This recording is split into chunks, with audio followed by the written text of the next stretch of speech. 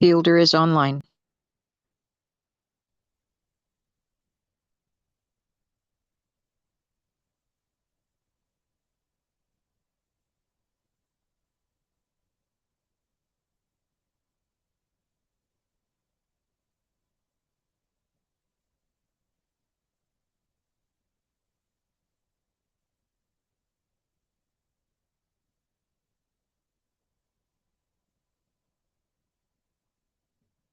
You'll be starting in 1 minute if you join me in checking your phone.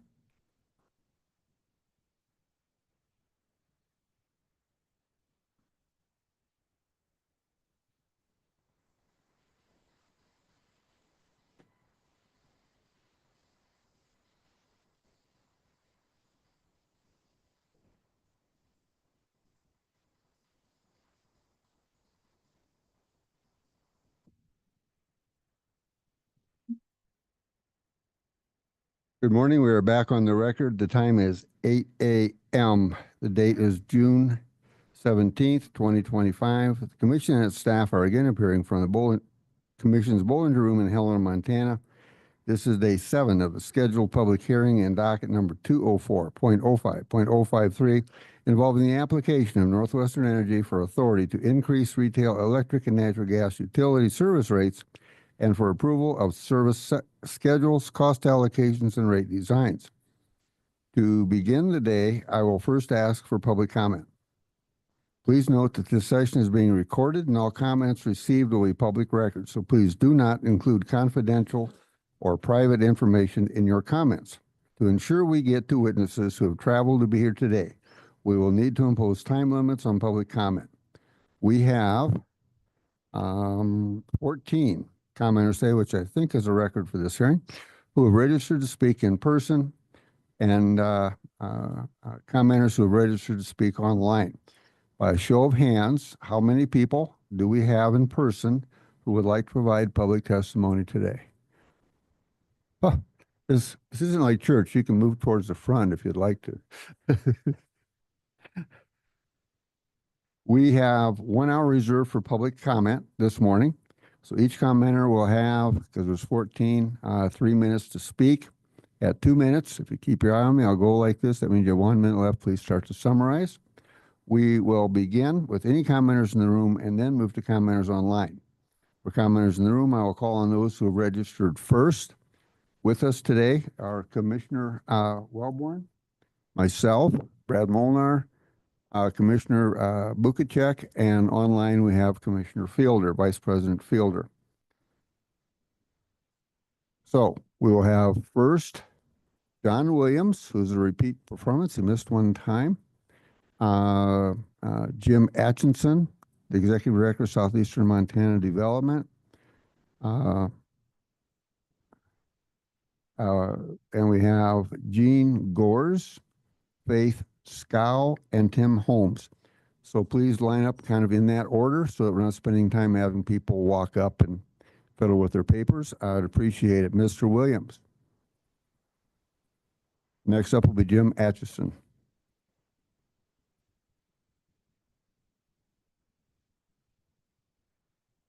Okay.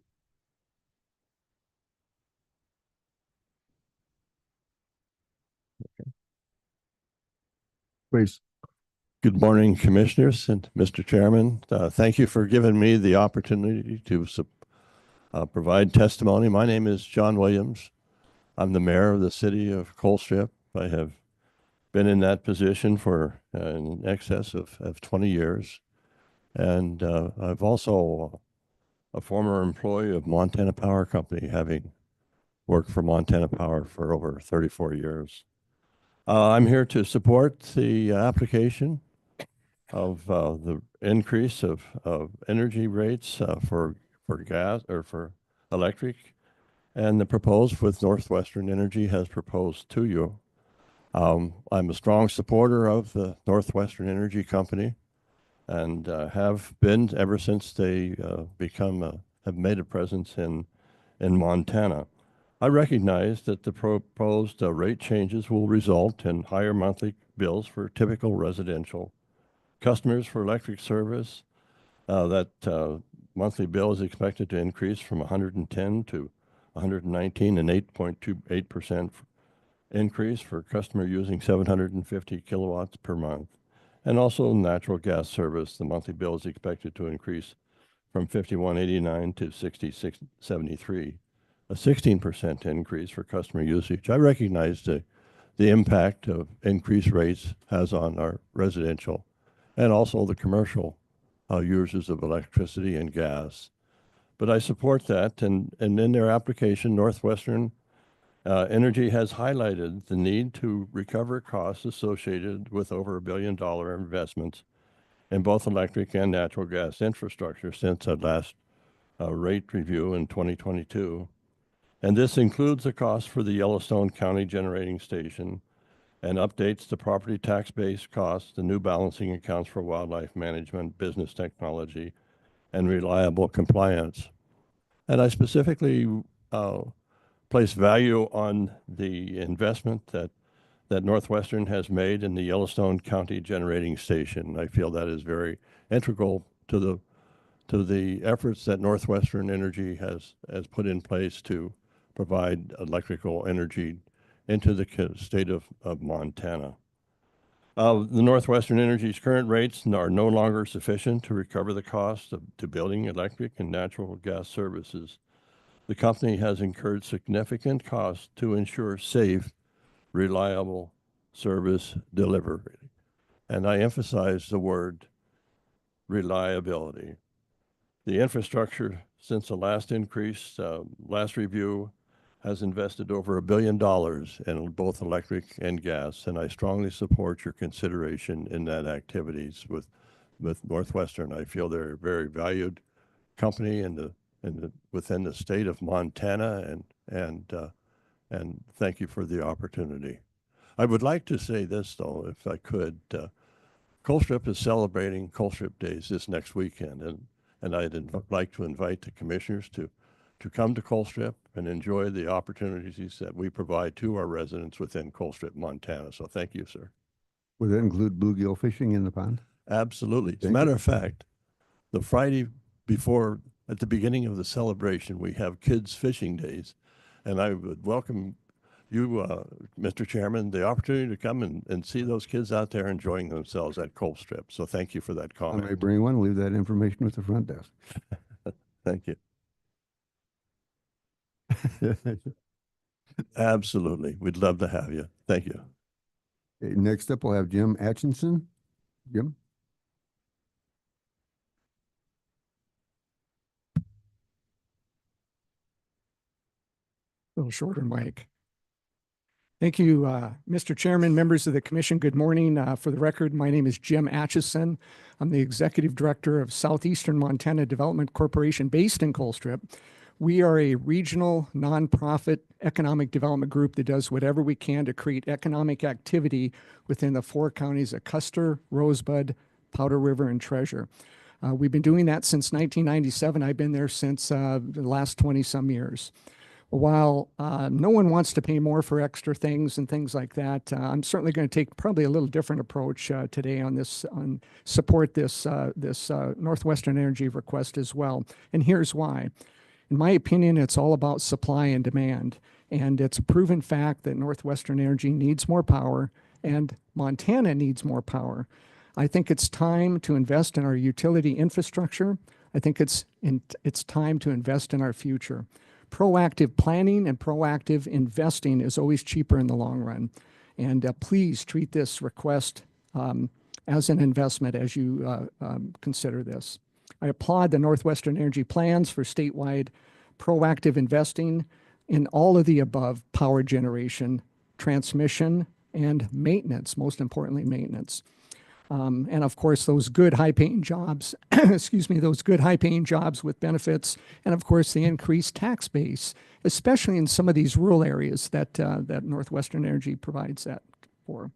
Our Colstrip diversification strategy has identified numerous opportunities, such as additional broadband capacity, a regional marketing campaign, a business innovation center, which is being built as we speak, industrial park, and numerous value-added energy opportunities, but they all need more power and affordable and stable power.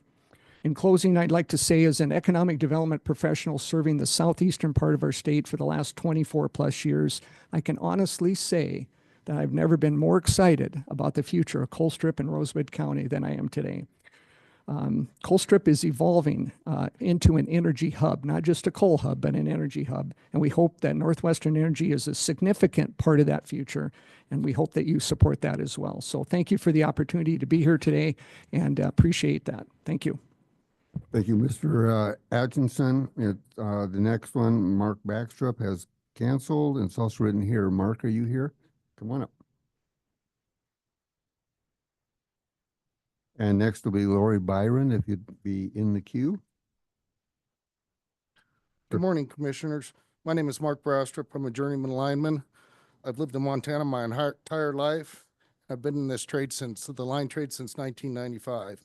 That's 30 years of climbing poles, pulling wire all over the state of Montana. Now, back when I started in 95, things were a little bit different. We usually just turn off the power, climb up the pole, do our thing, and everybody was pretty happy about it. Most people kind of liked it. They were used to an occasional outage. They'd come out, even watch us as we're doing our jobs. Well, let me tell you, those days are long gone. Nobody wants to be without power, not for 5 minutes, not for 5 seconds. So we've had to change how we do our work procedures. We got to work it hot now. Energized conductors. We are working on voltages up to 230,000 volts all over the state. That's just not flipping a breaker. That's some pretty serious stuff. To do that kind of work safely, we need highly trained crews, specialized equipment, and then specialized equipment that can handle those voltages.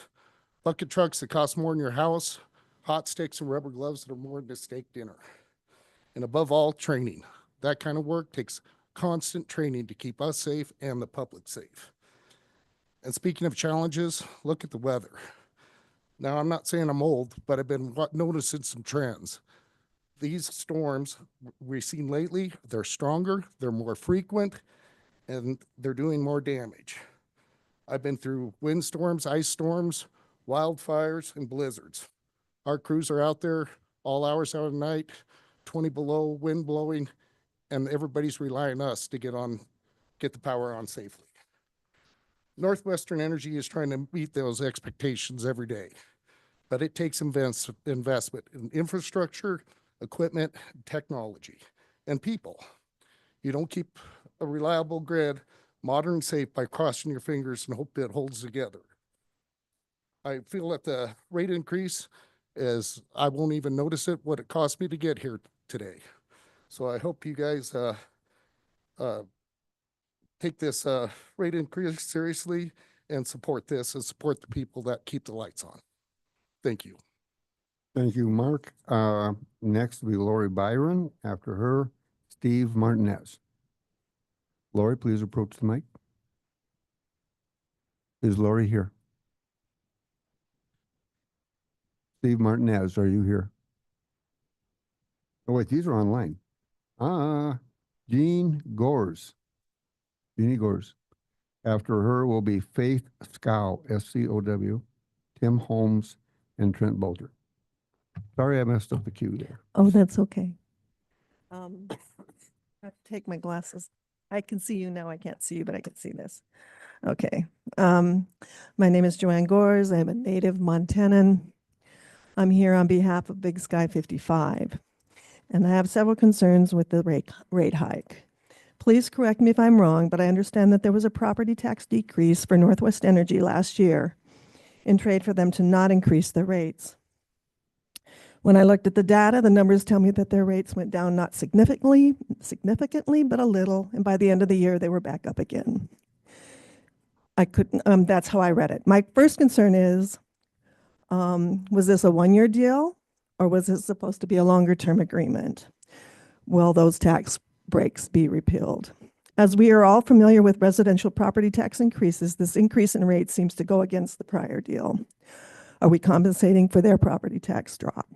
Add in the utility rate hike, and it's becoming more and more difficult for citizens, especially seniors and the working class, to afford essential needs. The cost of the Laurel plant is one of the reasons they claim this is needed. Let's remember that the Laurel plant was developed without approval. Has Northwest Energy become a rogue organization? Do we need more rigorous checks and balances? Please don't force Montanans to invest in something that gives them little in return. Property taxes increases weren't enough. Today, I and the people of Big Sky 55 ask that the PSC do their best to rein in Northwest Energy. It may not seem like a lot of money in a rate hike, but it adds up. Gallons of milk, gas to get to work, and other essential needs are affected. Citizens will spend less in our communities while Northwest Energy builds and sells for profit to other states. Energy on our dime. Thank you. Thank you, Jeannie. Faith Scow, SCOW. After Faith will come Tim Holmes and then Trent Bolger. Hey, good morning, President Molnar and members of the commission. My name's Faith Scow. Thank you guys for your hard work during this hearing. I'm here today to ask you to deny Northwestern Energy's proposal for the 20.2% increase in base electricity rates.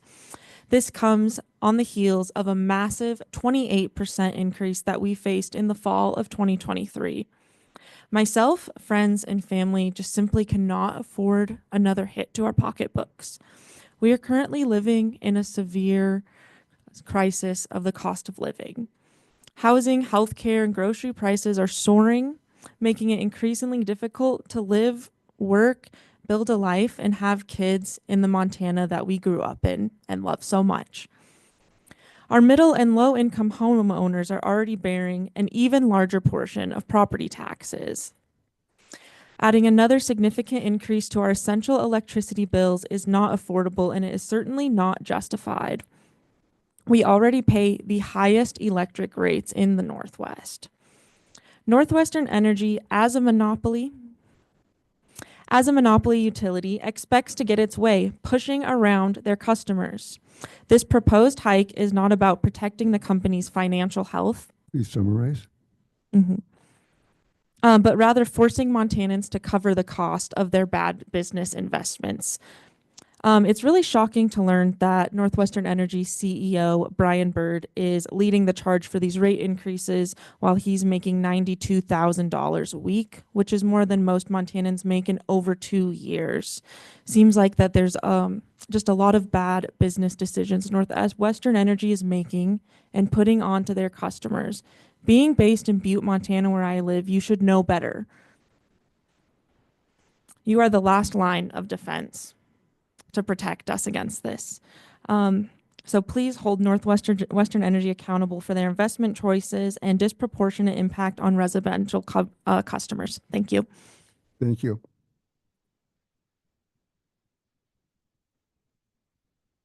After Tim, we'll have Trent Bolger, then we'll move to online. Morning, members of the committee. My name is Tim Holmes, Holmes. I'm a small businessman from Helena and a member of a endangered species, boomers. We have earned ourselves kind of a bad name in our to our younger generations for our selfish exploitations of nature. But you're in a unique position where you're able to have a significant impact on that. For decades, I've struggled to make Northwestern Energy and its predecessor more responsive to consumer needs. Since helping to build early wind power machines in the 70s, I've known that we needed to transition away from fossil fuels.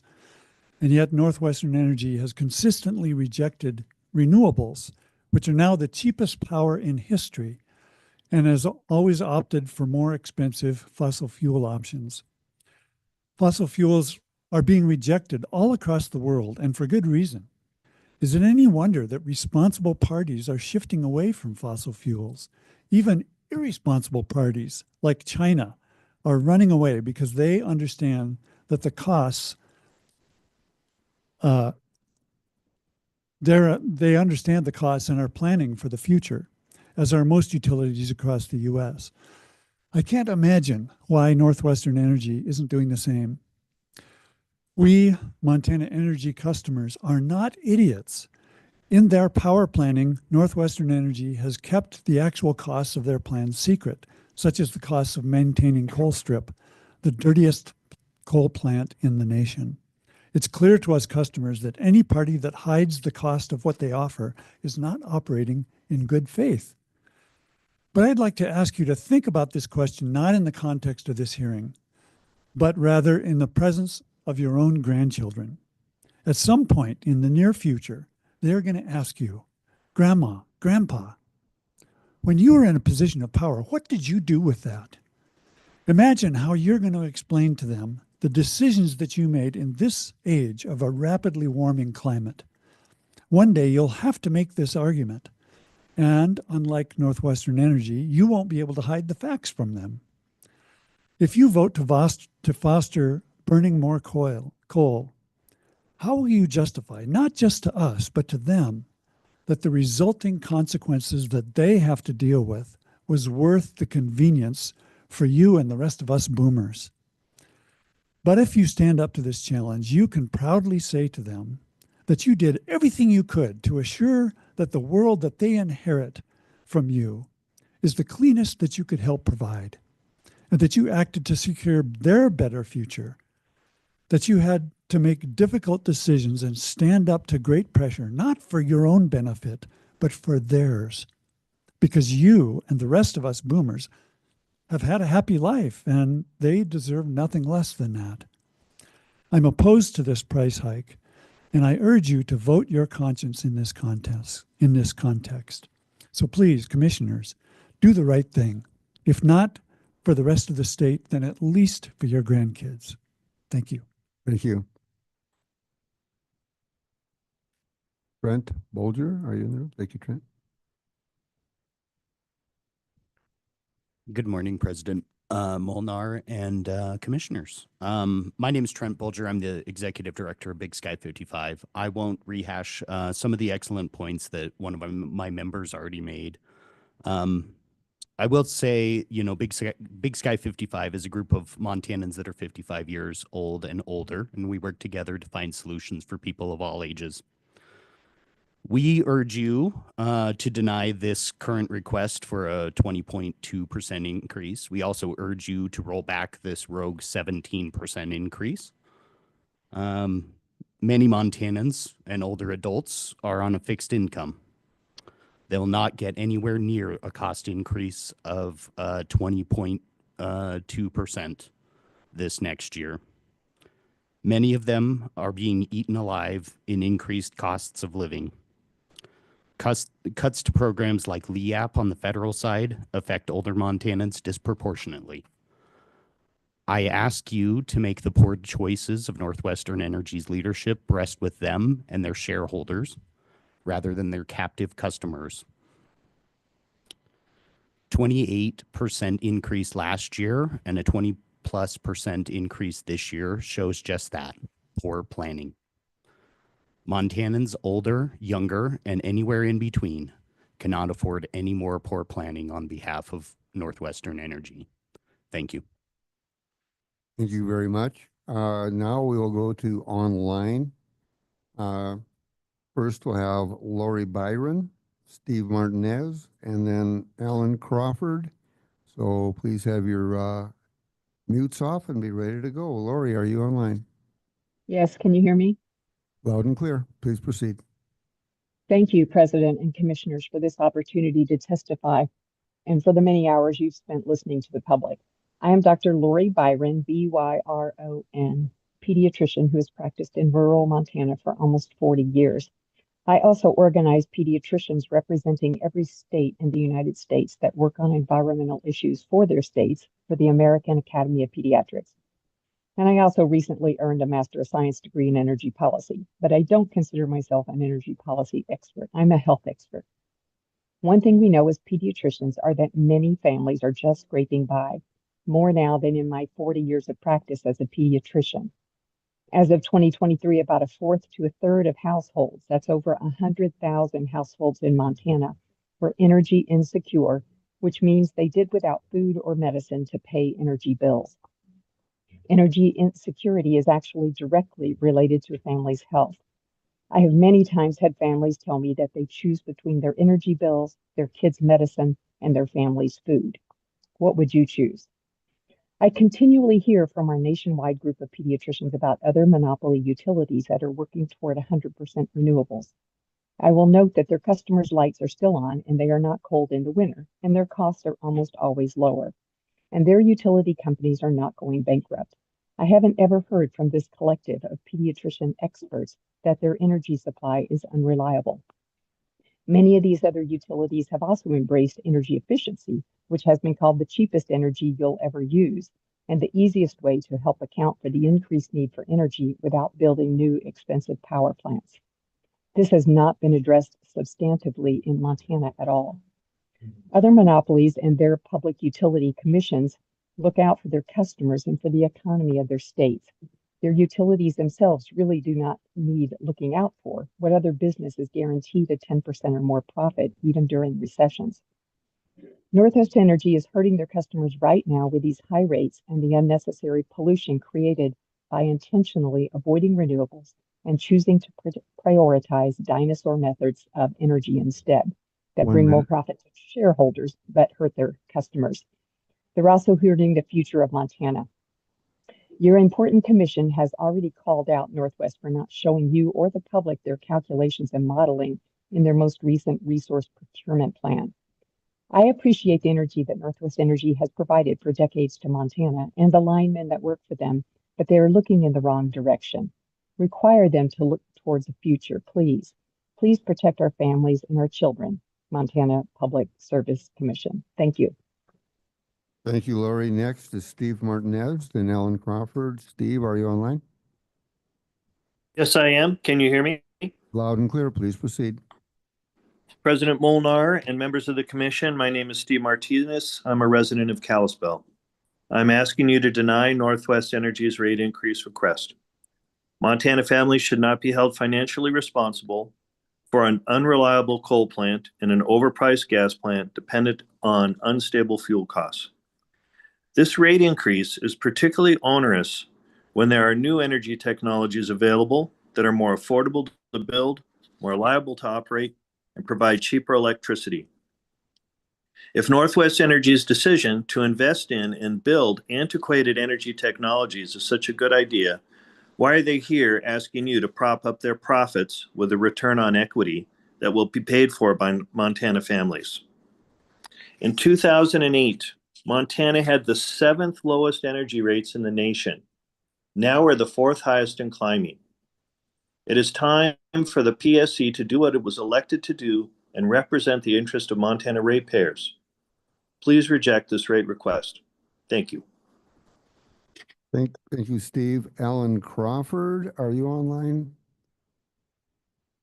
And next we'll have Patricia Bell. Alan Crawford, are you online? I am. Can you hear me? Loud and clear, sir. Please proceed. Okay, great. So my name is Alan Crawford, and I have been a Northwestern rate, both electric and gas payer for over 20 years living in Bozeman. I work as a chemical engineer in the global silicon materials industries, which includes high pure silicon for solar, semiconductor, and batteries. And I firmly want PSC to reject Northwestern's request for a rate increase. And my reason is, it sort of echoes what everybody else has said, but it goes beyond that. And it's because Northwestern is not playing by the rules here, and they're willfully trying to bypass the procedures that have long been established in how they deal with the PSC. And I don't always agree with the PSC, but in this case, it's like, come on, Northwestern, you guys, you know what the rules are, and you might have been able to get this rogue increase passed by a technicality, but that's very far from good faith.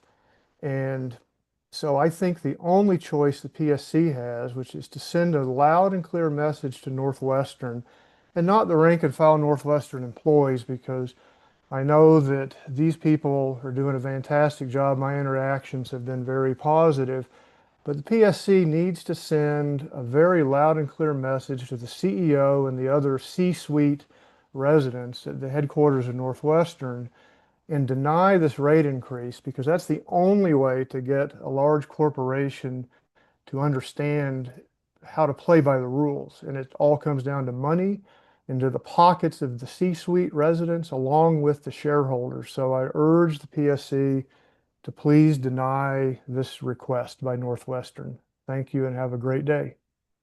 Thank you, Ellen. Next, we have Priscilla Bell, followed by Commissioner Richard Dunbar. Priscilla, are you online? Can you hear me? We can. Okay. You might want to speak up a little or move a little closer to your mic, but we can hear you. All right. Good morning, and thank you for this opportunity to testify concerning the rate hikes being set forth by Northwest Energy. My name is Priscilla Bell. I grew up in Billings, graduated MSUB, have spent the majority of my life in Montana. I currently live in Laurel, where I've been for 18 years. I first heard about the Laurel methane plant from an announcement in the paper saying it was to be constructed. I was shocked because I read the paper every day, had never seen anything about it. In the ensuing 2.5 years, I have been part of a group that has fought tooth and nail to prevent the plant from being built. And in the process of going through everything we went through, we learned it had been decided before it was ever even in the paper. This makes me really unhappy. This is the tenor of things throughout all of our efforts to stop the plant from being built. Laurel, as you know, already has a refinery that puts out plenty of pollution. And now we have a second polluter in our midst. Northwestern Energy is a monopoly. The board members do not live in Montana, so they have no concern about the cost of their process or the pollution they create. Like so many private corporations, they do what they want and whatever they think will please their shareholders. I would not even think of referring to them as a public service good.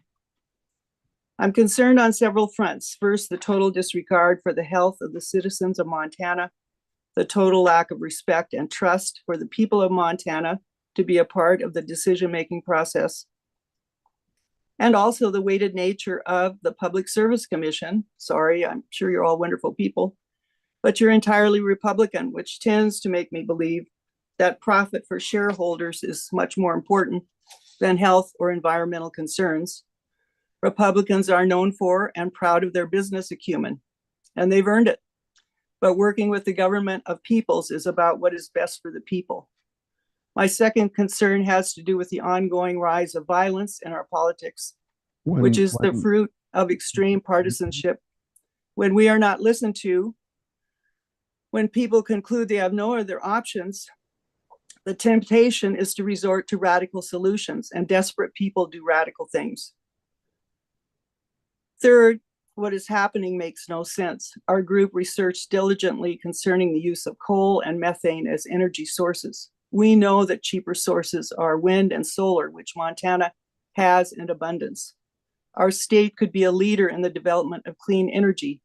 Northwest Energy is blocking solar and wind development in every way they can. They don't want solar on houses. They don't want battery development. They don't want neighborhood solar projects. We could be leading the way.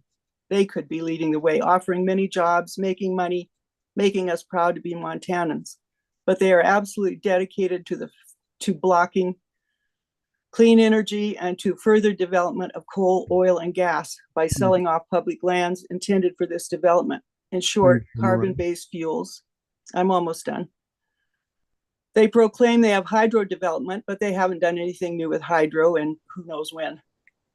I'm not in favor of the PSC approving any rate hikes at all associated with the Laurel methane plant, nor of sticking the people with the bill for its construction. Northwest Energy ignored all regulations. They did what they wanted to do. If you decide to charge the people for the plant, then any profit coming off the plant should be folded back into our pockets, because we will be the ones who have made the investment, and we, the people, should glean the return. And finally, I am not in favor of Northwest Energy seeing themselves as a resource for AI development or Bitcoin. They are all about making profit off the backs of the citizens of Montana for their shareholders, not for the people of Montana. This seems obvious. Please make the people of Montana your priority, not Northwestern Energy. Thank you. Thank you, Priscilla. Commissioner Richard Dunbar is next, followed by Commissioner Lauren Young, followed by Commissioner Gordon Olkers. You're wondering where your commissioner is?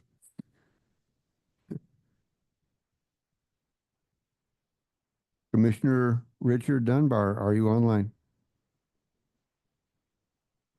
Good morning, Commissioners. My name is Richard Dunbar, and I serve as a Commissioner from Phillips County, and I'm also the President of the Oil, Gas, and Coal Counties. I'm here today to speak in support of Northwestern Energy's request for a rate adjustment. The request that I believe is critical to protecting Montana's energy future and sustaining key parts of our state's economy. The livelihoods of our residents and the stability of our regional economies are directly tied to a strong and functional energy system. Northwestern is one of the key stakeholders ensuring the viability of Colstrip. The company's continued investment in baseload power is critical. Approving this rate adjustment will enable Northwestern to invest not only in Colstrip, but also in the complementary facilities like the new Yellowstone County Generation Station. These investments strengthen Montana's energy grid by increasing in-state generation capacity, reducing our exposure to volatile wholesale markets, and keeping costs more stable for customers in the long term. As a commissioner from a county that helps power Montana, I can tell you firsthand that reliability matters, not just for our industries, but for every household and small business across the state. When demand spikes, whether from heat waves, cold snaps, or regional shortages, having our own generation capacity makes the difference between stability and blackouts, between affordability and price shocks. I urge the Commission to approve Northwestern Energy's rate adjustment. It's not just a financial decision, it's an investment in Montana's energy independence, economical resilience, and future stability. And thank you for your opportunity to testify. Thank you, Richard. Next, we have Commissioner Lauren Young, followed by Commissioner Gordon Olkers. Commissioner Young, are you online?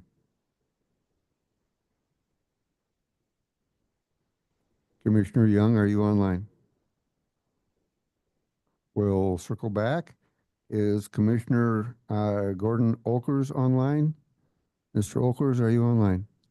Yes. Good morning, Commissioners. My name is Gordon Olkers, Oelkers. I serve as County Commissioner for Roosevelt County in northeastern Montana. I am Vice President of Montana Association Oil, Gas, and Coal Counties. We represent 17 counties in Montana.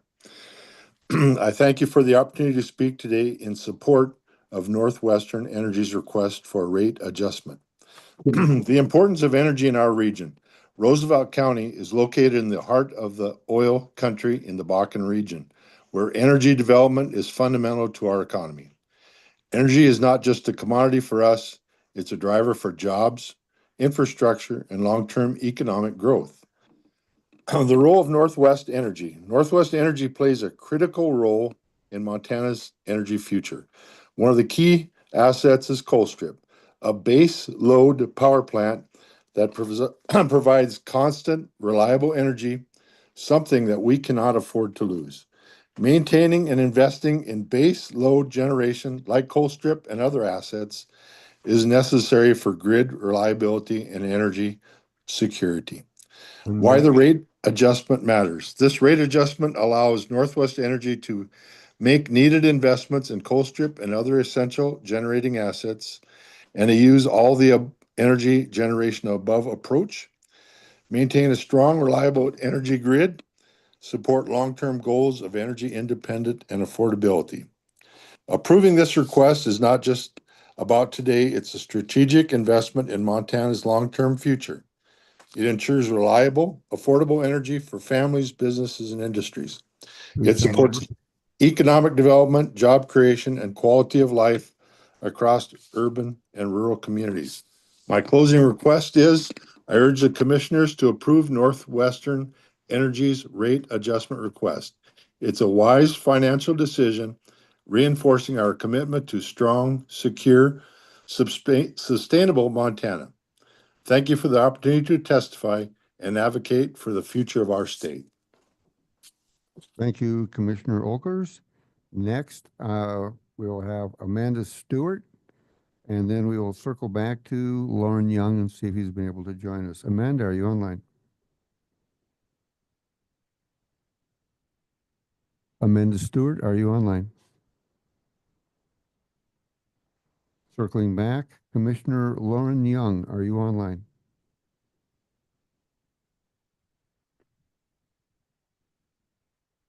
Amanda Stewart, are you online? Okay, we shall move on.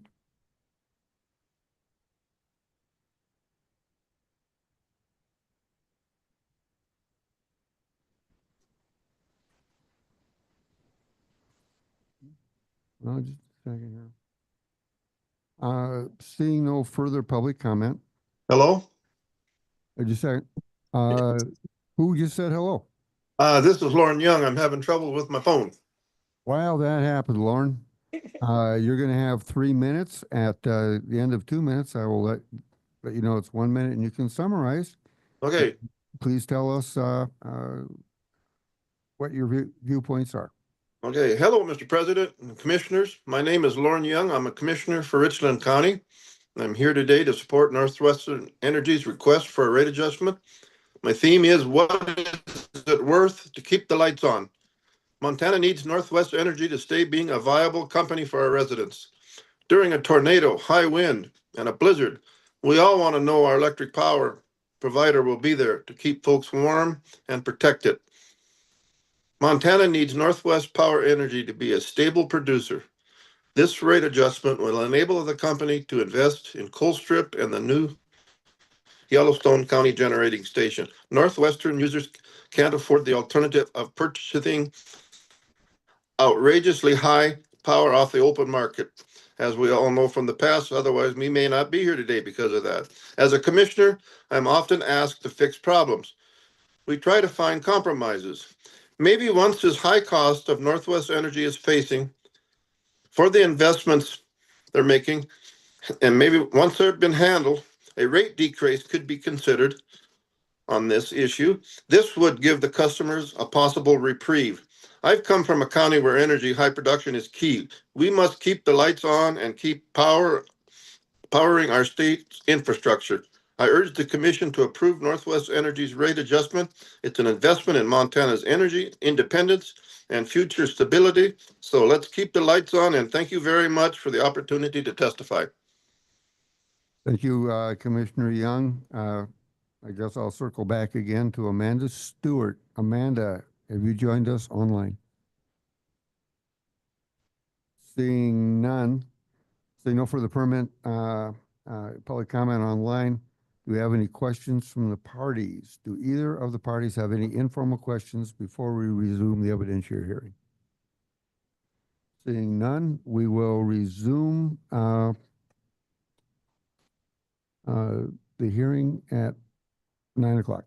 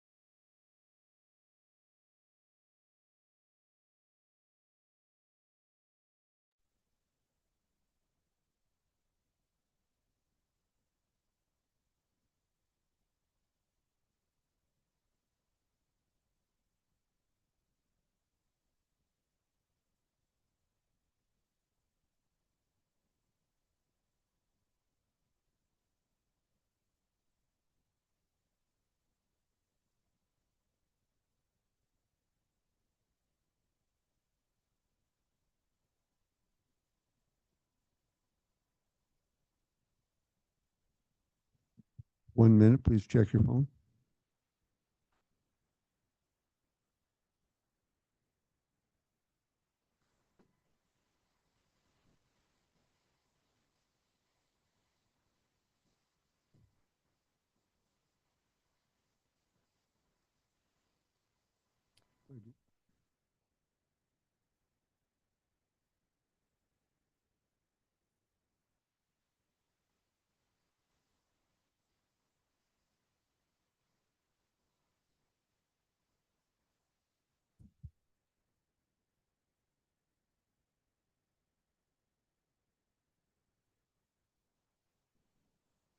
Oh, the blue light is on.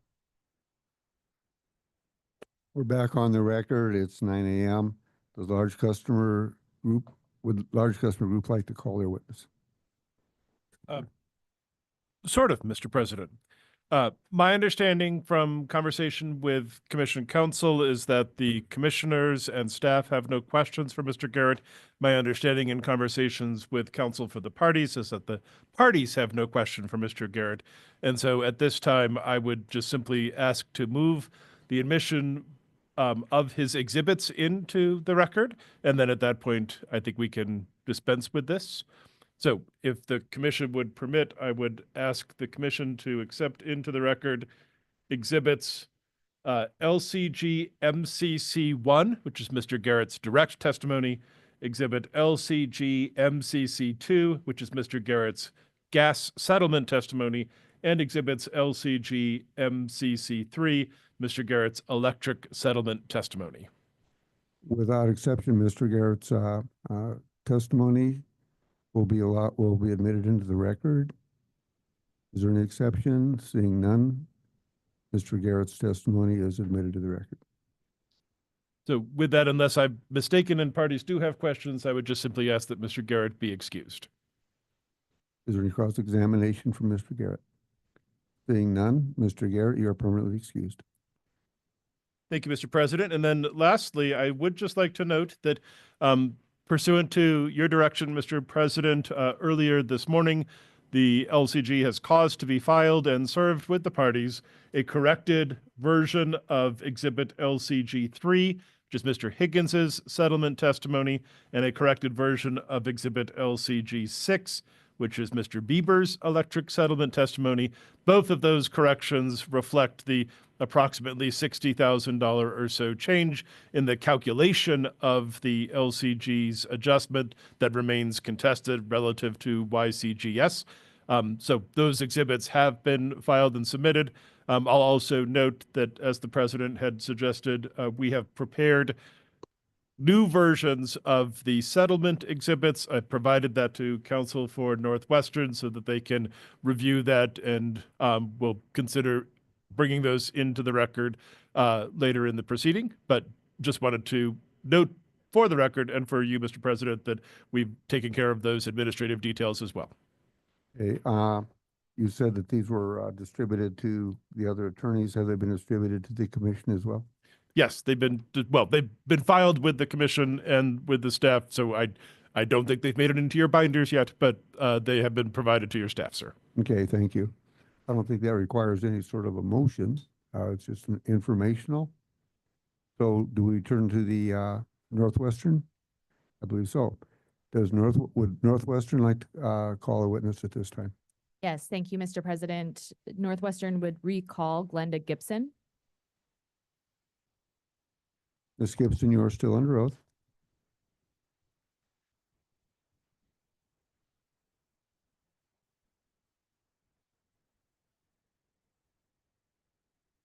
Mr. President, I believe when we concluded yesterday, we were in commissioner questions. I believe we were on my question at the time. Yes. Did you bring the information that I requested? Yeah, we did some looking at what we have provided in this docket and found that if you go to page GJG 15 of my direct testimony, there. I'm sorry, GGG 6? GJG 15. JG. 6? 15. 15. Okay. What does it say there? There is a table at the top of that page that lists the 2024 current ancillary services rates and the rates that we estimated through the ancillary services study in this And that's table what? table 3. 3. I'll take a look at that and we may circle back. Yeah. And also we provided a response to data request MCC 261 that shows those rates and also shows the calculation and the costs that went into those ancillary services study rates. Can you tell me if those include the cost of the plant that does the production? Yes, what it shows is if you go to that response to MCC 261, there is a tab in that spreadsheet labeled WP cost per unit. And that shows all of the units that are capable of providing ancillary services and using the plant costs per the books. It calculates a cost per each of those units. And then those actual costs per unit go into the calculation of the ancillary services rates. So there is a cost per unit for CU4, DGGS, the various hydros that provide that service. And then each one of those plants provides a different percentage of each one of the ancillary services rates. So because it goes into the calculation of a weighted cost for each ancillary service. Hey, can you help me out here? I'm tracking what you're saying. I don't have the forms in front of me. Mm-hmm. But we also received testimony that the rates, the FERC rates would not change with the addition of Yellowstone. And yet you're telling me that the costs are calculated. Well, then if the costs are calculated from Yellowstone, why would not the FERC rate change to pick up that increased cost? That's a good question, Mr. President. The way the ancillary services rates are set at FERC is that we filed our rate case in 2019. We began settlement negotiations in August of 2019. We reached a final settlement in November of 2020, so a very long process. We came to a settlement with, I think about 19 parties signed that settlement. The PSC staff and the MCC intervened and did not oppose the settlement, but didn't sign the settlement. And part of the agreement in that settlement is that the units that go into those ancillary services and the reserve requirements and the contribution ratios in those rates cannot change outside of a FERC rate review. But every year, the costs associated with those units are updated to the costs that are published in our FERC Form 1. So with the FERC rates, costs are updated every year, so the rates are collecting current costs of those units. In the ancillary services study presented here, what we had agreed to in the last rate review was to update that entire analysis. So Mr. Schlotz did his update of the reserve requirements. Mr. Steinmetz provided an update of those. Under today's conditions, what would those units most likely percentages be? And we added in an estimate for the Yellowstone plant. That estimate is based on our initial filing, so it still actually includes Yellowstone at the initial 300 million estimate. So it hasn't been updated to the rebuttal or to any of the settlement agreements. So what we ended up with is, if you look at table 4 on page GJG 15 of my testimony, we estimated the revenue if everything in the ancillary services had been updated, Yellowstone had been added, and we came up with an estimate of approximately $4.7 million in revenue. Comparing that to the 3-year credit that we had proposed in our initial filing, it's a difference of $851,000. And frankly, it would cost us more than that to do a rate review at FERC. Okay, I'll have staff look at that. Maybe I can chat with him over lunch and we can get back together and you can help me understand this a bit more. There's a lot of moving parts. One of the moving parts, I believe, and it's in testimony, I forget who it's from, I think Dr. Dismukes, was that the agreement on David Gates was if there was an under recovery from FERC rates, that would not wind up on the other customer classes. Is that being accomplished with what you're doing here? It seems to me like it's maybe a little bit, but not enough to go back in. And yet we have testimony as 5.1 million, which is probably more than enough to go back in. And the rate base for Yellowstone is not changing. But perhaps those that are covering the rate base are being compensated in some way through the other, but it appears to be somewhat illusory, or the loss isn't very great. Am I capsulizing that correctly? Thank you, Mr. President. Actually, I would capture that slightly differently. I think Dr. Dismuke's reference to $5.1 million in his initial testimony was in reference to the transmission study, not the ancillary services study. And they are very different. What he was doing with that $5.1 million is comparing the jurisdictional transmission study to the FERC credits. And on the transmission side, that jurisdictional study was updated in rebuttal. And if you look at what we provided in rebuttal, that jurisdictional study came up with a credit for transmission, excluding ancillary services, of approximately $86 million. Our updated rebuttal revenue, 3-year average credit was approximately $80 million. And in the settlement, we agreed to an additional $2.8 million credit to bring the total transmission credit to approximately $83 million. The $86 million in the transmission jurisdictional cost of service study was at our full rebuttal revenue requirement, including the 10.8% return on equity that we had proposed. If you update that to the settled return on equity of 9.65%, you get to close to that $83 million that we've agreed to in the settlement in revenue credits for transmission. Back to the ancillary services study, when Dr. Dismukes is talking about Dave Gates, he is going back to the original Dave Gates proposal, where we had initially built Dave Gates. There was the case in Montana about how much of Dave Gates should go to Montana, and then we filed with FERC on how much of Dave Gates should go to FERC. All of that, I would say, is no longer relevant because we've completely redid the ancillary services in the 2019 FERC rate review. So we went away from a stated rate.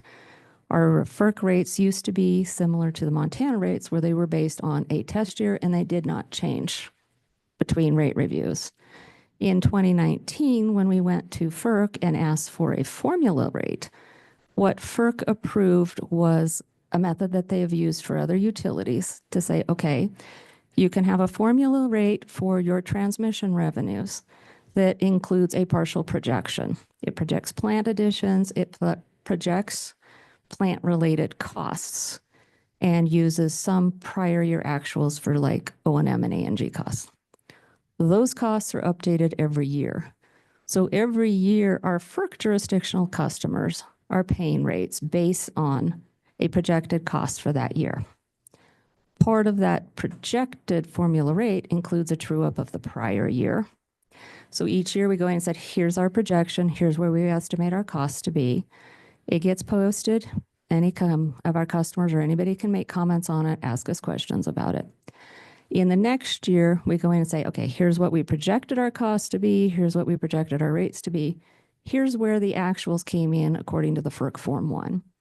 And pretty much every line in that template is tied back to a FERC Form 1, except in case where it's looking for more detail than is published in the FERC Form 1. We say, here's what our actual costs should have been and where our rates should have been if our projection had been perfect. And we do a true up to say, okay, here's what we collected, here's what we would have collected, here's the difference. And that either goes back to customers with interest, or gets surcharged to customers with interest over the next year.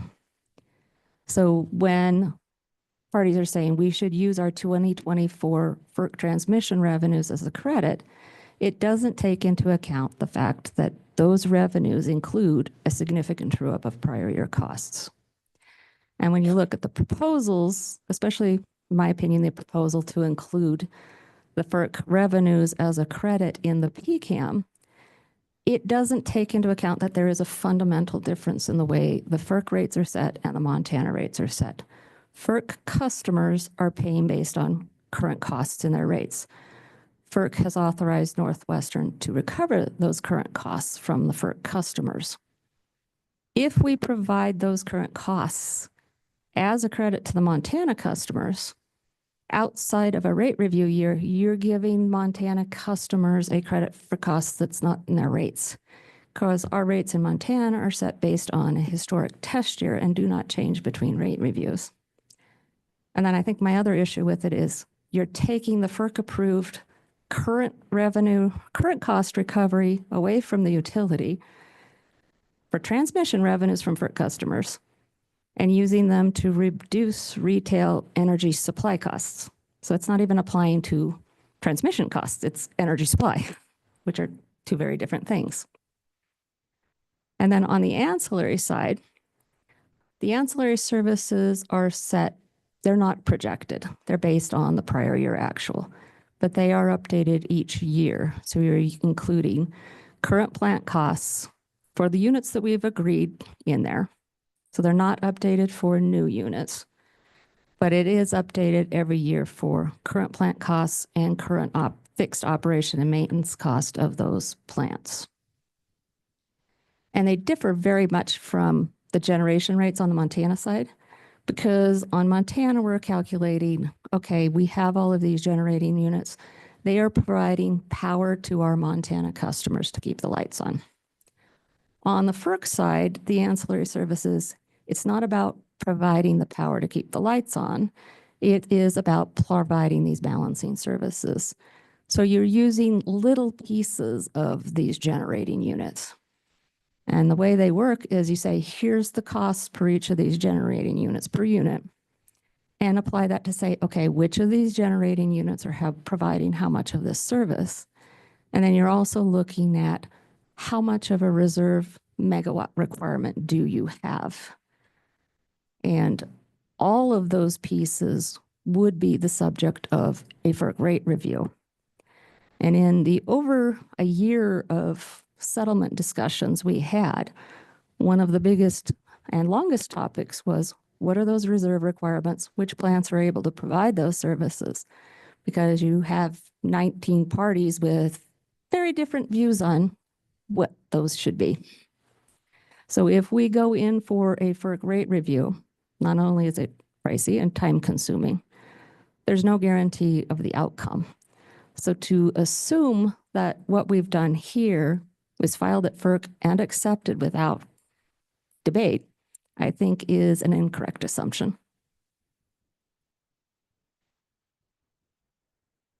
As I can tell, there's about 5 moving parts in this. Yes. PCAM, fuel, transmission, ancillaries, Mhm. and I'm not going to understand it by the end of this set.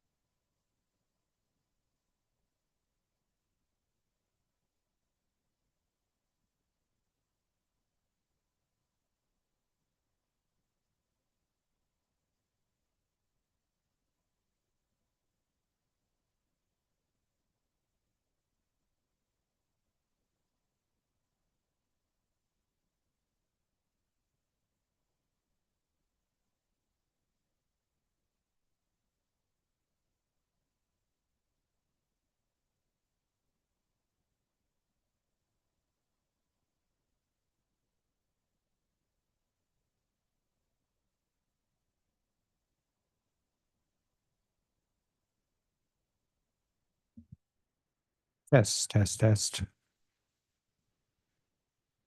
Yeah, no.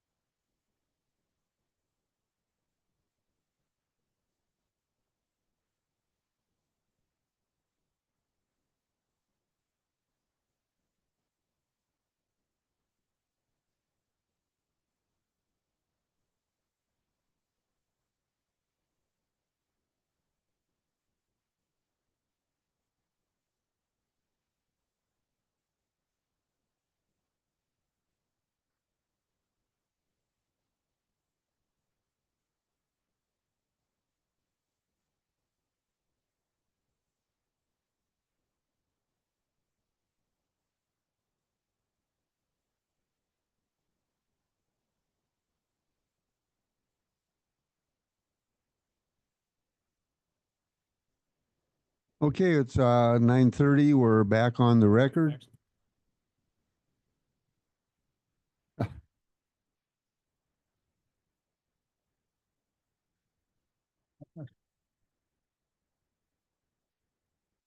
Our attorneys will be in touch.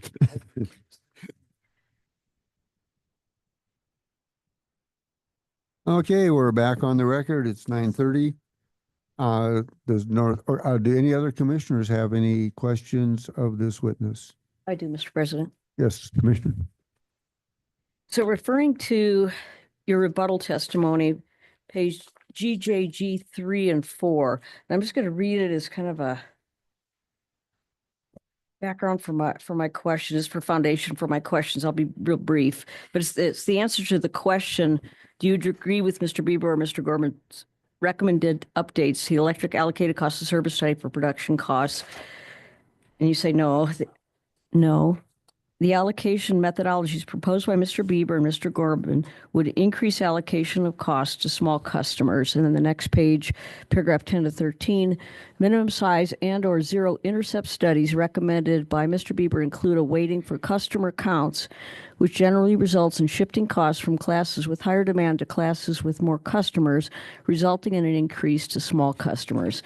So that's the foundation of my questions. Now, last night, there was a discussion between Ms. Harbine and Mr. Lane, where Ms. Harbine brought up that Northwestern is still increasing to residential customers in proportion to the others, and Mr. Lane agreed the increase to bring them in line with COS. So if I can take a shot at reconciling your testimony that I just read, reconciling it with Mr. Lane's response to Ms. Harbine, I'd appreciate an input on my analysis and any further explanation you think is due. So hope this makes a little bit some sense. While Northwestern's cost of service methods allocated fewer costs to the residential class compared to those of large customer witness Mr. Bieber and FEA witness Mr. Gorman, in the end, Northwestern still proposed to moderate the cost of service study results by not proposing rate increases to the residential class that fully recovered the cost of service. Or to use the words of the parties, for the sake of gradualism, Northwestern did not propose to set rates for the residential class at the full cost of service. Commissioner Bukacek, that's an excellent question. And yes, I would agree with that. There are various approaches to allocating costs, and various parties have various positions on that. The method that we have chosen set a cost of service for residential customers. Then that goes through a process of moderation where you look at, okay, if you bring all the customers to a full cost of service, here's the impact to those customers. And you try to moderate those increases. And with residential, we have been, over the last few rate cases, trying to bring those more towards a cost of service, but to do so gradually. So currently, yes, the residential customers aren't not paying under our proposal the full cost of service, but it's getting closer. And Okay. yeah, the proposals I discussed in my testimony would have actually allocated more cost to those smaller customers, which would have actually brought that subsidy to residential customers to a higher level, because we would have still moderated those revenue increases to limit the impact on the residential customers. Okay, and along those same lines of what you just said, and other witnesses have stated that eventually the shift will increase allocation of cost and revenue requirements to small customers. Is that ongoing gradualism, that incremental shift, is that set in stone based on some rule or statute that it has to go that direction? No, I'm not aware of a rule or statute that requires that. It's normal in any utility rate review that over time you get cross-subsidization between customer classes, because you're trying to move things gradually. You don't want to have a sudden large increase to any given customer class. And how you choose to allocate costs can impact that. Some methods that rely on customer counts for allocating cost tend to allocate more costs to your smaller customer groups, because you have a large number of residential customers. They're a large usage of the system, but if you're using customer count purely, their numbers far exceed your large industrial customer count numbers. So you're automatically going to put more cost to that customer class that has a larger number of customers. Okay, I understand that part. But it's not set in stone that this has to change and go more toward allocating costs to residential customers. No, that's why you have different moderation proposals, and each party has their different version of that. And then generally you have discussions and you have settlement conversations. And what we have done in this settlement is come to an agreement where, okay, everybody who has signed the settlement agreement can agree this is a reasonable allocation of these revenues to moderate the impacts on the various customer classes while trying to limit some of the cross-subsidization between customer classes. But when I hear gradualization and incrementalism, I think it's eventually going to be at that point where it's allocating more and more to the point that it's at cost causer. In an ideal perfect world, you would want all of your customer classes paying their cost of service. So the ideal is to get there. How long that may take over multiple rate cases becomes the question. And how gradually do you do that, or how quickly do you do that? Okay. Different versions of ideal world, but yes. I appreciate the gradualism for the sake of the customers. Thank you. Are there any other commission questions for this witness? Hearing none, are there staff questions for this witness? Just one, Mr. President. One question that was passed on to you from Crystal Lail last week. We spoke with Ms. Lail about Northwestern's anticipated FERC 205 filing to adjust depreciation rates in Northwestern's formula template. Do you recall that? Yes, I do. Okay. Can you tell me, based on your experience, how long you expect that process to take? After our 2022 rate review, we did a FERC 205 filing to update the depreciation rates. I believe it was processed in less than 90 days. Okay, thank you very much.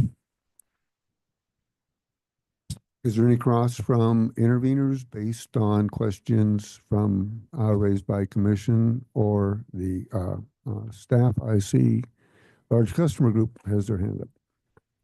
Thank you, Mr. President. Just a few follow-up questions for this witness.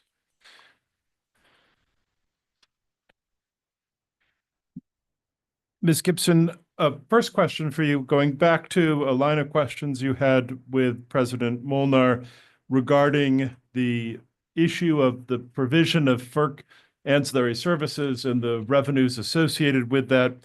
And I was just wondering, can you describe the difference between when a plant is used to provide an ancillary service, what is the nature of the service that it's being provided, as compared to when a plant is being used to provide, for example, energy to customers that are served by Northwestern at retail here in Montana?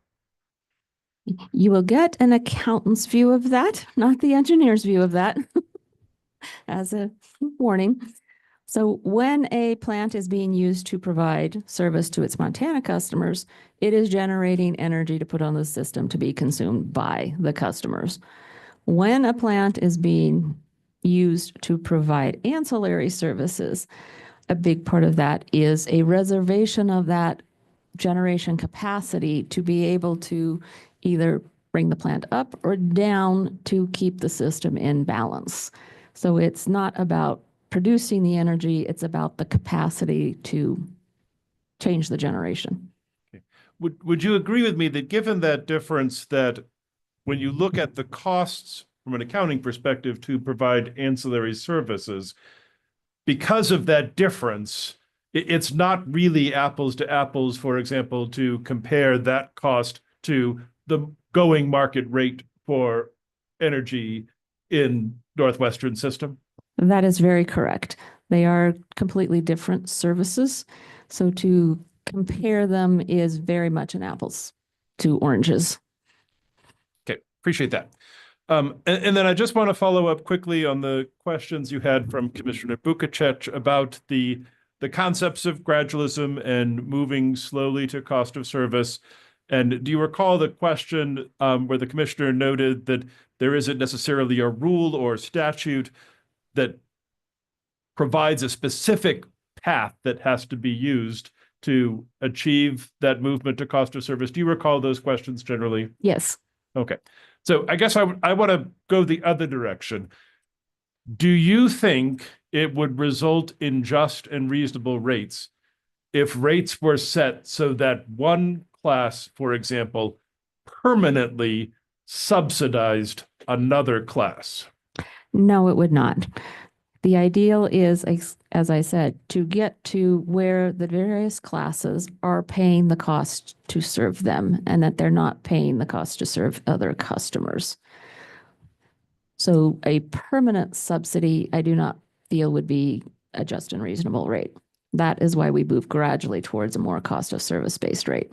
Okay. And do you believe that both electric and gas settlements result in a reasonable allocation of revenues and costs amongst and between the customer's class that both reflect fairness and a reasonable movement towards cost of service? Yes, I do. Thank you. I have no further questions. Do any other interveners have any cross-examination for this witness based on questions or issues raised by staff or commission? Mr. Chairman, just one regarding the FERC formula rates to confirm. I think I understand this, but there's currently the cost of the Yellowstone plant won't be in the FERC schedules until Northwestern files a full FERC rate case. Is that correct? That is correct. But that case would involve an update of the entire FERC formula rate, which would include bringing in any generation owned by the utility at that point in time that could be providing ancillary services, as well as looking at all of those reserve requirements, the units most likely, and the entire transmission revenue requirement formula. Okay, thank you. Any further questions from interveners? Seeing none, would Northwestern like to redirect this witness? Thank you, Mr. President. I have no redirect for this witness. But ask that she be permanently excused. We may be done by today or tomorrow. I think I'd just assume temporarily in case there's some follow-up on this. For example, just so that you're aware, my question yesterday was, can you give me a dollar amount for ancillary services? Instead, you directed me to a table. Perhaps you could work on how much they are being charged for ancillary and for regulation, all regulation products, and the cost of the production of that service.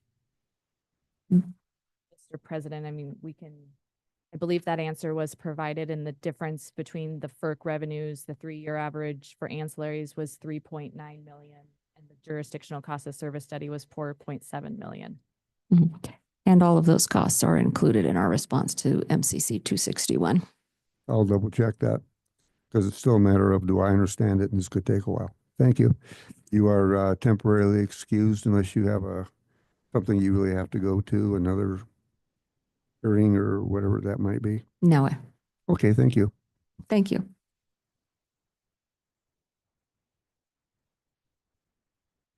Mr. President, Northwestern calls Elaine Rich. Has Elaine been sworn in? Yes, she's been sworn in. Okay. Good morning. Good Please morning. state your name and business address for the record. Yes, it's Elaine Rich, RICH, 11 East Park, Butte, Montana. On whose behalf are you testifying today? Northwestern Energy. What is your title? Assistant Controller. You have before you 3 testimonies you filed in this docket. Do you see your direct, supplemental, and rebuttal testimonies before you? I do. Do you have any corrections to your direct testimony? No. Do you have any corrections to your supplemental testimony? I do. I need to correct page 18, line 5. I want to clarify. I was asking about your supplemental. Oh, excuse me. Yeah, no corrections to supplemental. Do you have any corrections to your rebuttal testimony? I do. Okay. Okay, I have a correction on page 18, line 5. Strike the word increases and replace it with decreases, as we decreased our property taxes to actuals in rebuttal. If I were to ask you the same questions under oath for all of these testimonies, would your answers be the same? Yes, they would. Mr. President, I move to admit the direct testimony as Exhibit NWE 37. Without exception, admitted. I move to admit the supplemental testimony as Exhibit NWE 38. Without exception, admitted. I move to admit the rebuttal testimony as NWE 39. Without exception, admitted. Ms. Rich, Northwestern filed financial statements with its original application in this docket, correct? Correct.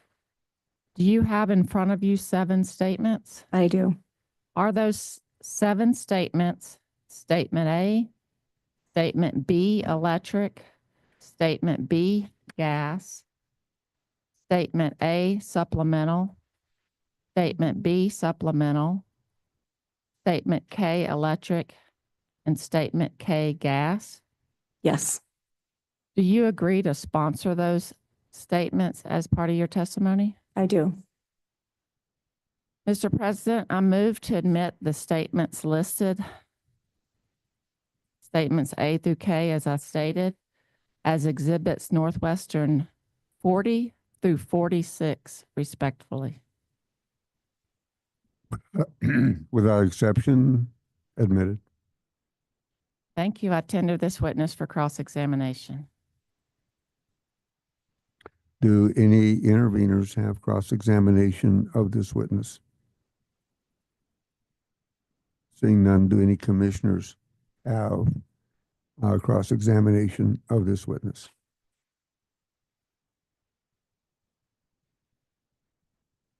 Commissioner Bukacek?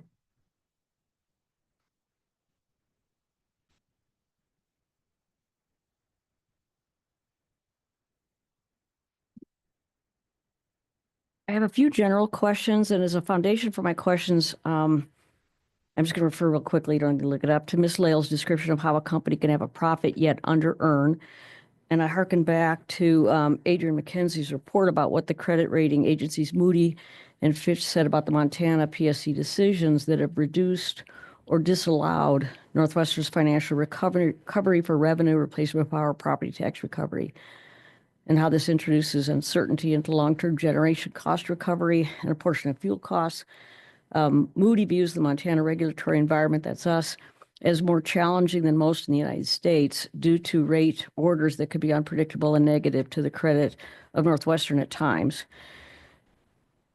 And these top credit rating agencies, the three that Ms. Lael refers to, they have top rating in part because of their capacity for independent analysis as reviewed by U.S. Securities and Exchange Commission. So these top rated agencies, they introduce no bias, they have no dog in this fight, and therefore need to be taken seriously as the Montana PSC goes forward on this and future cases. So Mr. McKenzie in his spoken testimony gave a useful summary of how energy customers are served by the utility company's investments and profits. A regulated enterprise cannot have sustained performance in serving its customers if not putting money forward into investments, plus putting money back into the enterprise for maintenance and upgrades and so on. So I'll give you an opportunity to give a summary on these matters with your accounting information as well. Now for my question.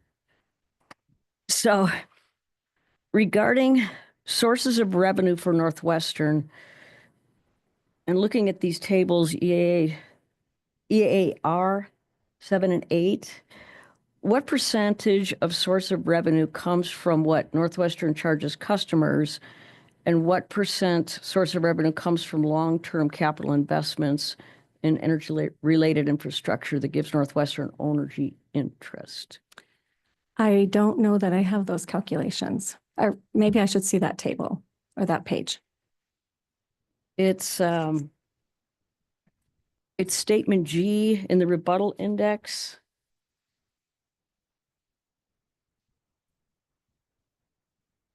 Mr. President, may I share my screen? Of course.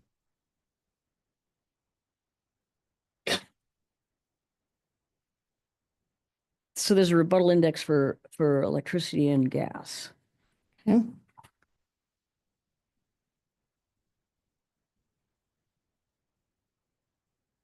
Oh, might be able to see better farther away. Not sure. Mr. President, I'm sharing rebuttal exhibit, I believe is statement G.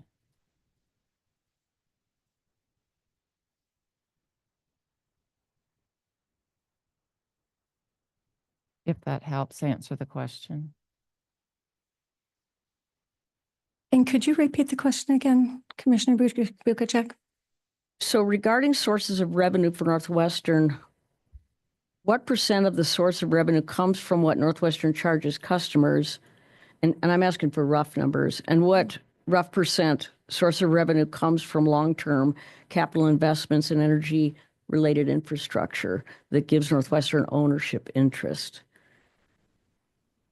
Okay, I don't know that that's going to show exactly what you're looking for on that. I think what you're looking for is what we earn on our rate base. Is that what you mean by our capital investments? Correct.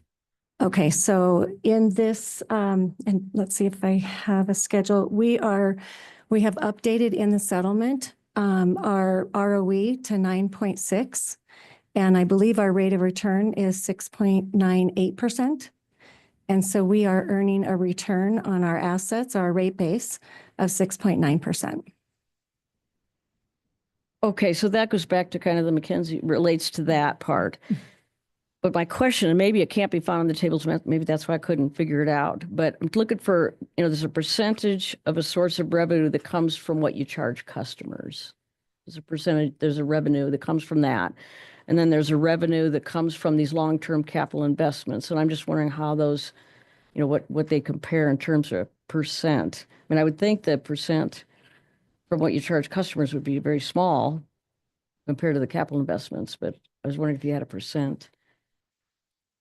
I'm trying to think about how to look at that, because in that table shows the total amount that we are reflecting as revenue from our customers, but that's derived based on our expenses and our rate base. And so it's a function of both of those to come up with that. And I don't know that I have a schedule that shows them separate, at least that I can think of. So it's a net. Yes. It's a net. Yes. And so that was going to be my next question that I don't Mhm. have to ask now. Okay.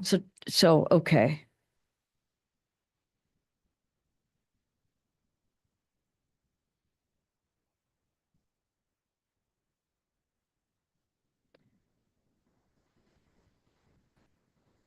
Okay, I think I'm going to have to say this is good. Thank you. Thank you. Are there other commissioners that like to cross-examine this witness? You really don't have to pay us with samples to do this.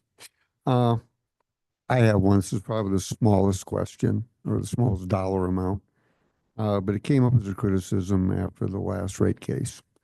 And you talk about please describe your process for normalizing advertising expenses. You say the balance in the FERC account 909 remains in the proposed revenue requirement as it reflects advertising costs permitted by Montana law to be recovered in rates as this advertising encourages conservation of energy or product safety or informs the public of the availability of alternative forms of energy or recommends usage at times of lower rates or lower demand. So I believe it's called institutional advertising, which the corporate do occasionally. Just Northwestern, A Bright Future. You show families with wearing the white hard hat, and you are attempting to have a good view of the company. But you also have 911 call before you dig. So is 911 call before you dig allowed it seems to me it would be allowed as a advertising.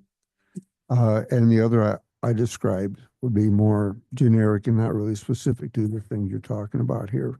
Is that correct? That's correct. So as you stated in that line, FERC account 909 is for safety, informational, for conservation, those types of items. So those are the only things that get reflected in 909. So call before you dig would be a safety item, and that would be in 909. So as I followed my niece around on the girls basketball circuit in various gyms, I saw Northwestern Energy signs up. They sponsored scoreboard, etc. Are those considered recompense? You can recover those costs or not? No, if it's not instructing, for safety and otherwise, if it's just a sign that's up there to sponsor an event, that would be recorded either in FERC account 913 or 930.1, and we remove that from the rate review. Okay. I needed that clarification, and that's all I needed. Does staff have any questions for cross-examination? Can I ask one more question? I kind of reformulated it. Sure, we're still in commission. I realize revenue and profit are not the same thing. So I'm going to ask you about profit. Profit for a utility company comes primarily from the capital investments in infrastructure and operations needed to deliver energy to customers. Is that correct? That is correct. In the regulatory construct, we recover our cost of service, which is our operating cost, depreciation, and taxes. So we get to recover that, a recurrent recovery and a recovery on, a return on our assets. So as far as a profit goes for the company to make money, it is a return on those assets. Okay, thank you. Mhm. Are there any staff questions of this witness? Yes, Mr. President. Good morning, Ms. Rich. Good morning. Just a few questions for you that were deferred from other witnesses. Mhm. First of all, were you here when Mr. Merkel was testifying yesterday? I was. Okay. Mr. Merkel described for us some of the operational considerations that Northwestern accounts for when deciding what investments or what costs to incur for wildfire mitigation purposes. Do you recall that testimony? Yes. He deferred to you, though, the financial analysis, what the financial side of Northwestern, the accounting side of Northwestern considers when determining whether an investment is affordable for customers. Could you describe for me how Northwestern conducts that analysis? In relation to the wildfire or just in relation to the wildfire? Correct. Just Okay. for investments that you're making pursuant to the wildfire mitigation plan. So I would say for that, it would be the investments made to accomplish our wildfire goals. And we have 5 categories for that. And so we look at those costs that we have to, there's what the 5 categories, there's system availability. I don't know if I know them all off the top of my head, but preparedness, communication, vegetation management. So we look at those costs in relation to that plan that's been filed. Are you conducting a particular type of financial analysis, though? Do you look at, for example, a quantification of the risk that you're avoiding and compare that to the cost? That would not be my area to look at the risks according to those. We would be informing the costs, but that would be in, Jason Merkel's area with the risks associated with those and what is needed for that wildfire plan. Okay. So there's no set limit in the wildfire mitigation plan for how much Northwestern will spend on mitigation activities, right? We have not instituted a cap on this, but we do have the plan out there, and I believe it was submitted under Brandy Hellwinkle's testimony, and it shows the costs that we're anticipating to incur. And so that's what we would be tracking to. We would be comparing to those costs. Okay. If for some reason your costs were much higher than what you had anticipated in that plan, is there any internal control, any financial analysis that's done to ensure that the costs that you're ultimately passing on are still affordable to customers? Yes, we would be looking at that to make sure, well, first of all, to make sure that they fall in line with what the intent of the plan is. We would have internal controls over those costs. So I know operations would be reviewing those to determine whether they're necessary. And also for accounting purposes, we would be reviewing those to ensure that we reflect prudency for that. But that will go in the balancing account and then filed on a compliance filing annually. So we would show those costs in there and submit them to the commission for a review and approval of prudency. Okay. Ms. Hellwinkle also described for us some of the how that balancing account will work, and in particular how some existing costs, some current costs that Northwestern incurs for mitigation purposes are being moved into that balancing account. Were you present for that testimony? I was. I don't know that I remember exactly that statement, but I am aware of the costs. Okay. That That's all I need to know is about those costs. The costs that Northwestern usually incurs to mitigate wildfire expense, those costs are reflected in the base that Northwestern has proposed for the balancing account, correct? That's correct. Okay. All right. Thank you very much. That's all I've got. Okay.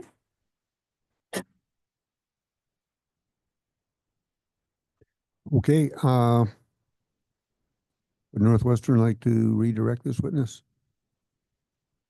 Yes, but we want to make sure there's no more cross from any parties. Well, that sounds cross. Is there any further cross examination of this witness from interveners? Mr. President, the joint parties have just one clarifying question. Okay. Okay. Good morning, Ms. Rich. Good morning. Commissioner Bukacek asked you to articulate the proportion of Northwestern Energy's revenues generated from its rate of return on rate base capital investments versus revenues generated from customer bill payments. Do you recall that? I don't know that I caught bill payments. Revenues generated from customers. Okay. It's true, isn't it, that Northwestern's rate of return on rate base is paid by its customers? Isn't that right? It is translated into a rate. Okay, but it's not as though there's some separate revenue stream that reflects Northwestern's rate of return on its capital investments. Those are part of the revenue requirement that Northwestern's customers pay.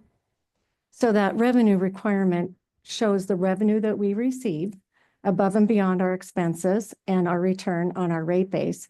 Included in that revenue credit or revenue that we have is the revenue credit from the wholesale side. Okay. So that is part of that comes to our required revenue increase and then translated into a rate. Okay, but just to be clear, I mean, setting aside the revenue credit, that rate base that customers pay, it includes the return on equity and the rate of return that you discussed. Correct. Okay. And so when Commissioner Bukacek was asking you about companies' profits and where those come from, those come from customer payments for the revenue requirement that Northwestern's identified. Yes, Okay. ultimately. Thank you for that clarification. Is there any further recross of issues raised by commission or staff? Seeing none, would you like to redirect your witness? Thank you, Mr. President. Ms. Rich, could you clarify for me with the wildfire balancing account, the term base was used? Could you clarify, is there a wildfire base like the PCAM, or are we talking about base rates and the revenue requirement? So when we talk about base for the wildfire, we're talking about the amount of costs that are actually in our revenue requirement and incurred in 2024. That is the reason we called that base versus base rates is it is the base that we will compare to determine the incremental increase of costs above or below that will go into the balancing account. Thank you. And you've discussed a few numbers today. I just want to clarify, does it sound correct that our ROR, rate of return, for gas is 6.97 and electric is 7.0? Yes, thank you for correcting that for me. That's correct.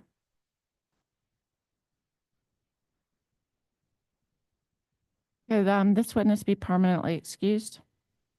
Without exception, the witness is permanently excused. Thank you for your participation. Thank you. With that, Mr. President, Northwestern rests its case in chief. Thank you. I believe that the joint parties. The parties have agreed to allow the University of Montana to present its witnesses next. Seems to be general agreement on that. Mr. Uda, would you care to open your case? Yes, thank you, Mr. President. As I indicated early on, we reserved, University of Montana reserved their right to make an opening statement. We will not be making an opening statement, I think to the relief of everyone here. Please. But we would like to commence our case in chief by calling Ms. Jamie Scripps to the stand. I believe she is on the Zoom. There she is. Yes, Ms. Scripps, have you been sworn in? She has not, I believe, Mr. President. Can you hear me, Jamie? I can hear you, yes. Please raise your right hand. Do you affirm to tell the truth, the whole truth, and to do so without purpose of evasion? To the best of Yes. Thank you. Your witness is sworn in. Please proceed. Thank you, Ms. Scripps. Would you please state and spell your name for the record? Jamie Scripps, JAMIE SCRIPPS. And what is your business address? 103 East 5th Street, Northport, Michigan, 49670. And by whom are you employed, Ms. Scripps? Hunterston Consulting, And on whose behalf did you testify in this proceeding? the University of Montana. And did you cause to be prepared in this docket pre-filed intervener testimony? I did, yes. And have you had a chance to review that testimony, or do you need a chance now? I have reviewed it, yes. Okay. And upon review, did you notice the need for any corrections or edits to your testimony? No, I did not. And so if I were to pose to you the same questions today under oath, would your answers be the same? Yes. At this point, I would move for the admission of University of Montana 1. Without exception, admitted. At this point, I would tender Ms. Scripps for cross-examination. Is there cross-examination from any of the interveners? Northwestern? No questions. Is there cross-examination of Ms. Scripps from any of the commissioners? Seeing none, does staff have any cross-examination of this witness? No questions. I hate to ask this, but is there any cross-examination based on the issues not raised? Seeing none. Mr. Udo, would you like to redirect? No, thank you, Mr. President. However, I would ask that Ms. Scripps be permanently excused from this proceeding. I would if I could. Ms. Scripps, thank you for your participation. You are permanently excused from this proceeding.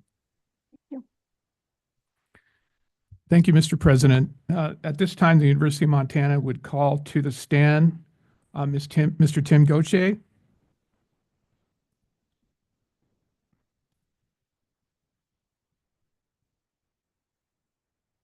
Mr. Gauthier, have you been sworn in?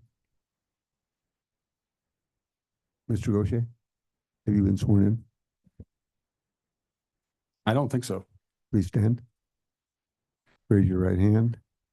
Do you affirm that you will tell the truth, the whole truth, and do so without purpose of evasion? Yes.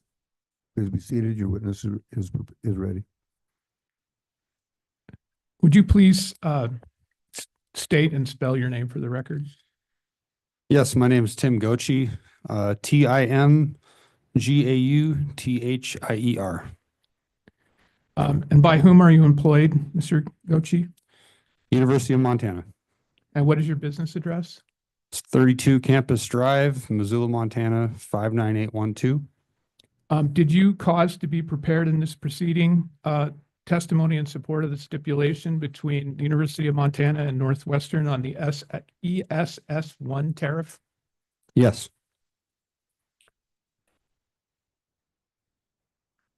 Have you had an opportunity to review that testimony? Yes.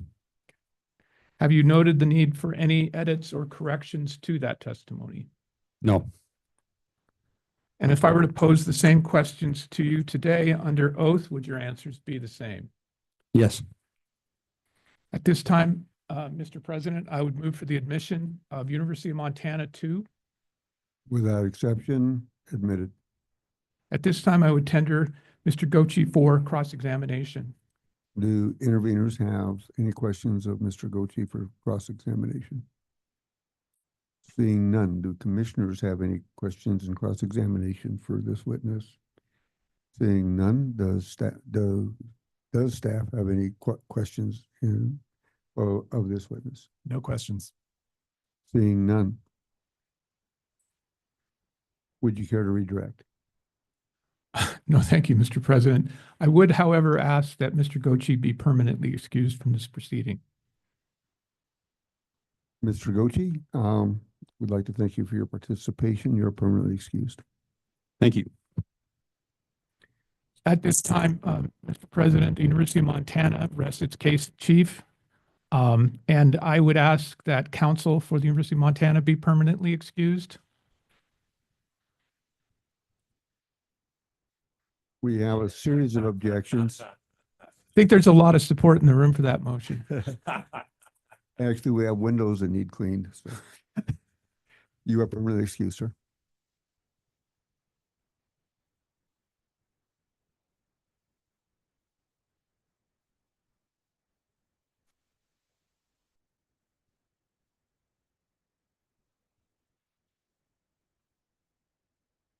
We're moving on to joint parties. Would joint parties like to open their case in chief?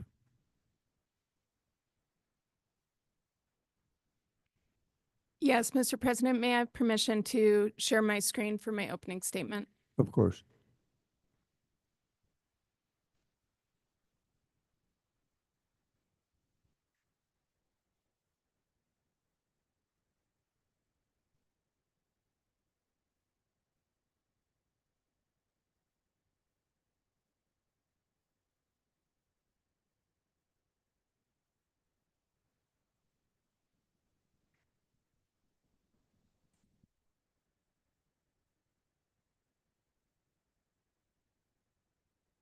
Thank you.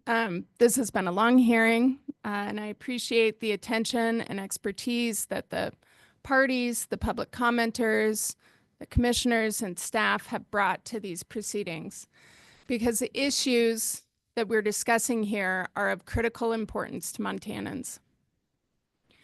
This rate case begs for the Commission's careful scrutiny and oversight of a utility that's testing the boundaries of its discretion following years of being allowed to expand those boundaries. The company in this rate case again seeks reward for its risky investments that have served to drive up electricity rates. And this case highlights a number of critical areas for the Commission's attention.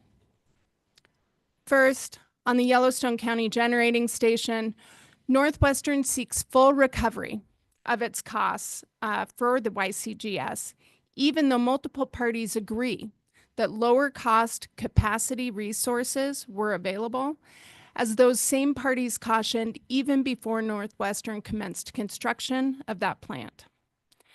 You've already heard from MCC about one such lower cost option, and joint parties witness Chelsea Hodling testifies about another available portfolio that not only would have lowered customer costs, it would have avoided the fossil fuel investment that takes the company further away from its touted clean energy goals.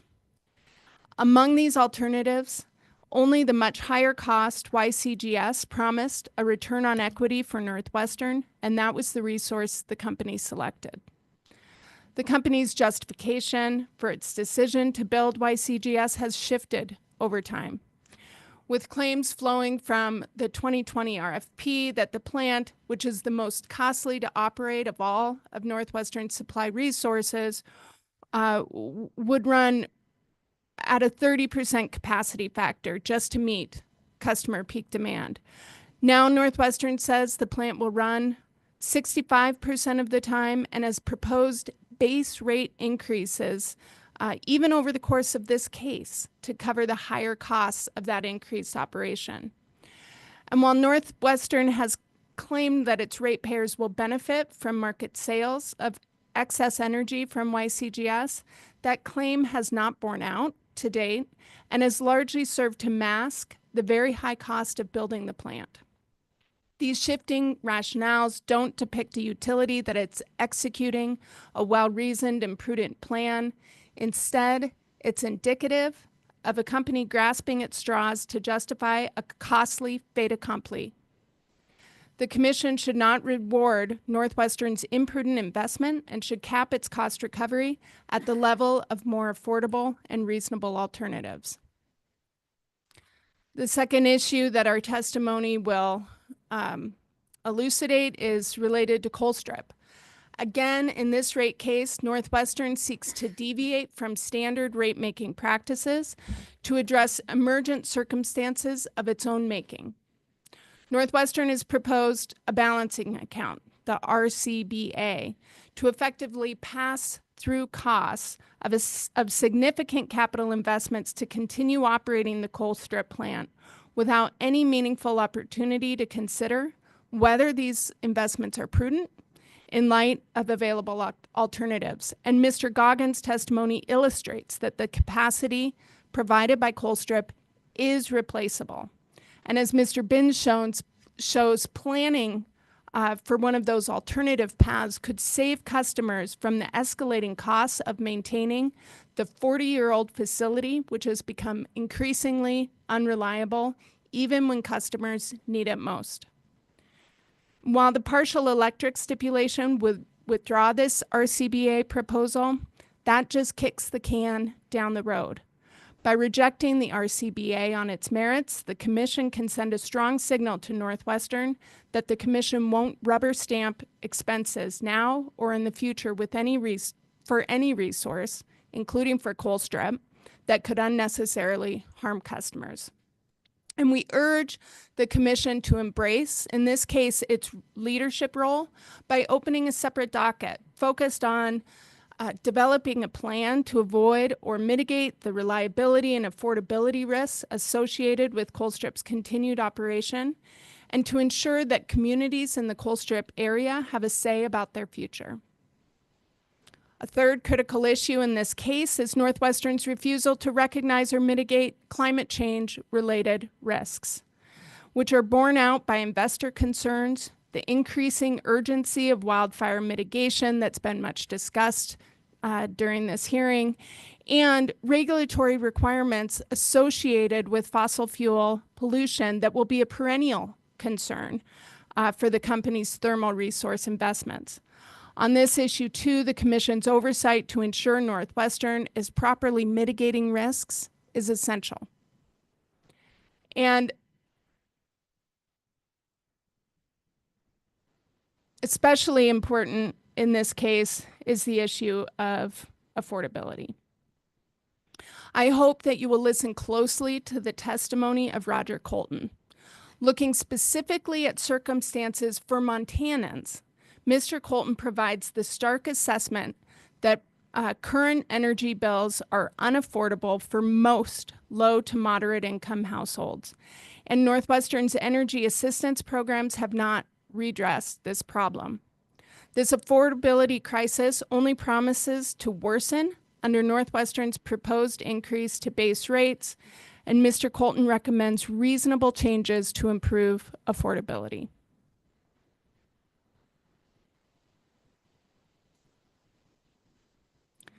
And now a riff on my favorite graph. On the affordability issue, Northwestern's testimony has been muddled at best. Northwestern has crafted a narrative that increased market sales of excess energy predicted by its computer model and incorporated into the PCAM base will offset rate impacts of the very substantial increase in base rates caused by the construction of the Yellowstone gas plant and other capital costs. But make no mistake, this is an illusion. As we've already heard, the PCAM base is grounded in electricity prices that are notoriously hard to predict and inherently variable. As a result, the supply charges in the PCAM component of the rate will go up and will go down. Indeed, in the last quarter of the PCAM period, electricity sales fell dramatically short of projections provided by that computer model, and supply charges in the PCAM increased 287%, and you heard that in the testimony of Charles Lane. The effect of those more recent numbers are shown in this chart, which is based on actuals during the PCAM period rather than the computer modeled projections that demonstrated the 4.2% illusory residential bill increase in Northwestern's demonstrative. As you can see, using these actual numbers means that customers are paying 14% higher than they do under current rates, rather than the theoretical 4% increase that Northwestern insists on. And the point here is not to suggest that the Commission needs to change the PCAM base to match reality. The point is that the Commission should not allow Northwestern to mask the durable and substantial increase in base rates with an illusory and inherently variable change to the PCAM. Changes to base rates are generally permanent prior to plant retirement and cumulative. And this means that Northwestern's proposed 20% base rate increase in this case, which is reflected in Table 1 of Mr. Lane's settlement testimony, adds to the 20% residential base rate increase from Northwestern's last rate case. And the impact to ratepayers, again, is durable and it's substantial. The joint parties request that the Commission reject imprudent increases to base rates and reject aspects of the stipulation that fail reasonably to limit these increases. In addition, regardless of whether the Commission chooses to approve the partial electric stipulation, your guidance is important on key issues that arise in case after case. So in addition to these issues that I've raised in my opening statement, you've heard about the FERC revenue allocation issues that were focused on a focus of LCG and MCC's case in chief. We've heard about transmission investments that Renewable Northwest urges the Commission to look closely at, and that Commissioner Pinocci has elucidated in this proceeding. And we have perennial proposals for extraordinary rate-making tools that seek to pass significant costs onto Northwestern customers that should be addressed through standard rate-making processes. And the Commission's oversight on all of these issues is crucial to ensure that our public utility is operating in the public interest.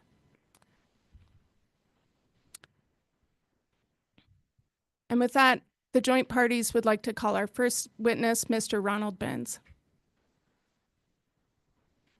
Mr. Benz, have you been sworn in?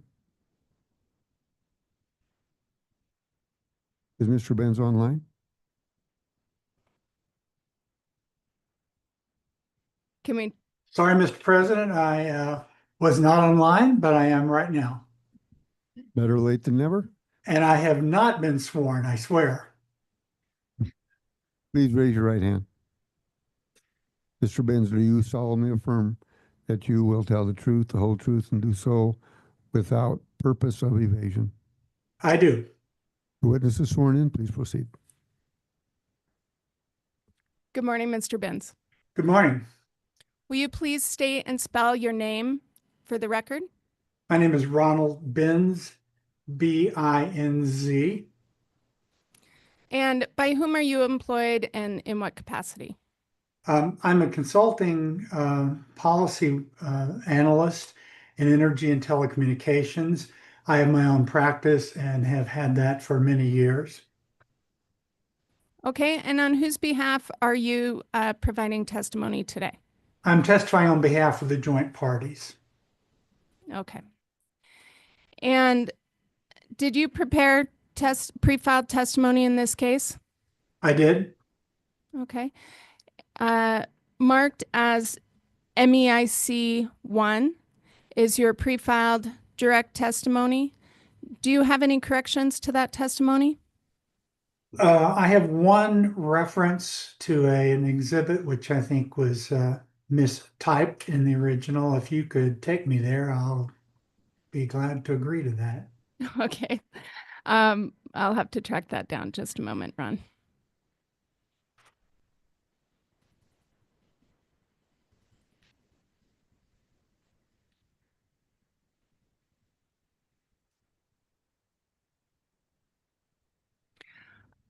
Is it a reference on page 40 to data response MEIC-024? That's right. And should that reference be to MEIC-019? That's right. Okay.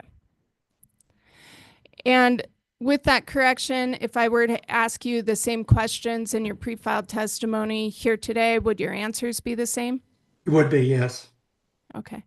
The joint parties move for the omission of exhibit MEIC 1. Without exception, MEIC 1 is admitted. The joint parties tender this witness for cross-examination.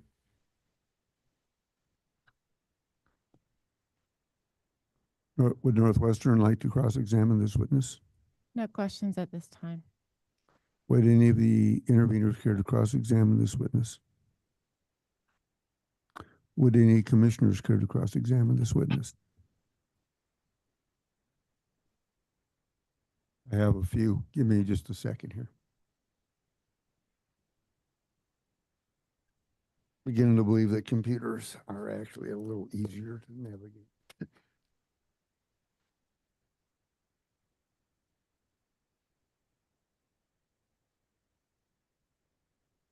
Mr. Benz, you're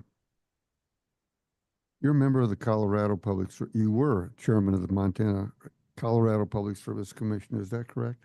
That's right. Colorado Public Utilities Commission. I was the chairman from 2007 to 2011.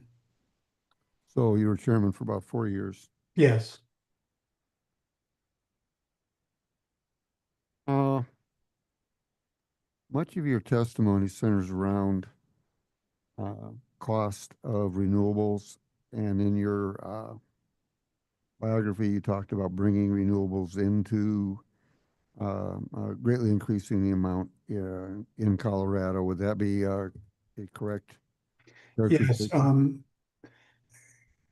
The several aspects of this. Colorado adopted a 10% renewable energy standard, and then that was increased in my first year on the commission by the legislature to 30%. And so my tenure on the commission was characterized by several increases, substantial increases in the amount of wind and solar energy that Xcel Energy put into their system. I should add, though, that subsequent to my term and after 2011, Xcel Energy actually substantially accelerated the amount of renewable energy they were using, especially wind. Yeah, I'm looking at the description of your experience. I'm going to summarize it a little bit here because it's you have an extensive experience. 2007 to 11, as you just testified, chairman of the Colorado PUC. In that capacity, I helped implement Colorado's vision for a new energy economy, 30% renewable energy portfolio standard, participated in the governor's climate action plan. As commission chair, presided over the implementation of the Colorado Clean Air, Clean Jobs Act, and it goes on. When I look at a comparison of the electricity rates as put forward by the U.S. Energy Information Association, published in February of this year, Colorado has a 15.47 cents per kilowatt hour, and Montana has 13.35 cents per kilowatt hour as of October 24, and as I said, published a few months ago. That puts us being Montana at number 12 in the nation and Colorado at number 25. With all of this renewable coming on that is supposedly far more cost effective, wouldn't the outcome be exact opposite between Montana and Colorado? Probably not. The embedded coal facilities are quite old in most cases and depreciated. That's certainly true of Coal Strip and other facilities. So their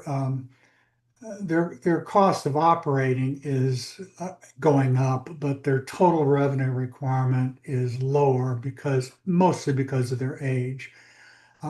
There's a plant in Colorado, a coal plant, Comanche 3, which was one of the very last coal plants built in the United States. And its cost of service is actually quite high. On an energy basis, wind power is basically cheaper than everything else in Colorado. So your sense is correct that rates in Colorado have stabilized or gone down slightly thanks to the significant amount of wind that Excel Energy has acquired. The way that works, you probably know this, but the wind power is so cheap, it's less than 2 cents a kilowatt hour, usually about 1.6 cents per kilowatt hour. That actually is cheaper than burning gas or coal in many plants. And so the wind operates as what's often called a fuel saving strategy. You can tune down the cost of tune down the output of the gas and coal plants when economical, and then let the wind take it up. So anyway, I think the largest impact, the largest difference between Montana and Colorado in this respect is the age of the coal plants, the age of the and the fuel mix. Montana has had for a long time relatively low rates in the country, not as low as some of the Pacific Northwest states with a lot of hydro, but that's due in large part to many years of stable prices for coal. Of course, that's changed in the last few years, so my prediction is you'll see any gap between Colorado and Montana beginning to close. You mentioned depreciation versus maintenance cost, O&M. Are you aware that in Montana, customers pay 90% of maintenance cost, and therefore it is part of the rate base, which would go hand in hand with depreciation. So therefore, the depreciation would not necessarily be overriding if your argument is correct. Well, depreciation is directly related to the balance of plant, of course. So depreciation, well, I'm not quite sure how best to respond to your question. I'm trying to get to the sorry. Effect. I'm sorry. I'm trying to get to the offsetting effect of if depreciation is lowering costs, but operations and maintenance are an increasing cost. Yes. Then your argument wouldn't necessarily be one-to-one. It depends on the plant and it depends upon the configuration of the grid. It could go either way. Typically, the O&M costs on the grid, the O&M costs related to plants tend to increase as the plants age, of course. Depreciation is going the opposite direction. Okay. I found this interesting because I'd never heard it before. Maybe you can give me where you found it. On my page 2473, under the heading of Northwestern's RBC would change ratepayers to upgrade and maintain portions of Colstrip plant that are not in rate base. Your last paragraph on that says that Northwestern has clarified its position that it does not agree that the commission would need to find additional Colstrip shares used and useful and prudently acquired before they could be included in regulated rates and proposed RCBA. Therefore, Northwestern does not need to seek advanced approval from the commission for rate basing Colstrip 3. Can you tell me where you found that at? I'm going to have to check my notes here. If you'll just give me a moment. Certainly.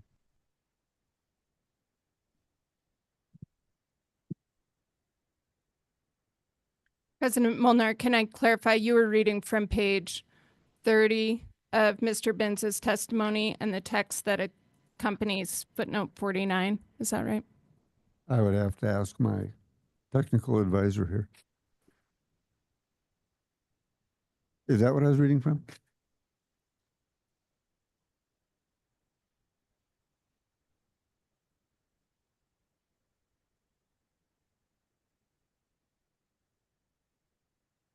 Okay, yes, page 30. of his direct testimony?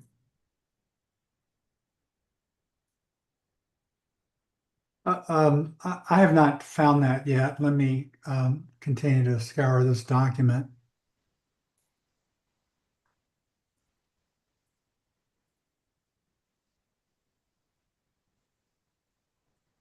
I believe that'd be footnote 50, which just says ID, period.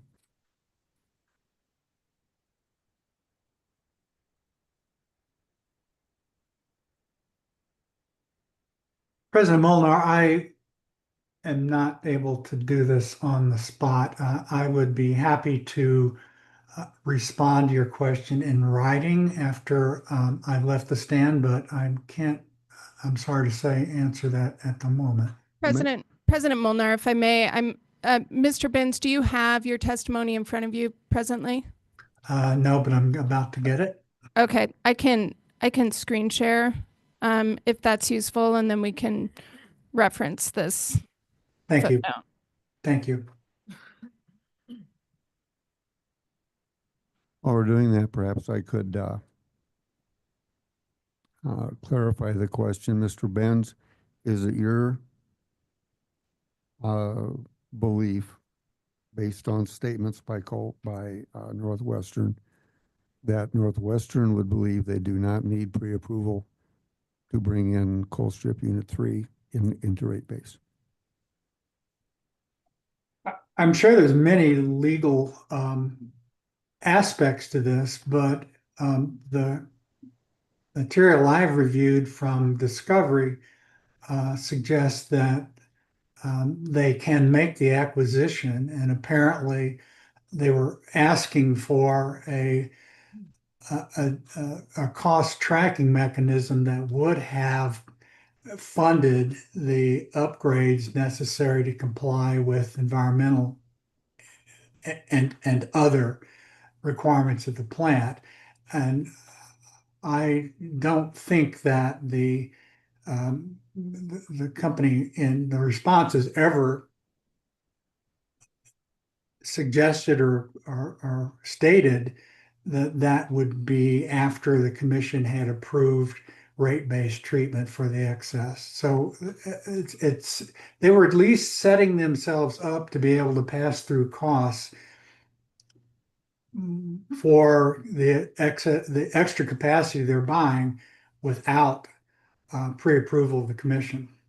I don't think there's any other way of explaining how their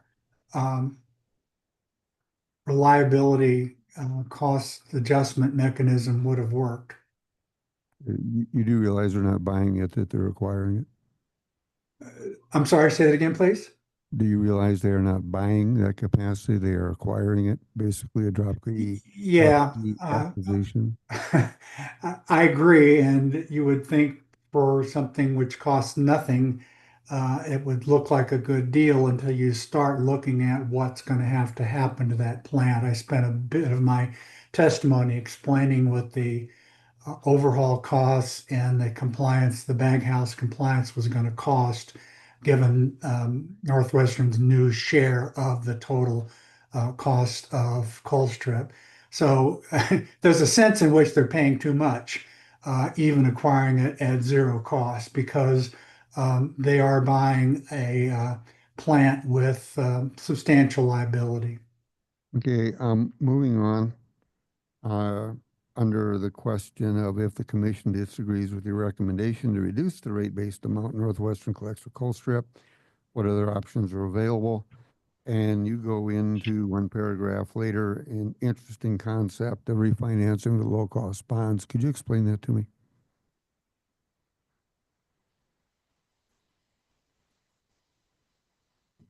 Well, this was in part the discussion of what do you do with the plant which for which no, use the term acquired instead of purchased, but they gain ownership of that plant at no additional capital cost to the company. And the issue that I was raising is how, when and if that plant is considered as part of the rate base of the company, how should the commission view that zero cost for that. As you know well, the history of that plant is that Northwestern put in rate base a number which was said to be the market value of that plant, and it was substantially higher than what the consolidated company between the regulated and unregulated pieces had paid. And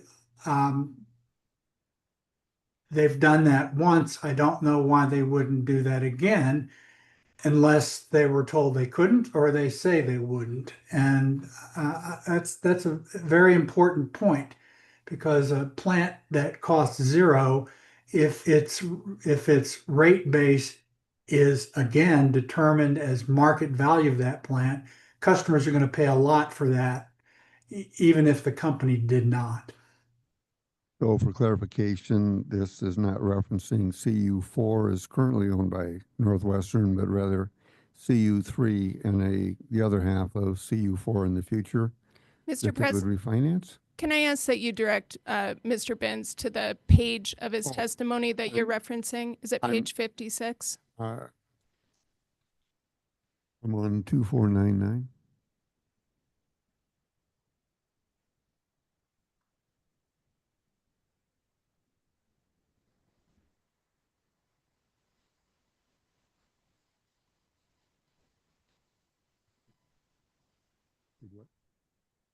Page 56.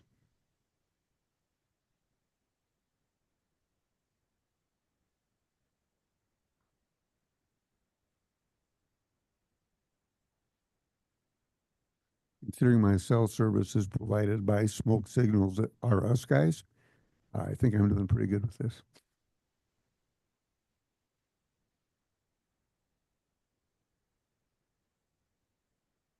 May I ask one more time for the reference? It's under the question if the commission disagrees with recommendation to reduce the rate-based amount of coal strip Northwestern collects from coal strip. What other options are available? And you then go into a refinancing using low-cost bonds, which my understanding you now are saying is coal strip 3 and the new acquisition of 4. I'm not quite sure how you would have low-cost bonds on a 0, but if that's your take on this or your focus on this, that's fine. I was more focused on CU4, which they currently own, which apparently is not what you're talking about here. Can you tell me exactly which aspect you're looking at? And if it's CU4, how we would do that, and what you think the final outcome would be for the ratepayer?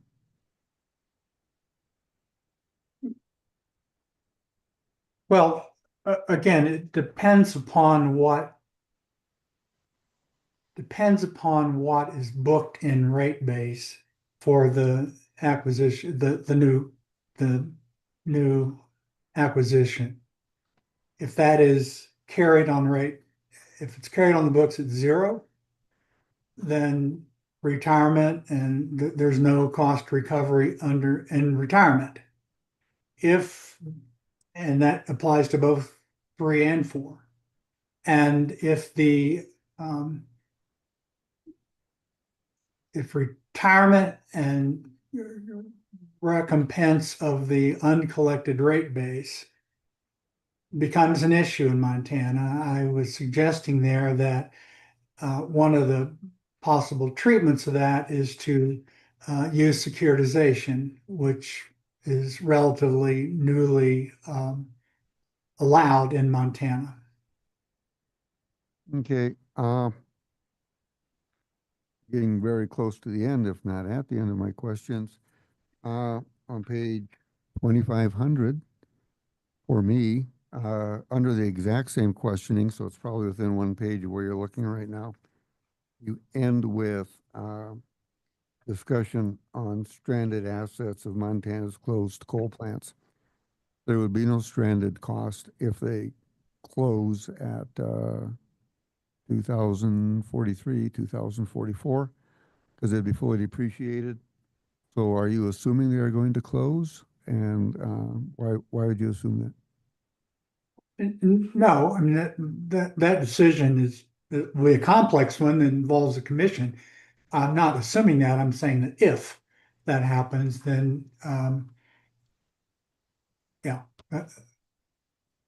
The point is that to keep the plant in compliance with today's MATS rules is going to require significant investment in the bag house. And unless that cost recovery is extended over a relatively longer period of time, they're going to be left when and if the plant closes with a stranded asset, mostly the bag house.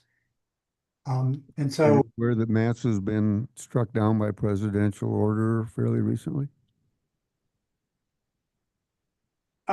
yes, at least that's the promise. It's not happened yet. And there's always, of course, a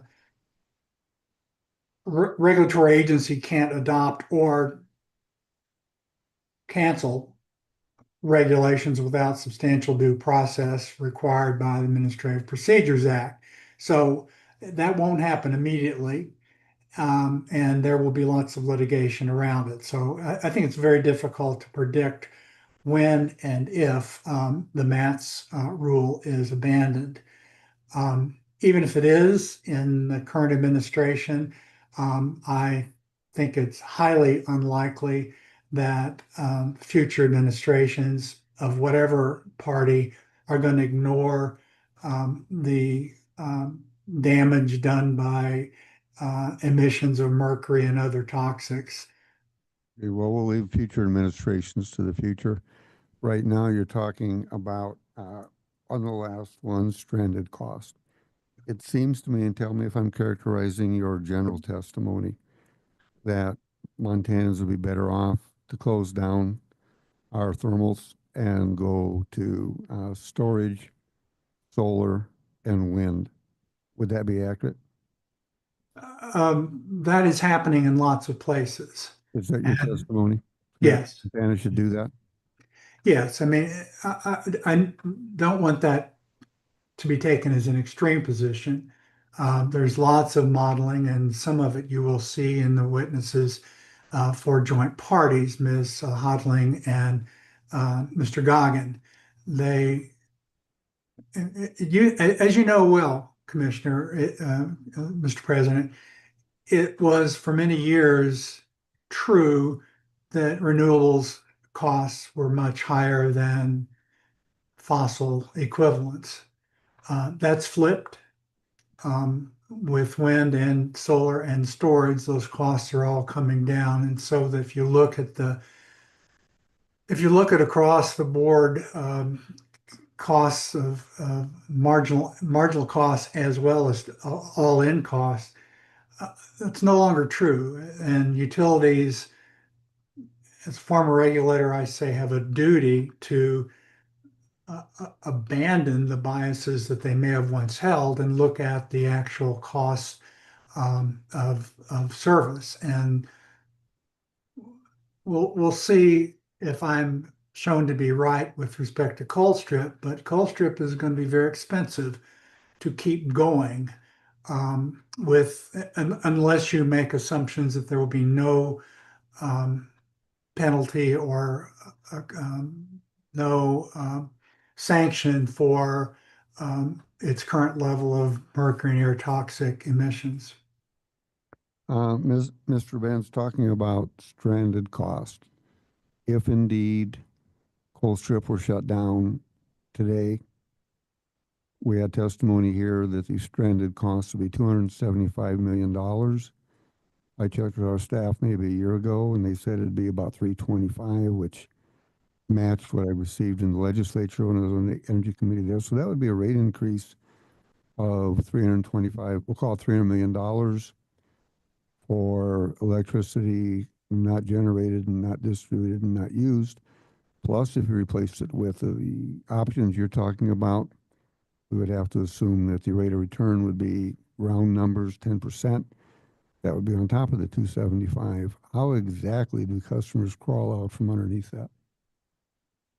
Well, there's two things here. There's the putative stranded asset cost, and then there's the cost of running the plant.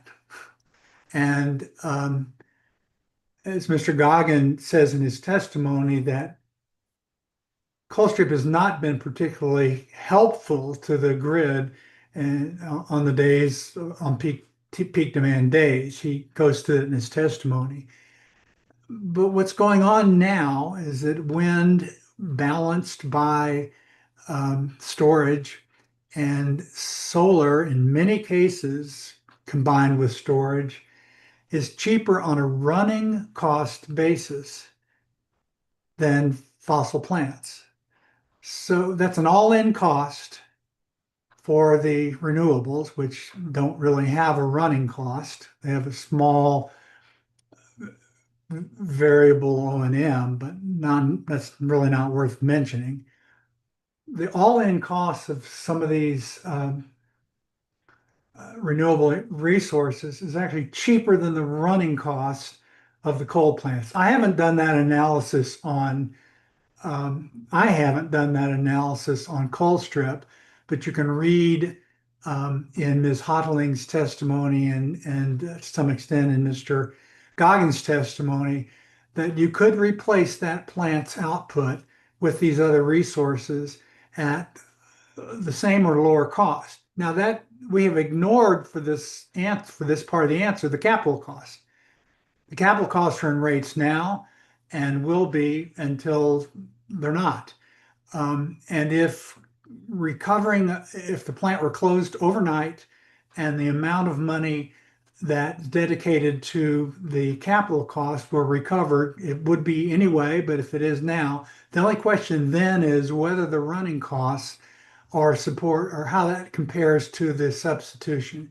And I know it's not familiar territory to coal-based utilities, but Xcel Energy is one of those who decided that they can, on an energy basis, do very well with a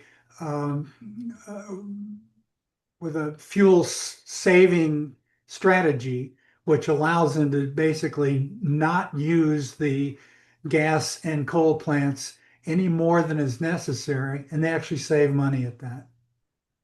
Thank you. Are there questions for recross for this witness? Mr. President, can I ask a couple questions, please? This is Vice President Fielder. Vice President Fielder, ask your questions. Thank you. I want to follow up on some of the conversation, Mr. Benz, that you just had with President Molnar. Make sure I've got this right and I heard you right. So you said, I believe you said the cost of wind and solar have come down and are now less expensive than other energy sources? It depends on the exact situation, but generally speaking, yes. Okay. Does that statement reflect the government subsidies that are funding wind and solar development, or is that just statement based on wind and solar as a standalone industry or as standalone industries? Well, the prices I'm referring to here are, of course, the ones that show up. So to the extent there are subsidies in that, yes, it does reflect those.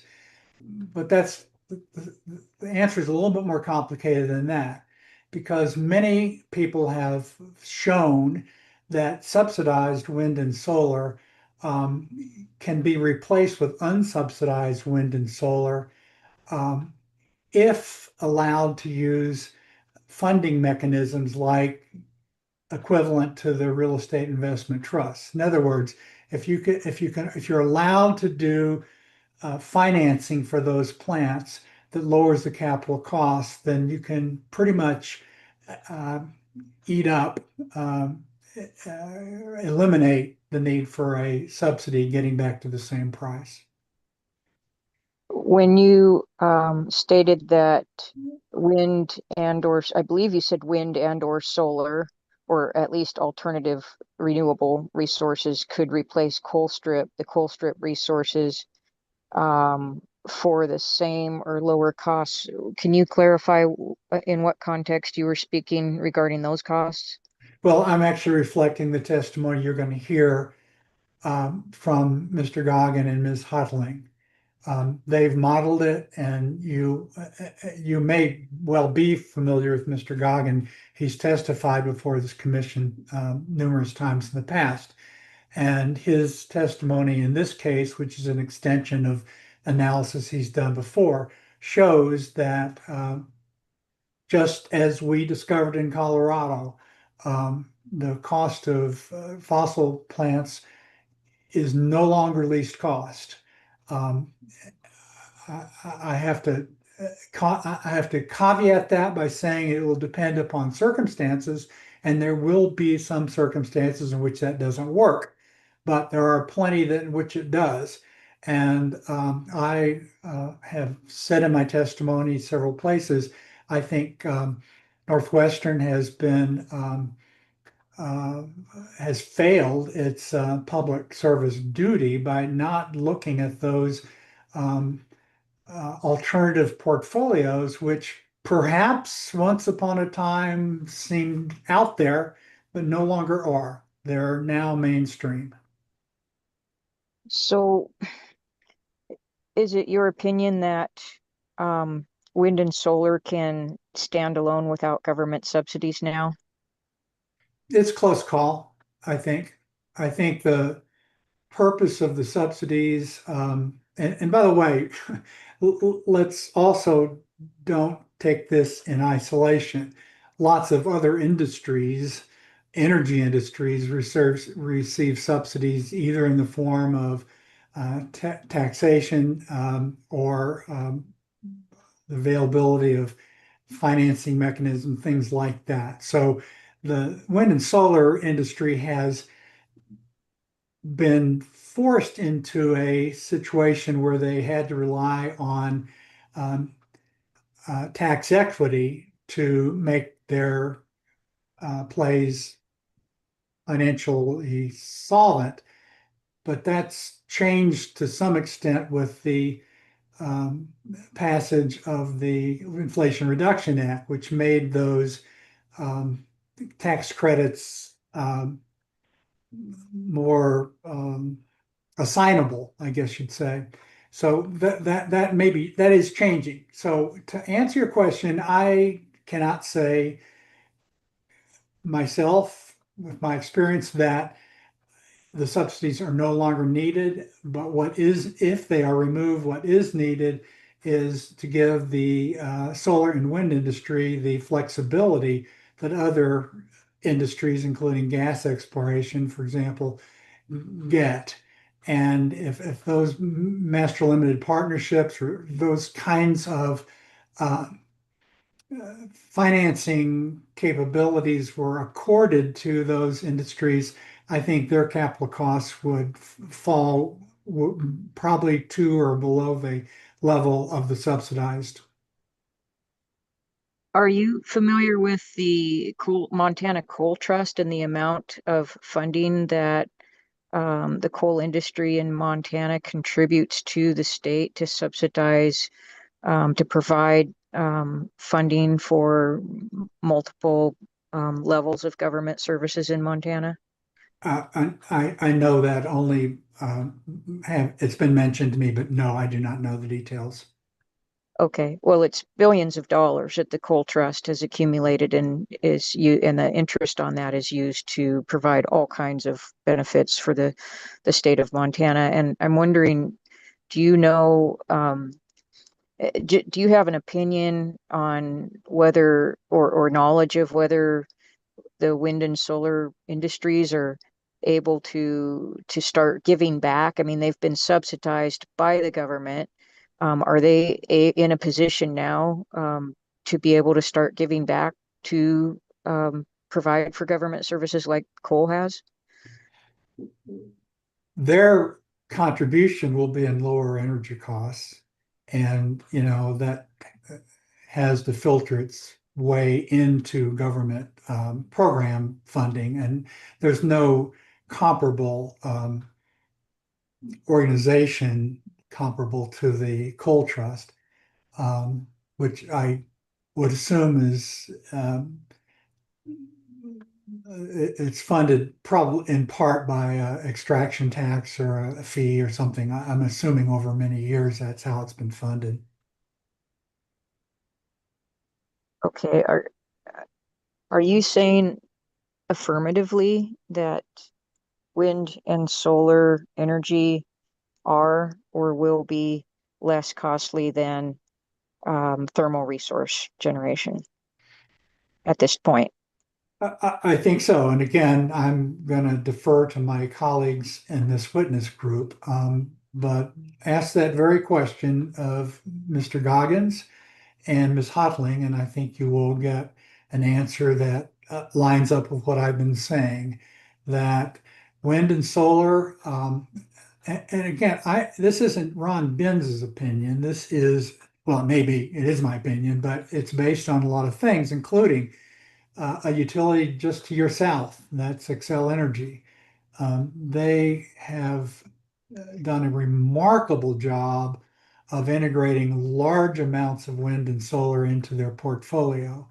And their dispatch center has learned how to do it. And there's no giveaway of reliability or safety or anything like that by adding that much into the system. And Xcel had a CEO about 10 years ago who decided the company was going to make a shift. He began it, then he retired, but it was picked up by subsequent CEOs. And before that, they were never thought of as a green company or a company had any green ambitions. But what they found as long as they went along was that they were actually saving money. And instead of paying other IPPs to generate electricity with a huge fuel bill, they decided to go with what they call steel in the ground. They were building, owning, and getting transfers of renewable resources, which is then added to their rate base. So they're earning on some of these facilities now. Some of them are purchased. Much of it's maybe purchased from other parties, but a lot of it is now in rate base, and the company is doing very well. And were they able to do that with the help of government subsidies or on their own? Well, the subsidies are not explicit. Xcel didn't get the subsidies. You know, the producers got them. But again, I don't want that answer to hang out there in isolation. Lots of inputs to the energy grid in the U.S. You don't have nuclear in Montana, but there's a huge amount of federal government subsidies headed going to the nuclear industry. Coal and gas have their own deals, which you could construe as subsidies or friendly regulation. It depends on how you want to call it. But so answer your question, yes, these are all assuming rates as they show up in the contracts, and those do include production costs and production cost subsidies. Okay. Thank you very much for your time. Sure. I appreciate Thank you for that. the questions. I'm Thank you, finished, Vice Mr. President. Thank you, Vice President. Next, we'll have Commissioner Bukacek, and then Commissioner Panucci will have a Thank you, question sir. or two. Clarifying question, Mr. Benz. It takes a tremendous amount of baseload and peaker power for Montanans to keep the lights and heat on during our cold winters. Did you say Montanans can do this with full replacement of thermal sources by wind, solar, and storage? Not overnight. Certainly not overnight. There's lots of things that have to happen to make all that work, but it can be done. You need a utility with a different mindset with respect to how loads are served. And I don't think Montana is different in the following sense. There's been plenty of studies coming out of the National Renewable Energy Laboratory, the energy labs in Washington and in Tennessee and elsewhere that basically show you can move a very large fraction of your load to a combination of solar, wind, batteries, and perhaps peaking units. That's now well understood. The reason it's not, and it is happening, the reason it's not happening faster is you've got a lot of you've got a lot of fossil resources around this country who are pretty well embedded in other industries in the state. You do in yours with coal production. Colorado has gas production. Those all tie these things in pretty tightly, but that's not where the economics are going. And it's slowly but progressively happening that clean energy resources, zero emissions, however you want to call them, are moving in on traditional structures. And the implication of your question, I think, is that, and could we do that and still keep the lights on? The answer is absolutely yes. Maybe better than you are able to do it right now. When you get diversified energy resources that can adjust and be adjusted. The battery storage is another one of those resources. They're much more flexible than a internal combustion engine plant that supplies capacity. Mr. Goggins, I think, demonstrates that or discusses that in his testimony, Mr. Goggin.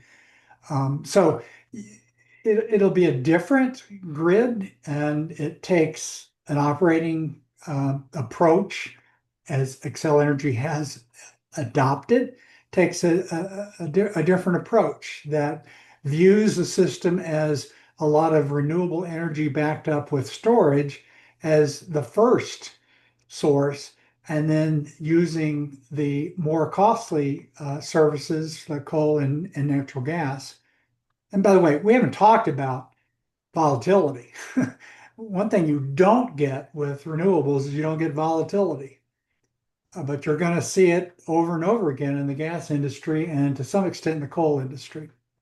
Okay, I have one other question. You probably know that after 40 years of promoting solar and wind, California's #1 source of energy is natural gas. And that's after promoting those for 40 years. And they have, last I checked, the largest battery storage at Moss Landing in the country. The largest what? I'm sorry? Pardon me? I didn't hear the end of your question. And they also had, at least at one point, it was the largest battery storage at Moss Landing, California. So they have been promoting those things, and their #1 source of energy in California is natural gas. And solar and wind are less than a third. That's probably true in 30 states. I mean, California's not special that way. There's more gas production, and I'm just kind of mentally going over the U.S. map, but gas has slipped past coal as a primary fuel source in almost every state. There's probably, Kentucky, West Virginia, perhaps Montana. I'd have to check all those things, but coal has typically been #2 now to natural gas. And in none of those states have renewables taken the lead. California, I don't even know where they rank anymore in that regard. But I'm not pointing to a fait accompli. I'm just pointing to where the progress is and where the movement is, what the strategies are, and okay, I appreciate that. Thank you. Thank you for your question. No more questions. Commissioner Pinochi, you got a question? Thank you, Mr. President. I sure want you to know I listened to Mrs. Harbine very closely, and I'm listening to you very closely, but my district had some concerns with wind turbines and actually introduced legislation to give the Public Service Commission more oversight over turbines. And I wanted to go over some of the concerns that have come up. They're telling me that turbine blades are shedding material in the fields and it's causing toxicity problems, and they can't sell their crops. And there's a couple articles out there. Are you aware of this, and how do you think we should address that? I'm not aware except by having seen items in press, in energy press, but no. And Commissioner, I apologize. I'm not going to offer a solution to it. The National Renewable Energy Laboratory in Denver has for many years worked on the basic physics of turbine blades, towers, nacelles, and all of that. I assume they're doing research on that. And but I cannot tell you how big the problem is or whether it admits of a direct solution. But let's talk about end of life on turbine blades and towers. They're piling up all over the country, and there's lots of articles of who's going to pay for this. One company who was responsible to bury them refused to, or they went bankrupt, and now they're piled up. This cost seems to be climbing, and concerns in eastern Montana have been brought to my attention. What are we going to do with end of life? What are your ideas there? Well, it needs to be addressed, obviously. It's not as if there aren't comparable problems with coal ash. It's a huge problem through the eastern third of the United States, as you probably know. I know that recycling some of that material is possible if you grind up the plastic, the fiberglass. It can be reused in that way. So I would assume recycling has got to be a big. But I do not want to hold myself out as knowing enough about this to testify as an expert before the Montana Public Service Commission. The next problem is climate change due to wind turbines. Have you heard about this issue from the University of Illinois? No, I don't know that one. Okay, here's what they're claiming, that the wind patterns across the country are changing because the wind turbines are put in the highest pathway of the wind. Now, the wind paths are changing, which is changing the weather to the farming communities, and farms that got a certain amount of rain are not getting that certain amount of rain. The University of Illinois says that they are causing climate change. Now, my concern is the farmers will turn around and say, okay, we're going to file a lawsuit. Any ideas, or is this the first time you heard of that, and how should I deal with that? Oh, I've heard that speculation. I've never given it a lot of credence. I think that any change in weather patterns are caused by wind machines almost certainly pale in comparison to the mega effects of climate. I mean, the movement of the jet stream, the local patterns. I mean, you can't pick up a newspaper without finding that this or that community has the first blank in the last 2 centuries, whatever it is. Those are big effects. And I don't doubt that somebody might be able to measure an effect of wind machines on wind patterns, but I've never seen anything that was, I think, serious enough to consider as a major issue. Okay, the next question they've brought up is lightning strikes. How many wind turbines are we losing a year across the country to lightning strikes? And it's just the end of life. And we got a heck of a mess, a fire, hundreds of gallons of oil burning. Can you tell me how many turbines we lose a year to lightning strikes and what that cost is? I do not know. Okay, then the next concern they brought up is the amount of birds that are being killed. A few years ago, the Berkeley pit, we had several hundred geese land, and they all died, and they were picking them up with boats, and it made world news. They tell me we lose that many birds, maybe every day across the country. How do I explain that? And if I'm sure the coal plant killed a dozen birds, it would be national news. Why are we ignoring this? And what do I tell my constituents? Well, make sure they don't have cats. Because I think nationally cats kill hundreds of billions of birds. So, what do you tell your constituents? I mean,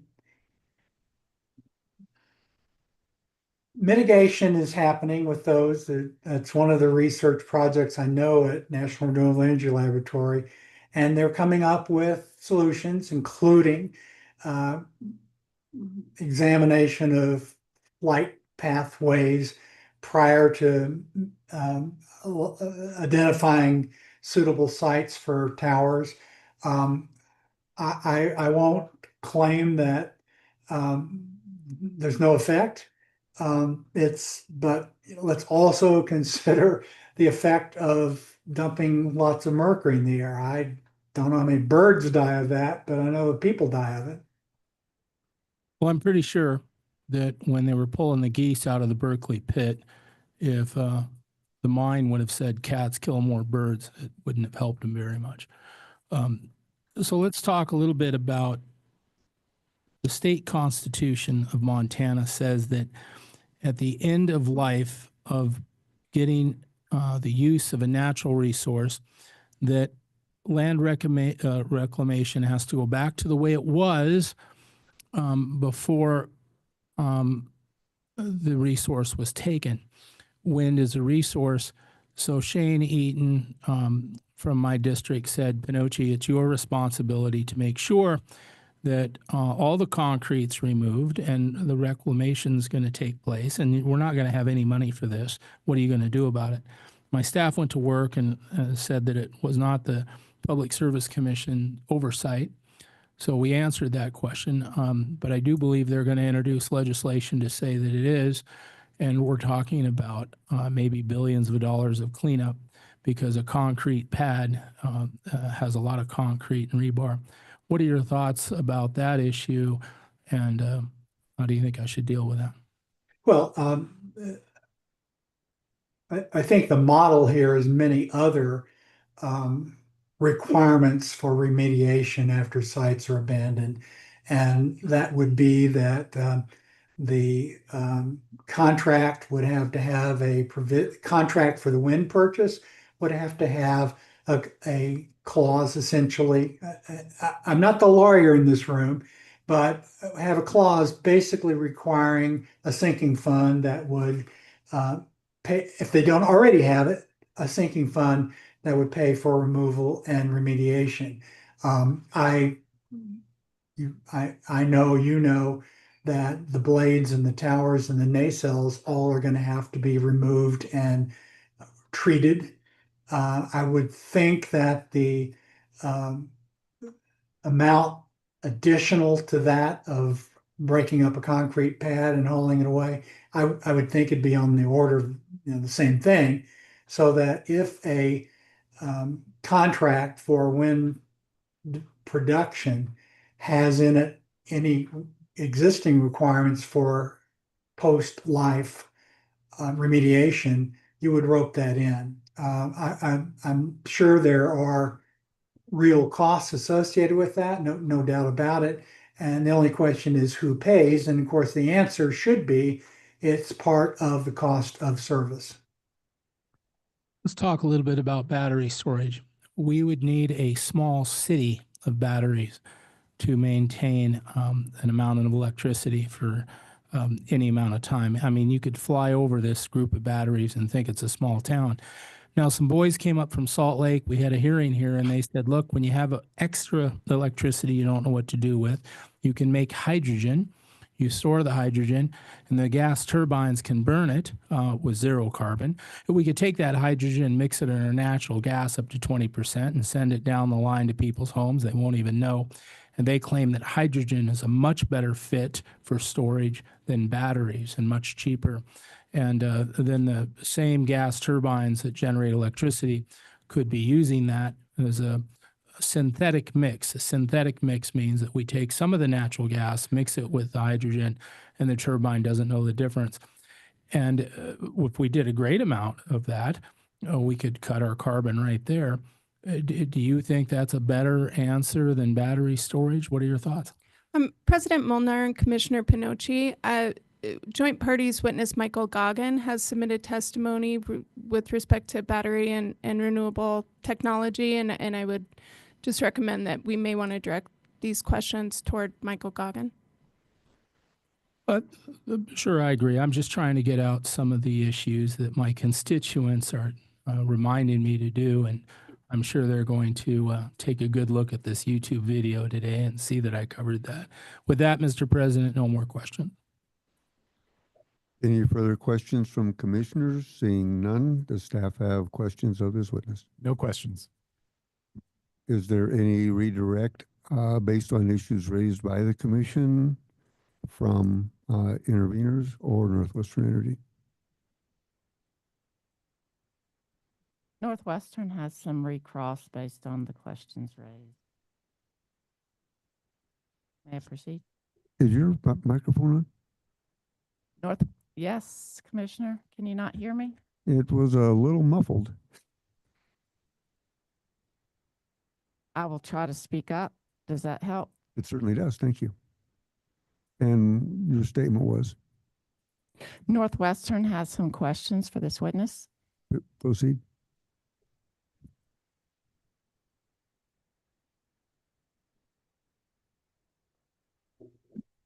One second. May I share my screen? Of course.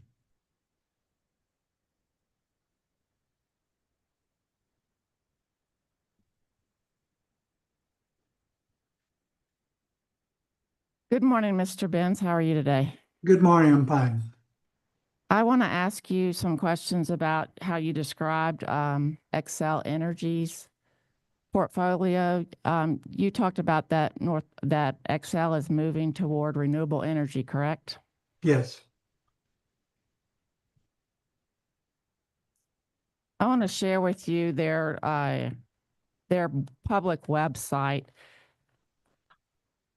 Despite your testimony that they're moving towards renewable energy, isn't it correct that currently Xcel in Colorado's portfolio is 20%, 26% coal, 32% natural gas? Yes. And so that's 41% renewable in Colorado. And then as a whole, would it surprise you that they're 19% coal, 30% natural gas, and 10% nuclear? That includes their Minnesota operations, yes. All right. And so that nuclear is counting as carbon free, correct? That's, as I understand it, yes. So there are only about 36% of wind and solar, correct? You're adding 4 and 32, right? Okay. And again, this includes Minnesota. Could you go back to that previous? Yes. For Colorado, there is no nuclear in Colorado. No, that's right. There was, but there isn't now. Okay. And so let's take a comparison, if I can, to Northwestern's website, I believe, has this similar information. One second.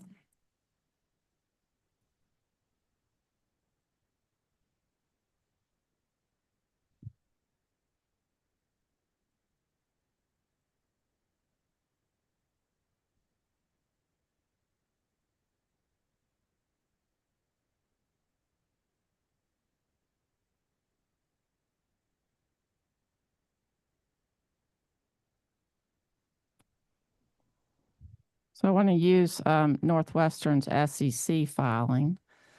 You don't dispute that Northwestern's portfolio has more renewable generation than Xcel's at this time, correct? You're talking about as a percentage? Correct.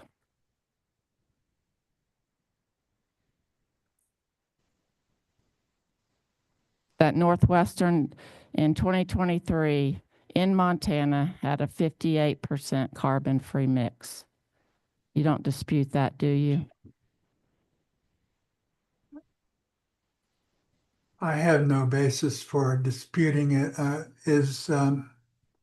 The dark blue is hydro, is that right? That's correct. Okay.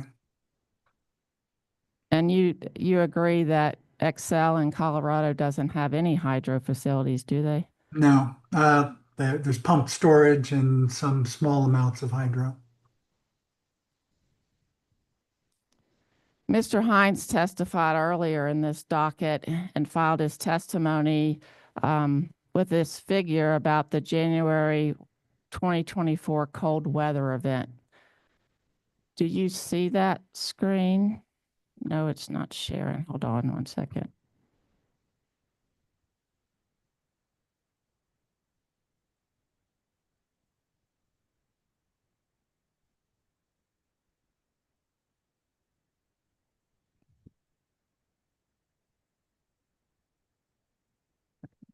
Now, do you see Mr. Hines figure 1 from his testimony? Yes.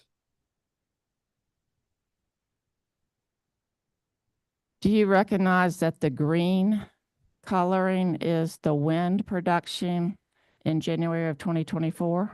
Yes. And do you recognize that the black line is the load during that time in 2024? Yes, that's what it appears to be.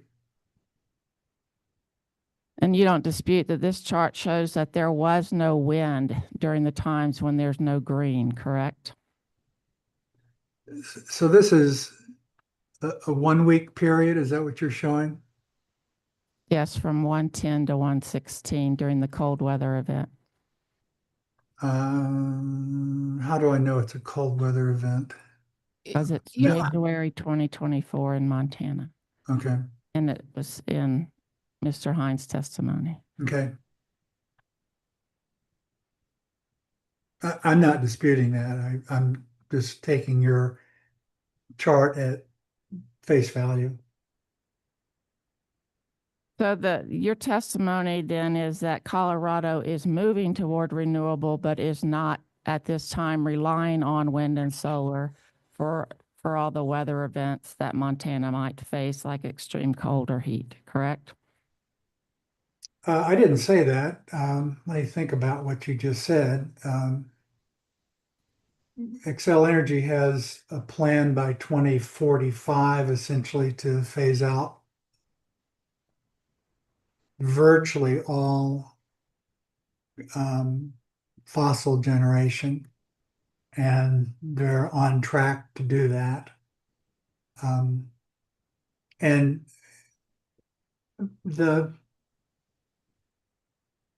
test is whether you have a portfolio which can withstand shocks to the system like cold weather events. Xcel Energy will have demonstrated its ability to ride out events like that without losing the reliability that they are required to maintain. So it all works. How they meet those loads is not what we should be talking about here. I mean, that they do it is the point. And I have never said, nor do I believe, that a portfolio of 100% renewables.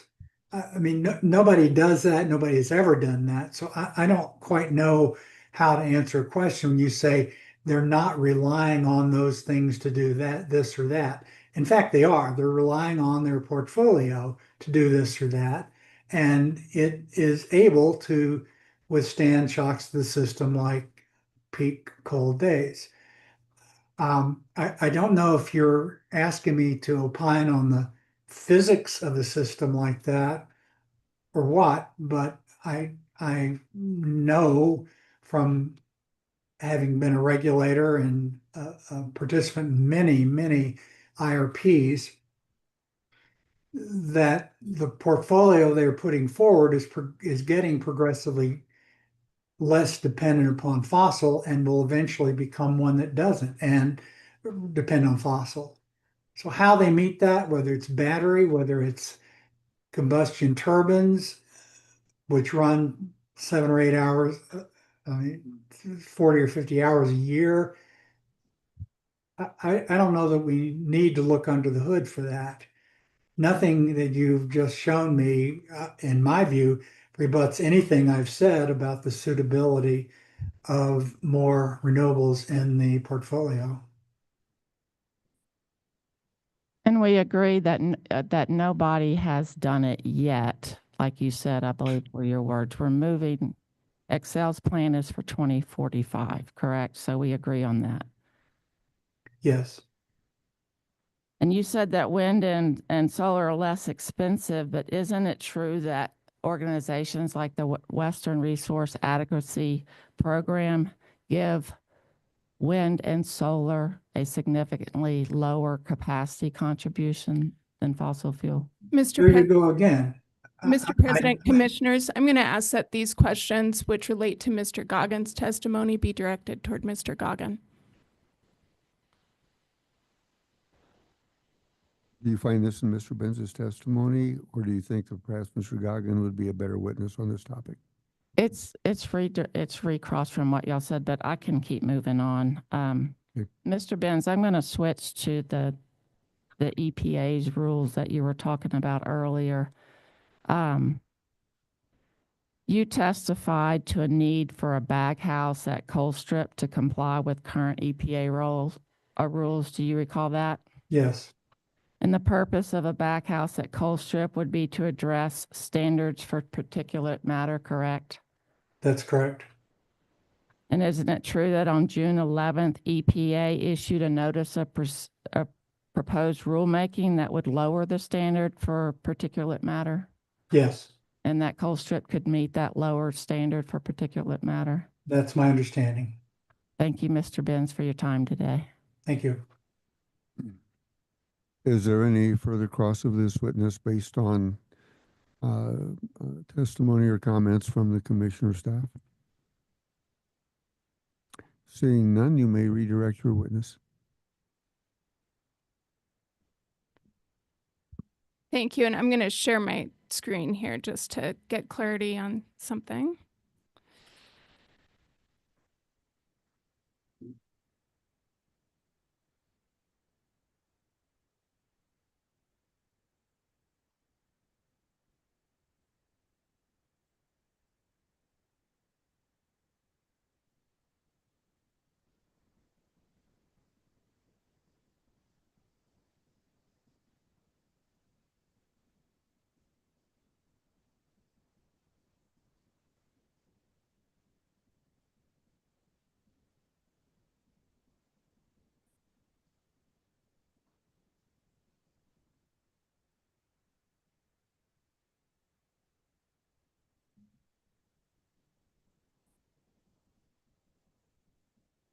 Sorry, it's just taking me a moment to find my screen.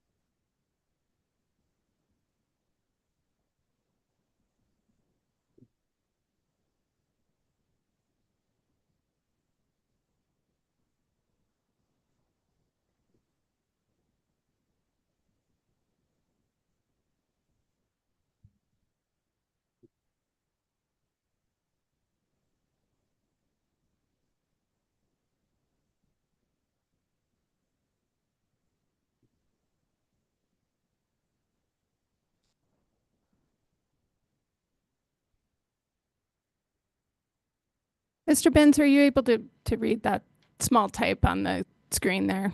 Yes. Okay. I want to follow up first on an exchange you had with President Molnar about your testimony regarding Northwestern's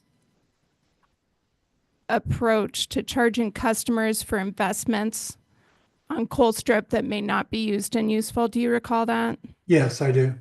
Okay. And that portion of your testimony referenced this data response MEIC-057. Can you just read aloud into the record Northwestern's response to subpart B that you were relying on there?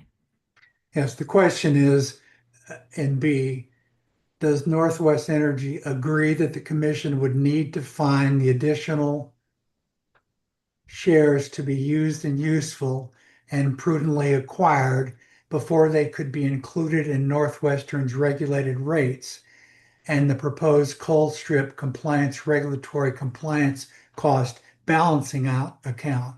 If not, please explain. The answer is disagree. The proposed balancing account includes incremental compliance costs associated with Northwestern's ownership of Colstrip at the time the costs are incurred, including capital and operating expenses that is necessary to continue to operate Colstrip in compliance with new EPA rules if the rules are implemented following the current litigation challenges. Okay, thank you for that.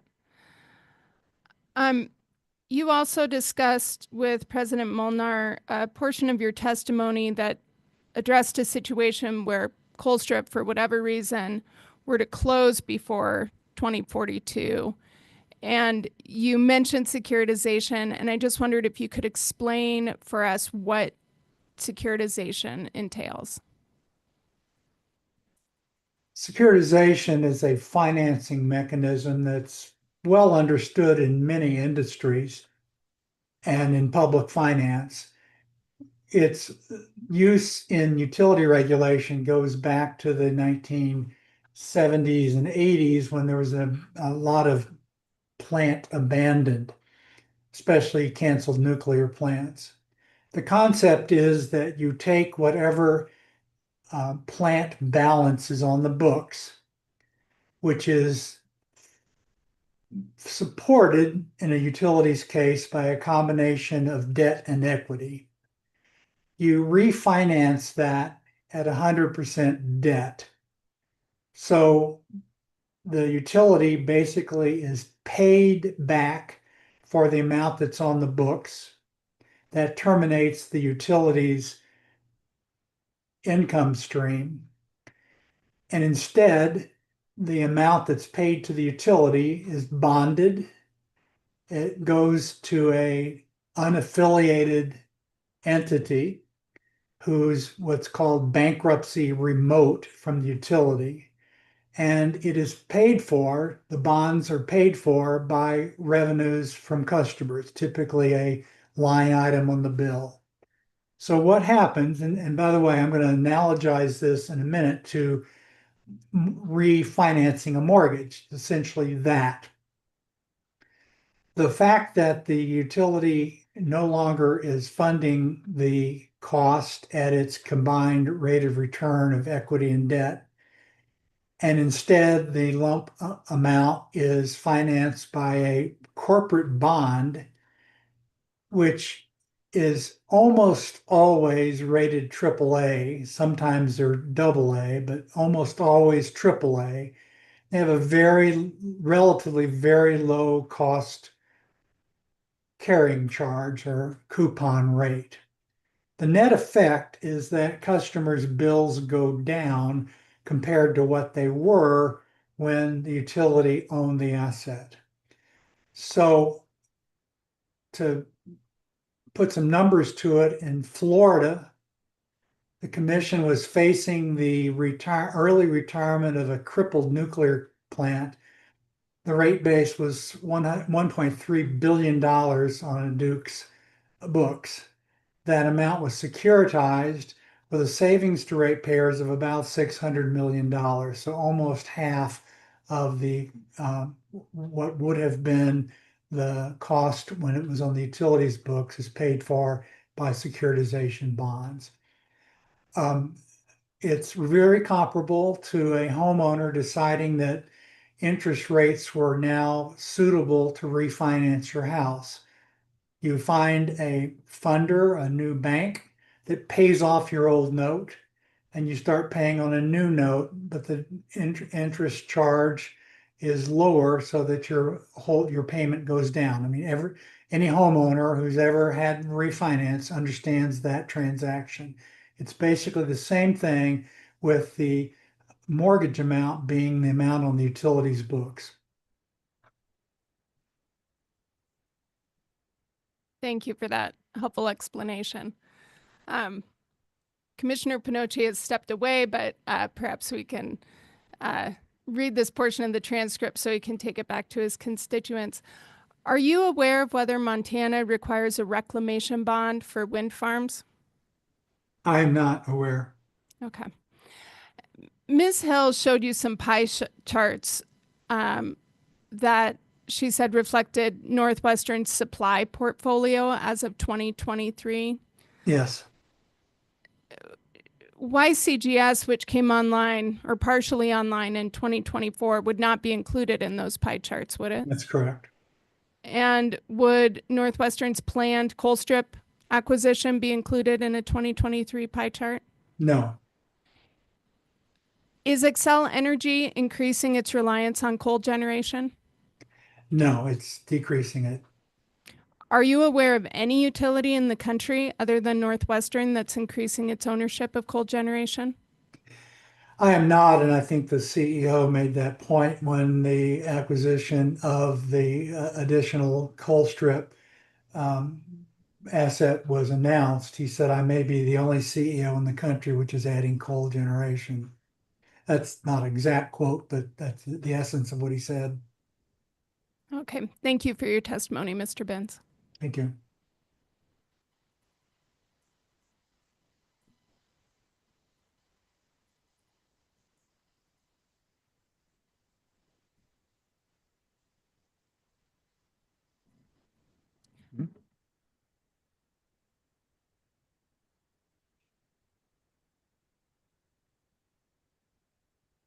Would you like to permanently or temporarily excuse this witness? Yes, thank you. I would ask that Mr. Benz be permanently excused.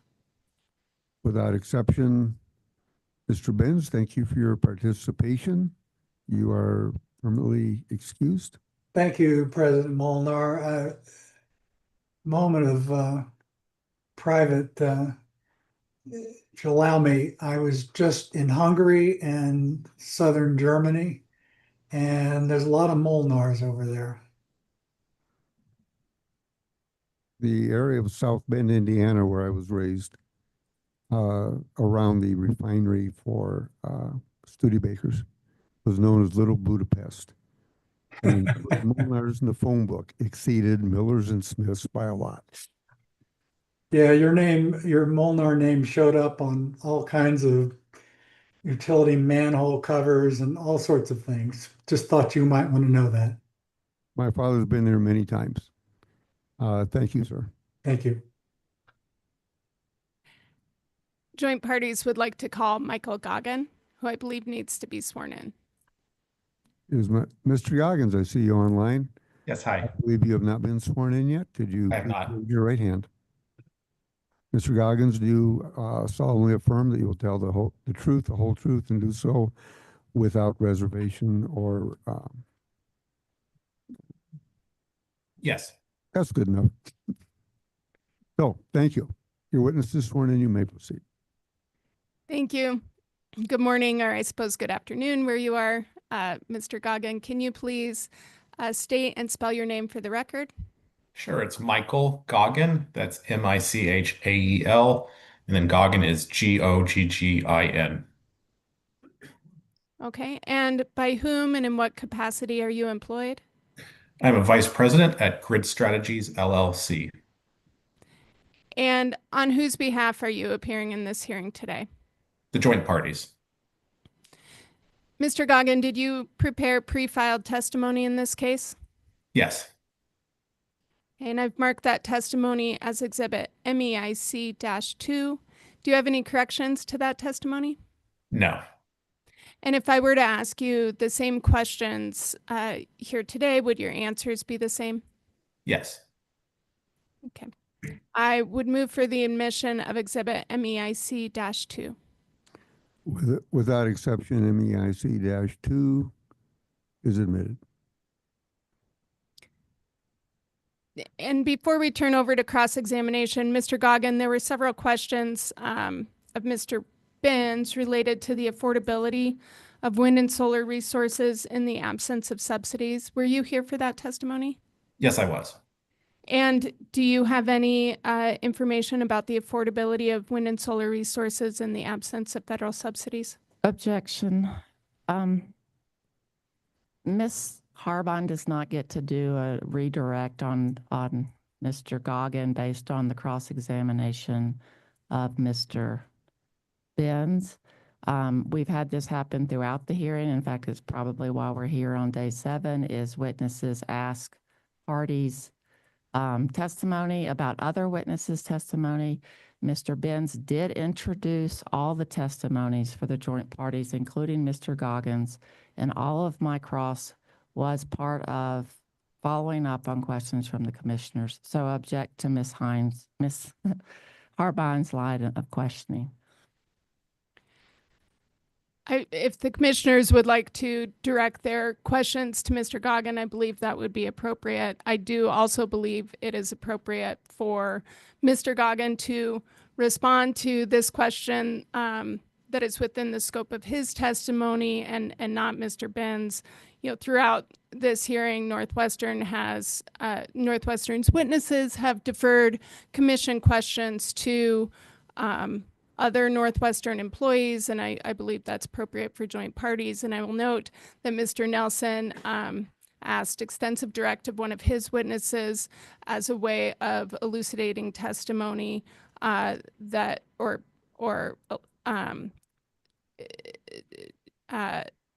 providing testimony that had not yet that his witness had not yet been able to provide by way of rebuttal or in response to a settlement. The objection is sustained. All commissioners have agreed to re-ask their questions of Mr. Goggin. And should that not be satisfactory, you do have redirect coming up. Okay, thank you very much. We'll tender. Mr. President, may I ask a question here on this procedural topic? Given the volume of testimony and then the number of questions and interest that was directed at Mr. Benz that he redirected to Mr. Goggins, would it be acceptable to you if we went into our lunch break? So I'm sure I'm not the only one that would like to take a look at where we are in this proceeding and get our questions in order for Mr. Goggins and the other afternoon witnesses. You are not the first to point out that the lunch hour approacheth. And it was my intention that before we went into recross that we would do that. I believe we're at that point. I'm prepared to tender the witness for the first round of cross-examination. Okay, the cross-examination will start when we are back from lunch. It's almost noon, so we'll come back at 1:30. We're in recess. Thank you, Mr. President.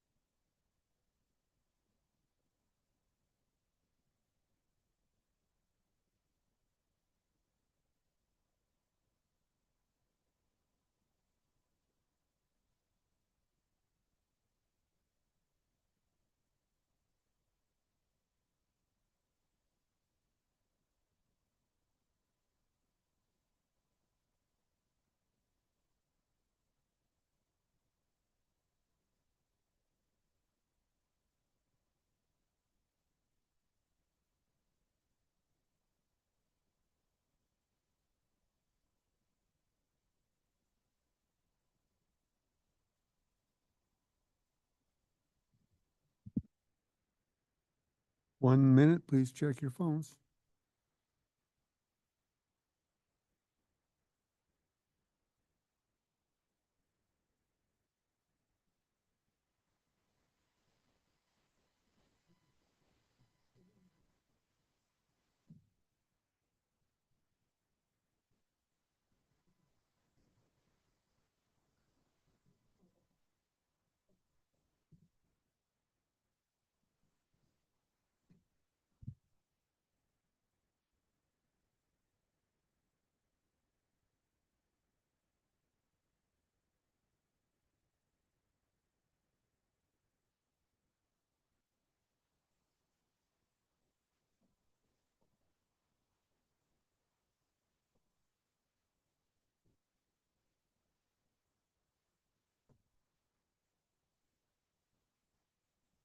We're back on the record. It's 1:30, the appointed time. The joint parties had Mr. Goggin at the stand. Mr. Goggin, please take your place. Oh, there you are. You are still sworn in. Please continue. Mr. President, Mr. Goggins available for cross-examination. Does Northwestern have any cross-examination? Not at this time. Do any interveners have cross-examination of Mr. Goggin? Seeing none. Do any commissioners have cross-examination of Mr. Goggin? I have a few. Mr. Goggin. Hi. You say, let's see, this is on my page 243, so maybe what I should just do is kind of give you a preliminary. You say that renewable and storage resources can provide these services, talking about flexibility and reliability as well, or better than thermal generator. Moreover, Northwestern's participation in regional markets, including the Western Energy Imbalance Market, EIM, reduces the need for supply and demand balancing and offers a low-cost source of flexibility. All of it? And I'm gonna, Mr. Chair, Mr. President, Easy for you to say. your page numbers are not the same as ours, so can you help That's us? why I didn't give it. I'm just giving him his context. And if my council can keep up with my lack of pages, I'm on page 2242 and 2243. I believe we're on pages 3 to 4. Okay, we're on pages 3 and 4. Mr. President, Yes. if your binder is the same as mine, the commission binder page number is in the bottom right corner, and the actual testimony author's page number is in the center of the bottom. Well, in about a third of these, that's the case, not in this case. Okay. So starting over at EIM, just before that, including the Western Energy Imbalance Market, EIM reduces the need for supply and demand balancing and offers a low-cost source of flexibility. So during perhaps average times, that may be true, but during extreme weather events, heat or cold, would that stay true? For the flexibility, yes. It's important to clarify that the Western Energy Imbalance Market is not intended to be a resource adequacy sharing mechanism. So it is not a source of capacity. It's not a source of netting out timing differences in the timing of peak demand across the EIM participants. It is a source of netting out differences in the need for flexibility among those participants, but is not intended to provide actual capacity itself.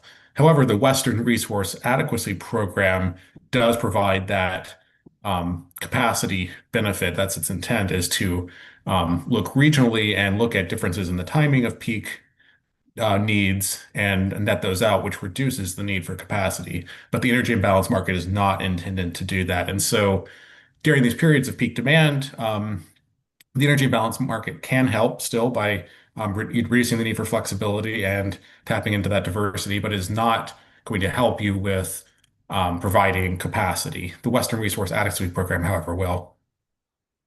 So if we relied on the EIM for balancing and flexibility, we would still have a capacity shortage during events, several of which have been summer. Probably the most recent is January 24, 35 below for a week.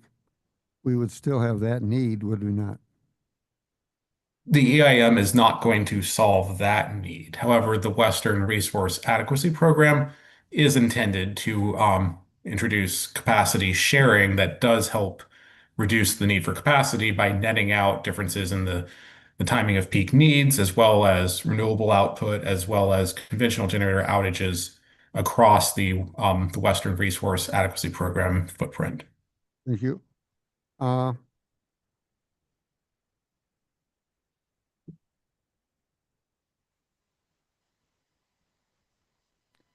On my page 2250,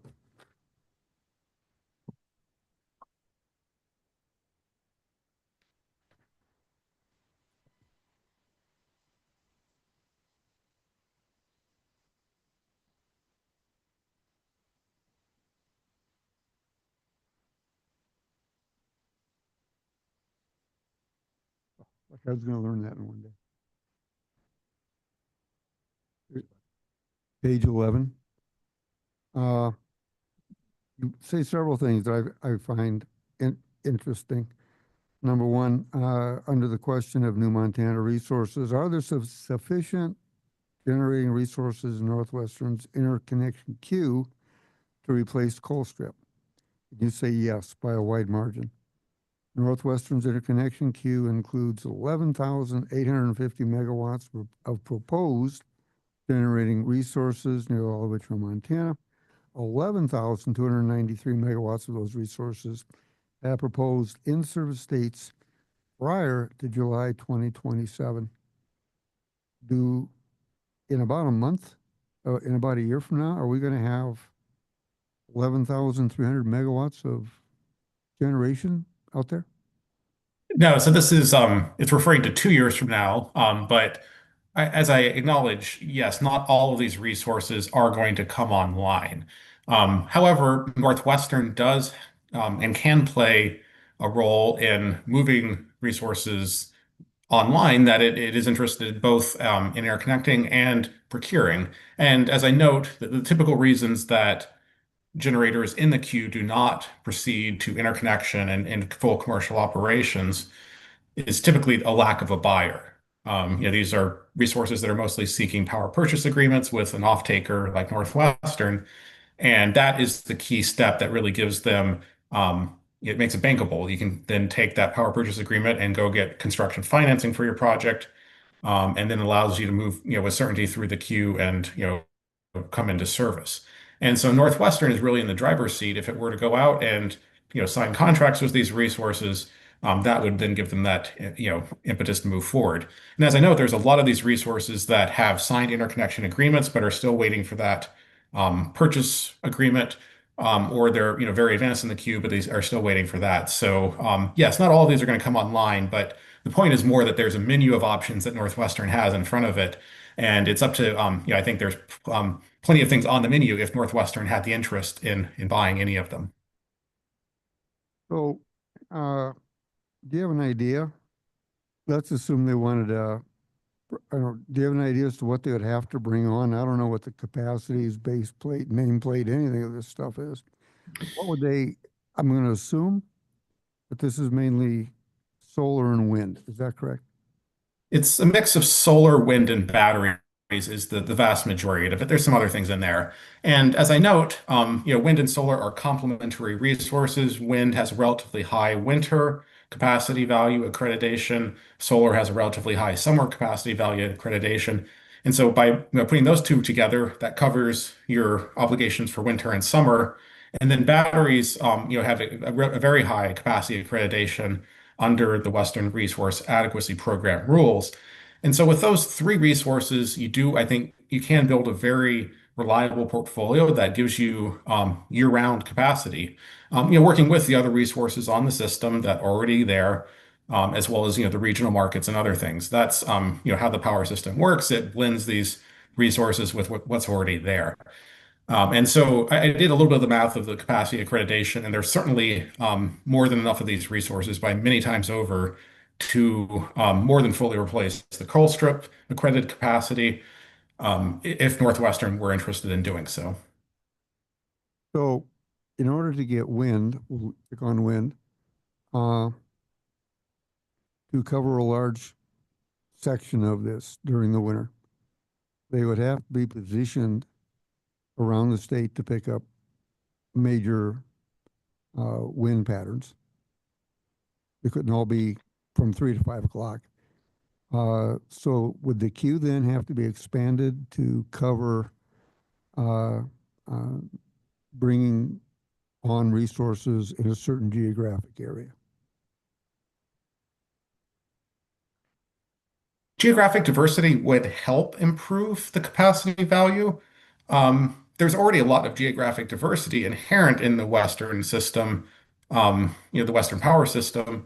And Montana, as we know, has very strong transmission ties to the Pacific Northwest. The wind resources there have a very different output profile. In many cases, it's opposite to what Montana wind resources do. And Northwestern benefits from that through the Energy Imbalance Market and through the Western Resource Adequacy Program. Within the state of Montana, yes, more geographic diversity would help, but it's not, and I mean, there's always inherent geographic diversity, just the nature of a wind plant as well, yeah, and to a lesser degree, a solar plant is that they take up a significant amount of space, and so there's geographic diversity within a wind plant. If you're putting in just randomly selecting projects from the queue, there's already a decent amount of geographic dispersion of these projects in the queue. So I think there would be a decent amount of inherent diversity, but if Northwestern were interested, they certainly could select resources that are not highly correlated in their output profiles to build an even more dependable output profile if they wanted to. You mentioned battery. I'm assuming that's being used as your regulation and your stopgap for days when geographic diversity didn't work in your favor. The larger batteries I've studied, and I certainly have not studied all, the ones that are most highly recommended, it seems to me, are air iron batteries. And while there's quite a few out there that are experimental, the larger ones are not even being projected to be manufactured until 2030. So what size are you thinking? And when you're done putting all this together, what would be the cost if we eliminated coal strip 4 from the portfolio? So long duration battery storage like iron air can certainly may likely play a role in the future. For the near term, I'm primarily focused on lithium ion batteries, just the commercial 4-hour batteries. And the analysis I've presented here, and this is informed by Northwestern's own analysis, as well as the Western Resource Adequacy Program capacity accreditations. 4-hour batteries provide full capacity value, essentially. And this is from the E3 analysis that Northwestern commissioned. They showed that the first several hundred megawatts of battery additions provide nearly full capacity value. And the reason for that is right now, the peak net load periods on Northwestern's system are shorter than 4 hours. And so that those first couple hundred megawatts of batteries fully meet that need. They basically shave off the top of that peak in the net load fully. And so you get essentially full capacity value from those. After you then kind of start shaving off the top of those peaks, then yes, the longer duration batteries can help. And it's not much longer, it's like 5-hour, 6-hour batteries can then meet the next kind of tranche of the net load curve. And you can also just do it with more 4-hour batteries. You kind of dispatch them at partial discharge, or you kind of dispatch them in sequence. You have one discharge and then the next. And you can really get a lot out of lithium ion batteries, shaving off several hundred megawatts of the peak. And this increases as you add more wind and solar. And that's because the wind and solar are highly complementary with batteries. And I lay this out with some charts in my testimony. And solar in particular, given, there's relatively little in Montana right now, and solar will work extremely well with batteries to meet the summer peak load. And how this works is the solar is producing very high throughout the afternoon. Typically in the summer, your peak demand is around 4 or 5 in the afternoon. And everybody's running their air conditioning because it's hot out. Solar is still producing a lot then. And so what the solar penetration does is it pushes your peak net load, which is your load minus your renewable output, further into the evening and shortens the duration of it. So right now your peak might be from 3 to 6 p.m. Or 3 to 7 p.m. You've still got good solar in the 3 to 5 p.m. range. So now your peak net load is more like 5 to 7. So it's a 2-hour peak net load instead of 4 hours today with more solar. And so this complementarity between wind, solar, and storage gives you more benefit gives you more capacity value out of your batteries, unless you add more batteries that have full capacity value. And this is confirmed by various studies I cited in my testimony, including from the National Renewable Energy Laboratory. So I think there's a lot of complementarity in the wind solar battery resources, and that their profile on both a seasonal basis as well as a daily basis fit well together to give you 24/7, 365 power. Working with the existing resources on the system, which we know is across the West, there's wind solar everywhere across the West. You've got hydropower, you've got some existing thermal resources. Again, we're just talking about the marginal contributions and the additions, and adding batteries today and as we go to higher renewable penetrations is going to give you very high capacity value. That answered part of my question. I wasn't too excited about peaking. I think some of the smaller batteries and the smaller systems, I know that Flathead Co-op recently picked up a small one to shave the peak, but it's filling in the valley. That's my concern. Have you seen the map or the graph from January 2024? It's fairly famous now. I'm pretty sure we're gonna have a brown Yes. at some point. The lack of energy needed was almost 1,000 megawatts for all or portions of about 5-6 days, almost a week. Wind did not produce. It was 25 below in the warm spot, and where I live was the banana belt. After that, it got to 35, 45 below. Solar did not produce. So whatever size battery you would like to talk about for a 4-hour duration, let's pick a big one. Let's pick 50 megawatts. You would need 50 times 20 to fill in for the 24 hours, times 7 because they're not being recharged. I did the calculations a while back. You can tell me if I'm anywhere near right. To have that amount of batteries around with current costs that I got off the internet from some outfit that combines everything and gives you averages, came out to over $5 billion. Can you tell me? So for that type of an event, sorry, go ahead. Okay, if that's not right, if you think you can get enough batteries, we'll make it easy. 100 megawatt battery for 4 hours means you need 6 of those for 1 day. Times 7 is 42. Plus you have to recharge them. Never mind the recharging, just having them sitting there ready to go for these environmental events that happen every couple of years. They happen every year to some degree, but not quite as bad as that. Is that really a plan that is affordable in order to try and create reliable? For that type of event, imports are going to be a big part of the solution. And that's why I offer kind of, a menu of options here. And, in-state resources, including renewables and batteries, are part of it.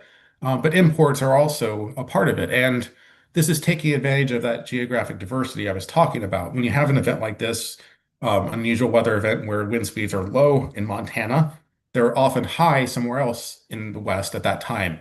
And so taking advantage of Northwestern's strong transmission ties to bring in power from those regions. And this is what happened during that event. This is the event, if I'm not mistaken, when Colstrip was unavailable for at least part of the event. Northwestern was able to buy power from other parts of the West. And as we go to higher wind and solar penetrations, in other parts of the West that increases that diversity. There's also diversity on the load side. The different utilities don't experience their peak at the same time during these events.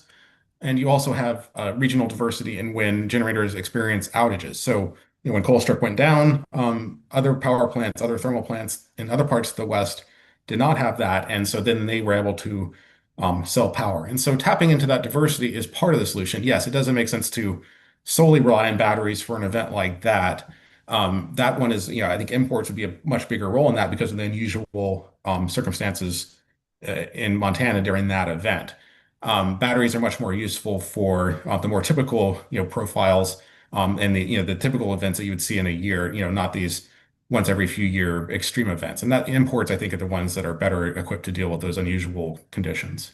In winter conditions, are batteries fairly likely to produce the amount of electricity that they would in the middle of the summertime, which would be closer to their nameplate?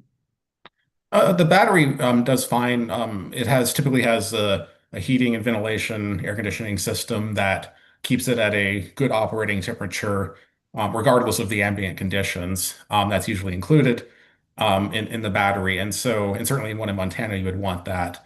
And so that I think ensures that the battery has good availability. I was just referring to the duration of this event. I think the battery obviously alone would not be intended to meet that type of thing. But even the other point within events like this, even if you do have an extended period of relatively high demand and low renewable output, the renewable output is not zero, and moreover, the demand is changing over the course of that day. And so you can still use the battery to charge and discharge within the course of the day, charging in the trough of the demand, which is going to, it's still going to be high, but it's still not the peak. And so, the middle of the day when it's a little warmer, the heating load is a little lower. You can charge up the battery and then use it that night when it gets colder in the evening and, the demand is hitting its daily peak. And so the battery still gives you capacity value even during these extended outages because you can charge it and discharge it within the event when there is more available power over the course of the day. I'm going to give you a three-pronger and then we'll be pretty close to being done. I'm not aware that during that time that there was any surplus in the middle of the day. There was just less of a deficit. And even then it was not much. But the underpinnings of your argument are that there will be a greater buy-in of renewables and we can count on those, and geographic diversity will usually be there. At 45 below, there's no such thing as usually be there. People are dead. So it seems to me that a lot of your discussion centers around a futuristic look at what the market and capacities might be. Can you tell me, is there any state in the union that currently has adopted your plan, shut down thermal, and counted on geographic diversity, counted on other states producing enough for themselves and to put it into the market, and batteries backing that up? So I'll take that. I think I'll try to get all the parts there. To the point about this January 2024 event, on page 50 of my testimony, I do have a chart for a couple of days of that, and there is variation in the demand over the course of the day. It's about a 500 megawatt fluctuation, which is a lot. And so there is that opportunity to, when the demand is a little bit lower, charge up the battery and then use it to meet that super peak in the morning and the evening. And that still gives you that full capacity value because it's all you're trying to do when you're trying to reduce the need for capacity is bring down that very highest peak. The peak, your total system capacity need is set by that 1 hour in the year when it's really, the absolute peak. And anything you can do to shave that peak down gives you full capacity value. And so even in an extended duration event like this, that battery, by charging and discharging over the course of the day, can do that. And you can see that in the charts of the demand on that during that extended period. There was enough variability in the demand that you could charge and discharge the battery to bring down the peaks and give you that capacity value. To the question about states that are at high penetrations, I would point more to the Southwest Power Pool, which is the Plains states. It's running 25-30% wind energy. some solar now on an annual basis. And the Mid-Continent Independent System Operator is also operating at very high penetrations. In terms of individual states, Mr. Benz's state of Colorado is running at very high annual energy penetrations from wind and solar. And that they're their own, standalone utility. They're not a large multi-state operator like, the Southwest Power Pool or MISO. And so those regions have made it work. And it's not so much, in the case of the Southwest Power Pool, none of those states have renewable standards. It's just driven by the quality of the resource, like you have in Montana. And they make this work with a diversity of wind, solar, and then obviously it's working with the existing fleet. And so I don't think what I'm talking about here today is a futuristic power system. This is being done in many parts of the U.S. today, and it is very economic and it is reliable. The transcriber has asked you to speak a bit more slowly. In these areas that you're talking about, can you give me some states that are benefiting from your plan and what the cost of electricity to residential is? Absolutely. My understanding is that the Southwest Power Pool has among the lowest electricity costs in the country, and I think wind is a significant part of that. They do have other, low-cost resources, but they're running a very high penetration of wind energy, and that has kept their rates very low, and it's also hedged them against fluctuations in power prices. So I don't have the individual numbers off the top of my head, but in general, the Southwest Power Pool states are among the lowest cost for the price of electricity in the country. Many parts of the MISO region are also very low cost as well, and I think the wind energy is a big part of that. It's like Montana. It's a very high quality wind resource, and that's going to the discussion earlier with Mr. Benz. The cost of wind varies by region, but in a state like Montana, it is very low, just given the quality of the resource. The capacity factor for wind is extremely high in the 40%, or even higher in some locations. And that gives you an extremely low cost of energy. It also gives you a high capacity value because the wind is blowing a lot of the time. And so it's going to be there when you need it. Just a final note, and maybe you can comment, but I asked you for a specific state, but you gave us more of a regional Southwest Power. And states are different, but when you get into ISOs, everybody gets mixed up and it's kind of different. Louisiana is very low cost natural gas because it's a waste product from drilling in the Gulf. And they have lots of natural gas for very cheap, kind of like Canada. But the number one lowest cost residential electrical in the nation is Utah. 90% coal and gas, 10% renewable. That seems to go against your argument that the more renewable you have, the cheaper it's going to get, depending on a few factors. I mean, there's a number of factors that go into a residential rate. And the generation is only about 60% of it. 30 or more percent is the distribution costs, and that's totally independent of the generation mix. And I mean, it also depends on the a lot of the cost for generation is the capital cost. And so it depends on if you've had to do environmental retrofits at your thermal resources. The mix of coal versus gas exposes you to different fluctuations in those prices. And so, yes, there's a lot of factors that go into that. I don't have the exact analysis of why Utah is that low. But I'm very confident in my statement that the Southwest Power Pool states, and so just going through, this is Oklahoma, Kansas, Nebraska, and then parts of the Dakotas, as well as parts of Missouri.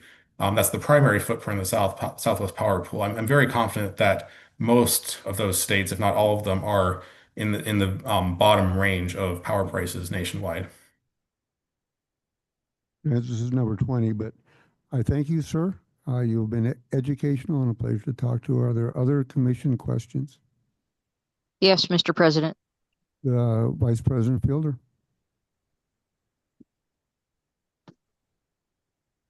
Thank you, Mr. President. Mr. Goggins, when I was speaking with Mr. Benz, he referred me to you for a few, maybe several questions, but there's really one I wanted to get to the bottom of, and that is he was saying that, and I think he was citing your testimony that the cost of wind and solar generation and I guess production have come down and are now less expensive than other more traditional energy sources. Do you agree with that statement?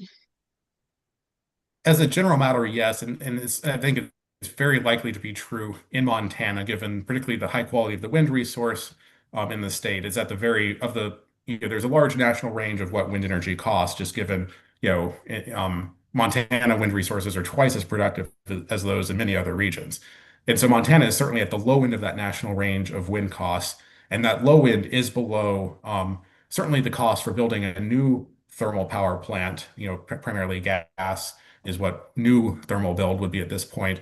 But it's often below the cost of operating an existing thermal plant, whether it's coal or nuclear. The wind cost and this is unsubsidized, the wind cost in Montana, given the high quality of the resource, can be so low that it can be below that of the ongoing cost of an existing thermal resource.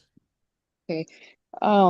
So you're saying that that subsidies aren't required in order for wind to produce and deliver energy that we need at a lower cost than the thermal resource. Is that what you're saying? In Montana, probably not. In other regions where the wind quality is lower, I think that's likely to be true. But in Montana, I think that's in many cases, and obviously there's variation within the state in terms of the wind resource quality, as well as the cost of building a project. So, I'm not going to say everywhere that's the case, but at the best sites and even the better sites in Montana, I think that's certainly true that the cost of the wind, given the very high quality of the resource in Montana, is very low and below that of both new and existing thermal resources. Okay, so the wind generation does not need subsidies in order to provide competitively priced energy. In that example of a reasonably good wind resource in Montana, yes. In other states, in lower quality resource areas, I think the incentives can still make a difference. And I would also echo the points that Mr. Benz made about there is no unsubsidized energy source. All have been benefited from a long history of incentives, and many of those do continue for non-renewable resources today.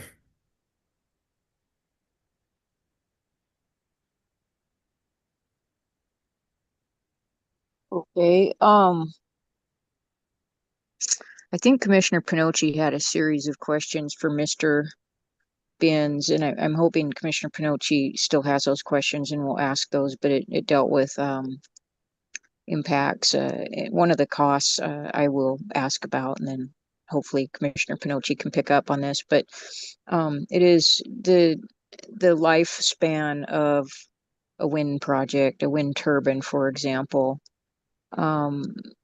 How does that stack up to the lifespan of this natural gas plant that's at issue here in this rate case? Or do wind turbines last as long as the Yellowstone County Generating Station is designed to last? I don't remember the exact lifetime of the Yellowstone County off the top of my head, but I think they're that of a wind or solar plant is approaching that of the Yellowstone County. And there's a few things that go on. I think a solar plant would certainly, those are typically warranted for 20, 25, 30-year life and performance. Wind, can do 25, 30 years. That's pretty typical in the power purchase agreements is that they are for that long. And so there is a binding contract for power production over that period. We have seen, just given the rapid advance in wind and to a lesser extent solar technology, widespread use of repowering. And that's where they will come in and, after 15 years or so, refurbish the turbines. And this can take a variety of forms. Sometimes it's you retain the tower and you put on a new nacelle and new blades. Sometimes it's simply just putting in new blades, because one of the big advances over the last 15 years has been expanding or using longer blades that give you more energy production just by capturing, having a wider area that the turbine is capturing. And so there's a lot of these kind of retrofits that really do extend the life of the asset. And so I think that's one of the, and that's also I think one of the I heard the questions about the end of life for these turbines.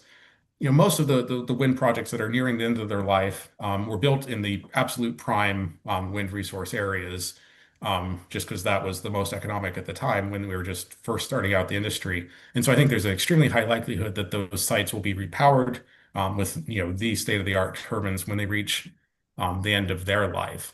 And I think the other thing that's happened is the industry has evolved. The turbines that are reaching the end of their lives or have reached the end of their lives were built many decades ago when it was a very different industry before the big, multi-billion-dollar companies, both for the manufacturers as well as the developers, got involved.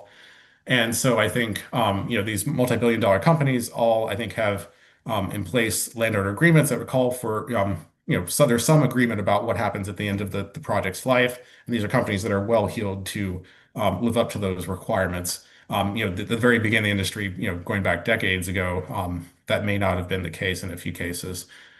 So I think, there's a high confidence that in most cases, I think these projects are going to be repowered with the latest and greatest turbine technology when they reach the end of their life.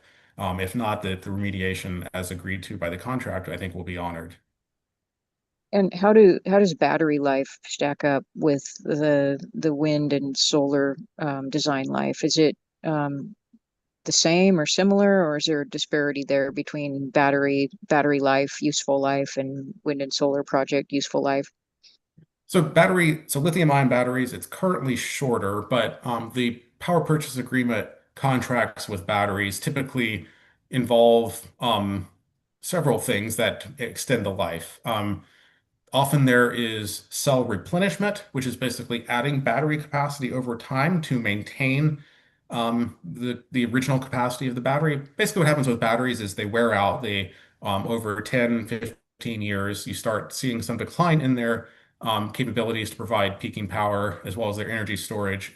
And by adding battery cells over time, you can re-up basically the battery to what it was when it was first installed. So that replenishment is a pretty standard contractual mechanism.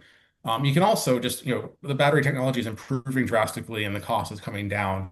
And so in some cases, you may replace the batteries at one point over their life. And so, these contracts are often 20 to 25 years. Often factored into that is either replenishment or replacement, typically once within that lifetime. And, that gives you bonuses because the technology has improved, the cost has improved relative to what was initially. So that's typically handled, in the power purchase agreement. That's a binding contract between the project developer and the purchaser.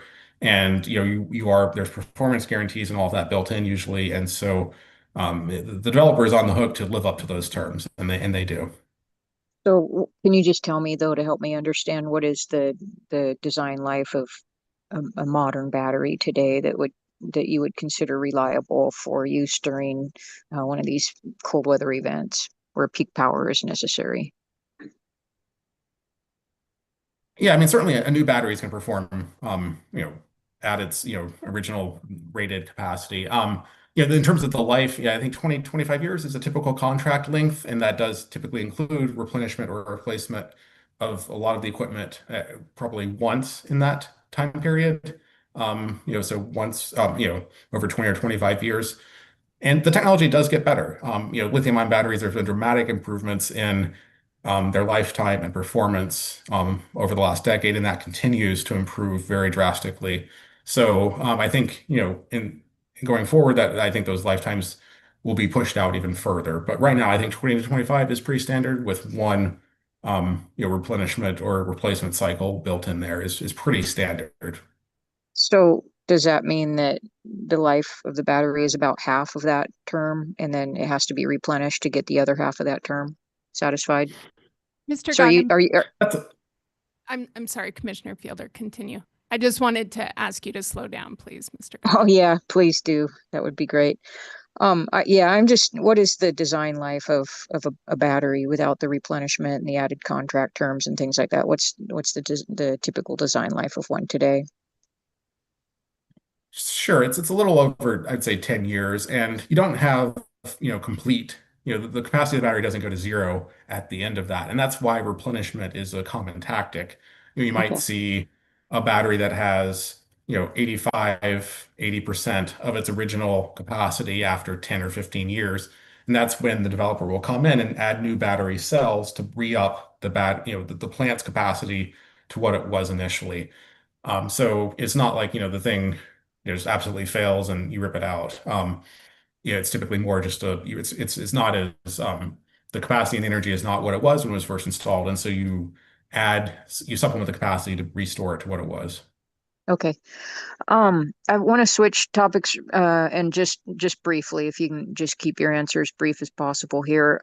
You testified about the Inflation Reduction Act, the IRA, and its effect um, on the wind and solar and battery industry and the investment tax credits and things. And I think at one point in your testimony, you said that it was had popular bipartisan support and was unlikely to be affected. Can you still say that today, or have there been changes with the new administration and the current Congress that call that statement into question, or would you correct your statement, I guess, given today's environment as we know it in Washington, D.C.? Sure. The Inflation Reduction Act is still the law. In the last 24 hours, we've seen the Senate package, at least, the preliminary details of that. It sounds like the Senate version of the bill includes a placed in service provision that would allow projects to start construction in the next year and then receive the tax credit, and then there's a phase down period. And I think that, I still haven't seen the full text language, but the way this has worked in the past is it's with start construction language. There's been a 4-year safe harbor period where basically you can start construction either physically by starting construction or by placing a deposit on turbines or panels. And then that gives you a 4-year safe harbor window to bring the project into service. And so even if you are doing that, this year, that gives you until 2029 to bring the project into service. And that would be, this is IRS guidance that gives you that 4-year window. So I think, we're still, who knows what this is actually going to pass. I think if the Senate language passes, that would still give the industry a long runway to bring on projects through the next several years. And then, there's obviously a congressional election next year that could change whatever legislation is sent to the White House and, would potentially extend those tax credits as part of a larger bill. So I think, there's certainly a runway for the continued use of these tax credits for the near future that would then, leave these projects coming online through the end of this decade. And then a future Congress could extend that. And that's all if this bill passes. Anything like its current form, I can't predict that. I don't think anybody can. Yeah, no, I don't think so either. And just, I don't want to put words in your mouth, but I just want to understand what you're telling us in relation to this. So because in your opinion or in your analysis, Montana has a high quality wind, it really wouldn't need those tax credits and subsidies in order to be competitive. Is that correct? Is that what you basically were inferring or stating? I think at the best wind sites that a wind project could still be competitive without the federal production tax credit in Montana. In many Okay. other states, it would not be the case. Okay, great. Thanks so much for the information and for your time. That's all for me, Mr. President. Thank you. Great, thank you. Commissioner Panucci, and then Commissioner Wellborn has a question. Thank you, Mr. President, and I appreciate Vice President Fielder reminding me to ask a couple of questions. And I've certainly asked this before. We keep hearing end of life at the coal plant, and I'm sorry, I'm going to have to disagree with that. That coal plant can last forever. All you have to do is keep replacing the parts. And I compare this to a Model T car that you'll see in a parade. There will be Model T cars in every parade from now until this plant comes to an end, because all you have to do is replace the parts and they continue to run. all right? The coal plant, say in Sydney, was built in the 1950s, and I'm telling you, I was there. It ran perfectly, and if there was something that didn't run, you just simply replaced it. And things are upgradable. Used to shovel coal into it, and they put an automatic feeder in it. And I want to remind everybody that GE has a new turbine that is 60% more efficient that I'd love to see go in units 1 and 2. Okay. So do you agree that there really is not an end of life to the coal plant if they continue to replace the parts? Can we start there?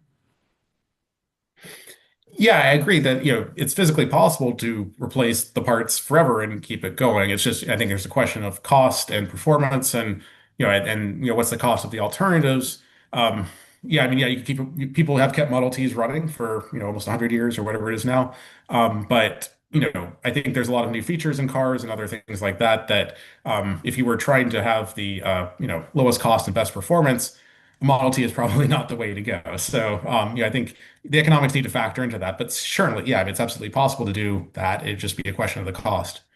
Well, I love the car analogy because that's what I do. And I was at a car show. Oh, Excuse me, sir, you are picking up your crescendo again. If you could speak a bit more slowly, you'd be far more understandable in the video part of this without an echo. And I know the transcriber is going to put an extra nickel in my cup for reminding you of this, because she's over there just fingers are flying and eyes are rolling. So please. Yes. Okay, to pick up where I left off, I was at a car show the other day and I saw this 69 Camaro and I opened the hood. I didn't open the hood. He opened the hood and it had a brand new Camaro engine in it from, 2025. That was pretty cool. And it has like 600 horsepower, right? So that's a good example of what we could do at a coal plant, okay? And there is a lot of exciting technology that could be implemented at the coal plant, okay? So do we agree on that there really is no end of life as long as they continue to do upgrades? Yes. Okay. Now, with wind turbines, it's a little different, okay? And it seems like the blades are deteriorating and falling apart and they have to be replaced. We had testimony in eastern Montana that blades may not last as long as 5 years. I'm not saying that's correct, but I had to hear that in a hearing. What are your thoughts there? Can blades last 5 years or 10 years on the turbines before they start shedding material all over the property? What's your thoughts there? So I don't know exactly the 5-year life that you're referring to, or the shedding of material issue. I don't have the details on that, but I'm guessing maybe what the 5-year may have come from is what I was referring to a bit ago, is that there's been very large performance improvements, particularly in the blade technology, to move to longer, bigger blades that give you a much higher output from the turbine. And so people have been replacing those just as the industry has progressed dramatically. The technology has progressed dramatically over the last 10, 15 years. And so you've seen people come in and put new blades on to take advantage of that technological advancement. And I think that's, the wind and solar industries are still making vast leaps and bounds in terms of improvement in technology and cost reduction. They're less mature than coal, which has been around for, 100 years roughly at this point. Wind and solar are far newer, and so I think we're still on the learning curve. And so I think, if anything, there is more value in kind of bringing the latest and greatest on the wind and solar side than there is in refurbishing an older technology where there's just been less improvement in recent years. Northwest Energy, a couple of years ago, gave me a tour of a generating facility in Great Falls. And well, I guess it was stamped above the frame International Harvester, and that framework for that turbine was put in, I think, in the late 1800s. And that turbine, they were able to take out, refurbish it, and it produces a little bit more energy, quite a bit more. They were able to modify it and then put it back. But the bottom line is that thing's 100 years old. In your opinion, is there any wind turbine that's going to be able to do that like our hydroelectric facilities can? I mean, again, I think the refurbishment question is one of economics. If you can bring in better technology that's the state of the art and it will, increase your performance and output, and you can install it at low cost, that is a good economic decision. If there's a positive return to that investment, then you should do that. And so I think that's what we've seen with the industry. Yes, maybe I think as the rate of progress in the wind and solar industry slows, it will make less sense to come in and replace equipment as quickly as we have. But it's going to be an economic question. And I think there's also economics go into the lifetime design for these things. If you know that the technology is improving at that rate, it's like your iPhone. Yeah, you can make an iPhone that lasts 10 or 15 years, but everybody knows that in 3 years there's going to be new features, a better battery, all of this. And so there's kind of manufactured obsolescence. And so when you have a technology like wind and solar and batteries where everybody knows the technology is progressing, I think there's less emphasis on longevity because people know it's going to be economic to in 10, 20 years whenever technology has improved that much to come in and refurbish and or replace it. So I don't know. It's somewhat of a futuristic question trying to predict what people are going to want to do decades from now, and I can't predict what costs of technologies are going to be. But I think part of the reason we've seen such rapid replacement of wind solar batteries is just the technology has been improving so fast, and I think just naturally that progress does tend to slow as the technology matures. Looking at solar panels, you are correct. 25-year warranties out, 30-year warranties out. Well, let me tell you the number one problem with any of you buying solar panels. You purchase them and the company goes out of business and you're done. Can you tell me how many solar panel manufacturers you can think of that went out of business? I'm talking big name ones, and everybody that made that investment now has no warranty or parts whatsoever. You want to take a shot at that? Certainly, I mean, yes, that's been an issue on the solar side. There's been rapid growth, as there is in early stages of any industry. Again, I think these industries have shifted and have matured significantly. Wind going back 10 years, solar, more recently. There's been a lot of consolidation, and that naturally weeds out some of the early players. But then, I think the reigning companies are very large. They're very well financially backed, and don't seem to be going anywhere. I think within the wind space, that consolidation has happened, and there have been, GE, Vestas, Siemens have been, 90+% of the US market for 10 years. Solar, I think, is a little behind that curve, but I think is getting there. There's been consolidation and, the natural market exit of the ones that didn't make it. So I think the industry is maturing. I think that will be less of an issue. And as you mentioned, with solar, I think it's less of an issue. There's no moving parts. The panels, as a result, I think, do have very good longevity and performance. And so that consolidation and, the failure of some firms, I think, has had less impact there just because the panels just don't break that much. All right, so you make the investment on the solar panels, you go to sell your house, and they say, guess what? You're not going to be able to transfer the warranty to the new owner. There's just a lot of issues that people don't think about. The other issue is when you pay someone to install a wind turbine or a solar panel, the chances are of that company, especially in Montana, lasting more than 2 or 3 years is very unlikely. The turnover rate of companies or individuals that put in solar panels are pretty short-lived. Would you agree that that's a tremendous problem? So I think we should also draw the distinction here between, the residential and commercial scale installations. And what we're really focused on here is more the utility scale, where those developers are very large companies and they are been around for many decades. The largest ones in the US are, NextEra Energy, which is an affiliate of, FPL. They've been around for a long time and are extremely well capitalized. Their market cap is in the tens of billions of dollars. I don't think they're going anywhere. And so on the utility scale, most of these developers are very large, very well financed, long lasting companies. Certainly in the residential space, I think it's a different market entirely. But what we're focused on here is the utility scale players, and those are creditworthy companies. They're able to sign power purchase agreements and live up to the terms of those, and that includes any equipment issues. Again, a power purchase agreement between a utility and a large scale utility scale renewable developer is a binding commercial contract.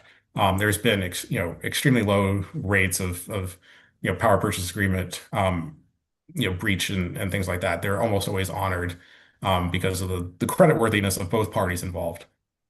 Well, sir, you walked right into that one. Let's talk about the wind turbine they put up at the county here in Great Falls a few years ago from a Canadian company. It was commercial. They put the turbine up. Northwest Energy did an agreement with the county here in Great Falls, and then the company went out of business. We go a step further. My district tells me about the shedding problem, so I talked to GE about it, and they say, not our turbine blades. And they're apparently having serious problems with the Chinese equipment shedding material, as I understand it. Now, I am trying to get articles passed out to the commission, and I'm working on that. But there are problems in the commercial industry for sure. GE tells me that they don't have the shedding problem, but other large commercial is having that problem. You can find the articles on the internet, But these concerns are brought to me by my constituents, okay? Have you heard of commercial problems and also some commercial turbines in the millions of dollars cease construction and go out of business? Excuse me, can I ask one more time, Mr. Goggin, when you respond, to please respond slowly? And we'll also note that Mr. Goggin stated that he wasn't aware of a shedding problem, I believe. So this may be beyond the scope of his testimony and expertise. Sure, I'll try to. I can go on to the next question. So let's talk a little bit about battery storage. And the iron batteries are really exciting. I know the company. They've spent $500 million on a new manufacturing facility. I'm trying to get one put on my place where I have a pretty considerable solar setup, and I'm trying to get an iron battery, but they're not interested in doing one quite as small as that. And they're telling me their warranty could go out maybe 40 years. And they're very easy to manufacture. It's basically iron resting in water, so I'm very excited about that.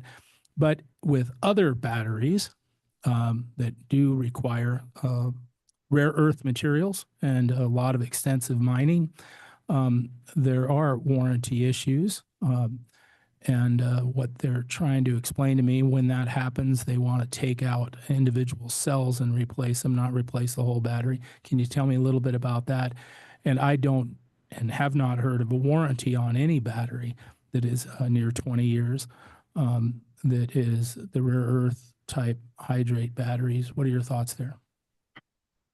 Okay, there's a lot there. And I think I can answer a little bit about the last one. So I'm not familiar with the Great Falls installation.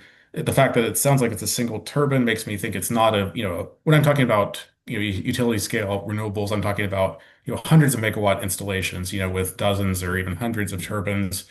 And so, yeah, I'm not familiar with this company and that installation, but, the GE Vestas Siemens, NextEra type projects, are much larger than that. And, obviously the companies involved are much better, more positioned for longevity and financial stability.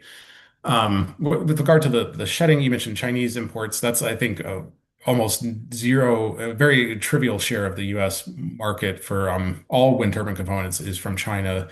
So I don't think that is an issue. But again, this shedding issue is something I'm not really familiar with, so I don't have precise answers there.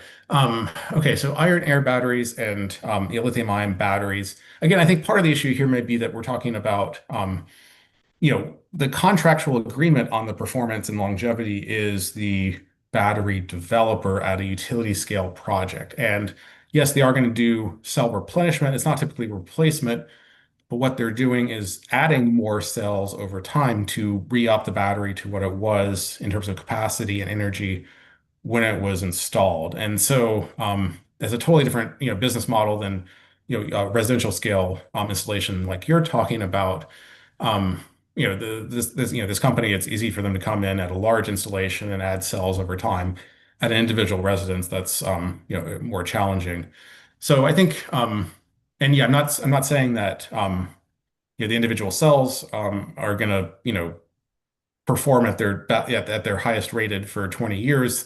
As I was indicating, that's typically factoring in that replenishment. and or replacement at some point over that 2025 year contractual life.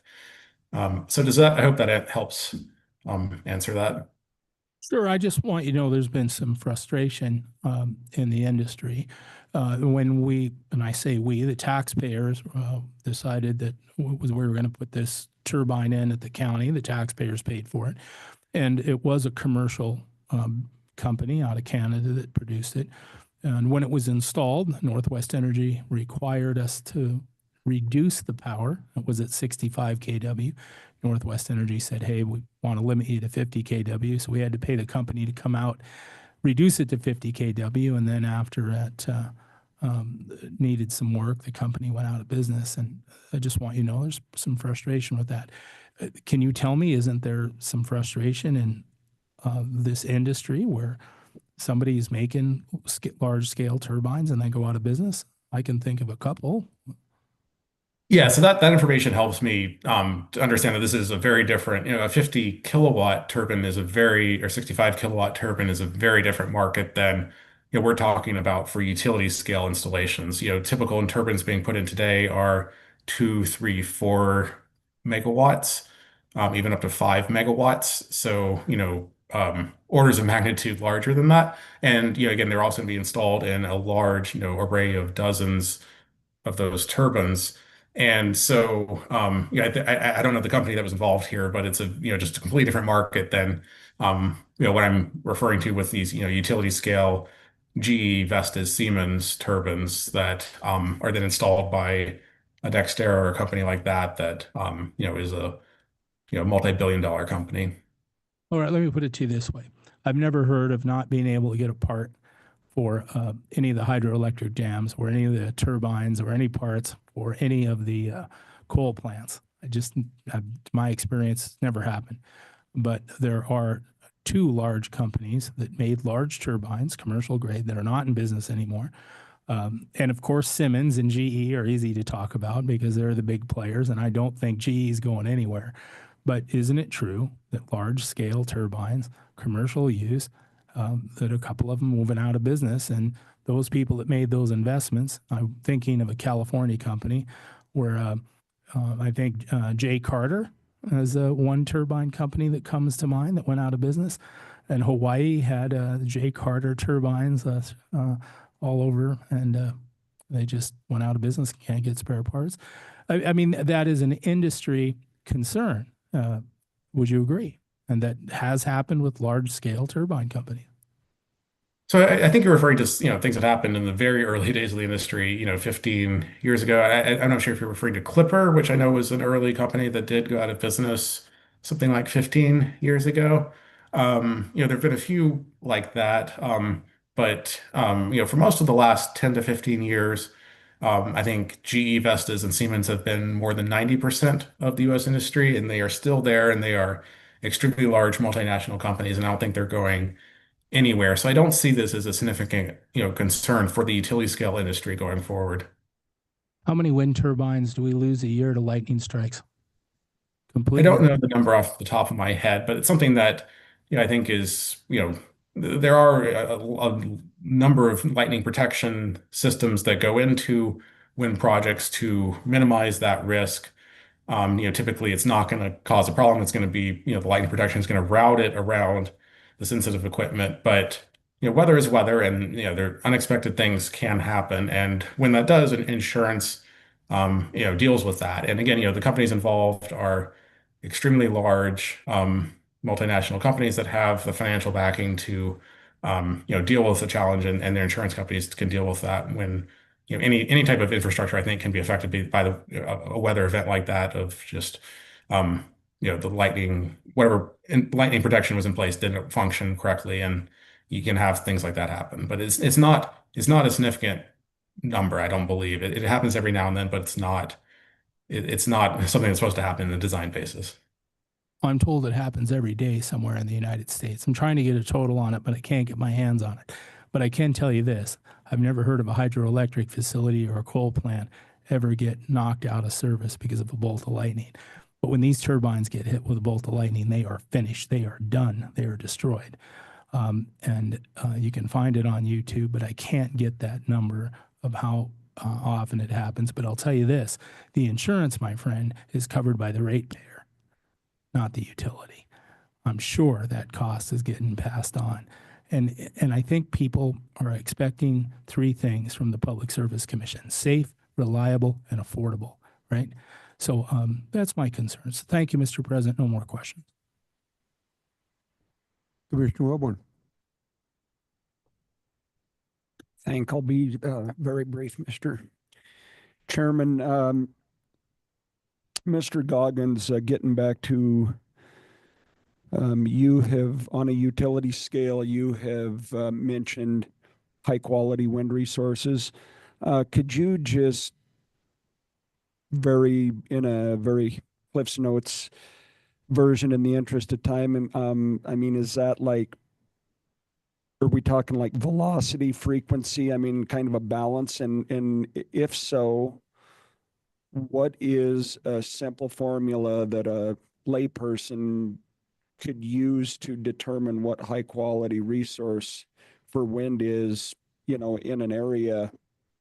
If, I guess just trying to educate myself a little bit here based on some of your testimony.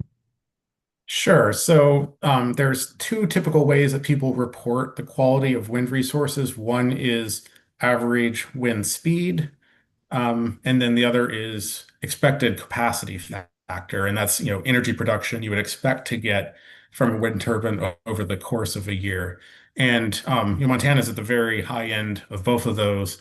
The wind speeds are reported in meters per second, and so a lot of the Montana resource is 7, 8, or even higher meters per second wind, which is a very high wind speed. I can't do the metric conversion, but off the top of my head, but it's a very high wind speed. The capacity factor is the one that I think is more useful for me because that directly factors into the economics. It tells you how much energy you're going to get out of that turbine over the course of a year.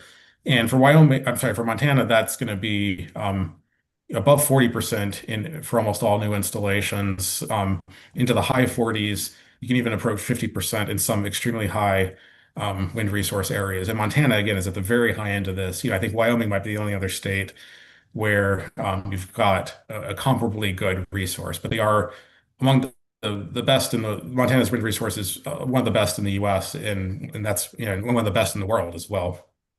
Thank you. That gets down to what I was asking. Thank you so much. Appreciate it.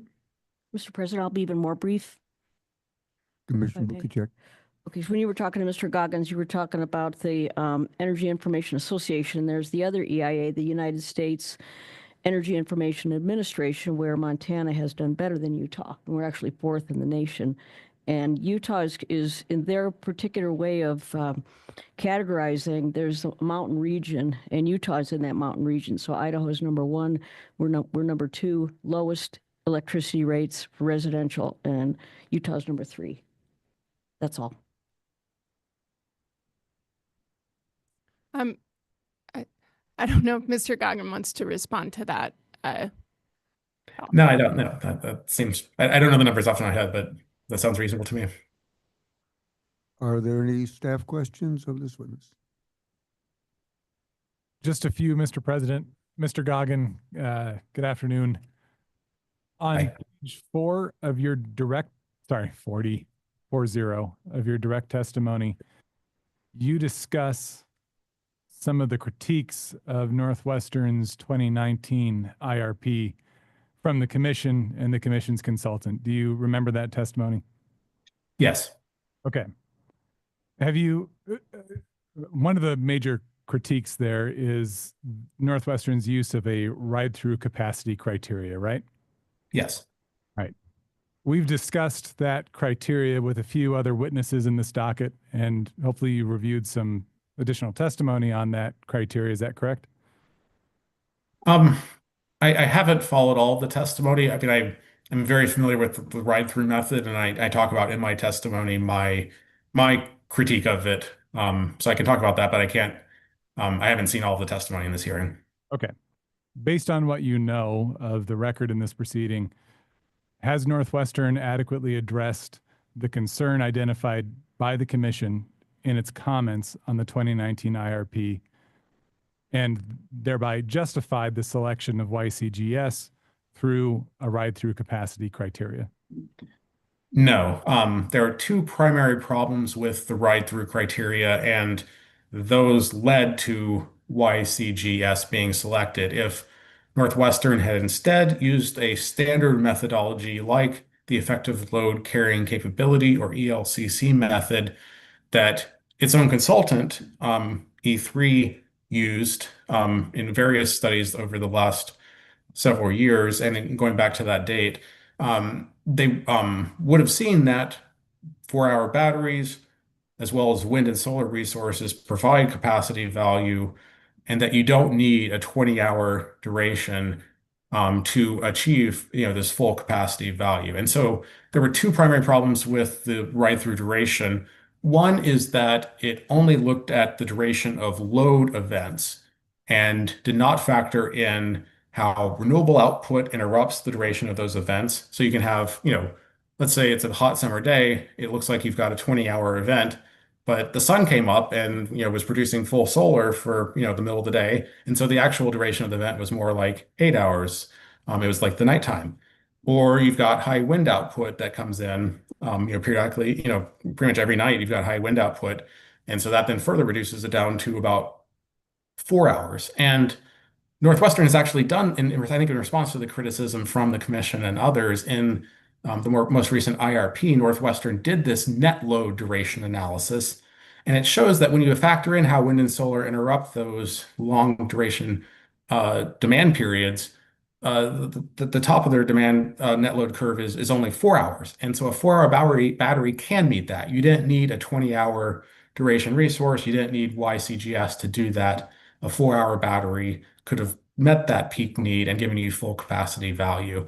And as I talked about that a little bit earlier. The other big flaw in the duration method was Northwestern's assumption that the duration of a battery resource determines in a linearly proportional way its capacity value. So Northwestern took this flawed 20-hour number that, again, once you account for wind and solar, it's actually more like 4. If you account for imports coming in, it's even shorter than that. Anyway, they took the 20-hour number and then assumed, okay, if I have a 4-hour battery, that's 1/5 of 20 hours. So I'm going to give it 20% or 1/5 of 100% capacity value.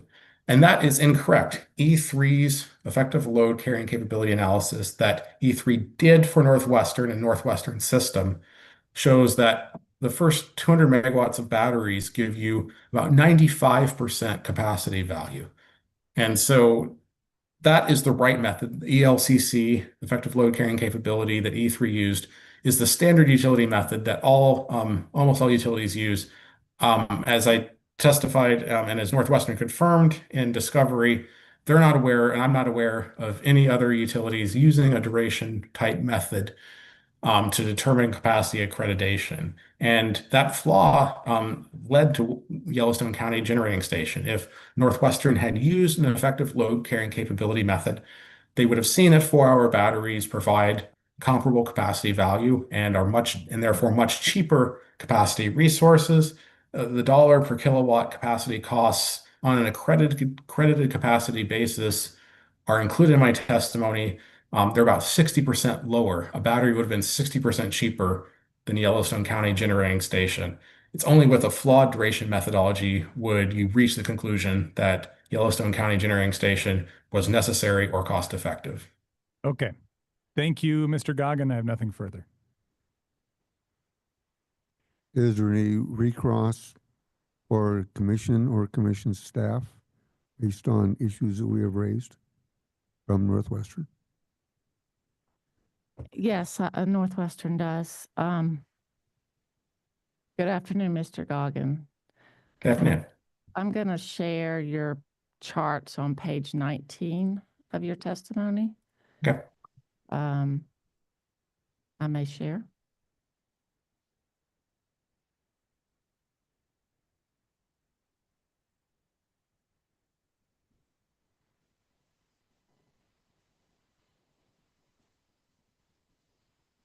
Can you see that? Yes. So these are figure 2. These are some E3 charts. You've been referring to E3 throughout your testimony, correct? That's correct. And these charts depict from solar and battery addressing peak capacity, correct? That's correct. And doesn't this gray portion below the peak assume a full base load of resources? So this is showing the net load curve. And so, yes, it would be something other than the yellow and purple, which is solar and batteries. So something else is in that gray that would be meeting the load during those periods for this amount of solar and batteries. And so, I think that's the first point I would make is that this is assuming a certain amount of solar and batteries are on the system. And these are just conceptual charts. And so if you had more solar and batteries, the yellow would bring the gray curve down even further. If you had more batteries, the purple would come down even further. And so you could reduce those curves even further with more solar and batteries.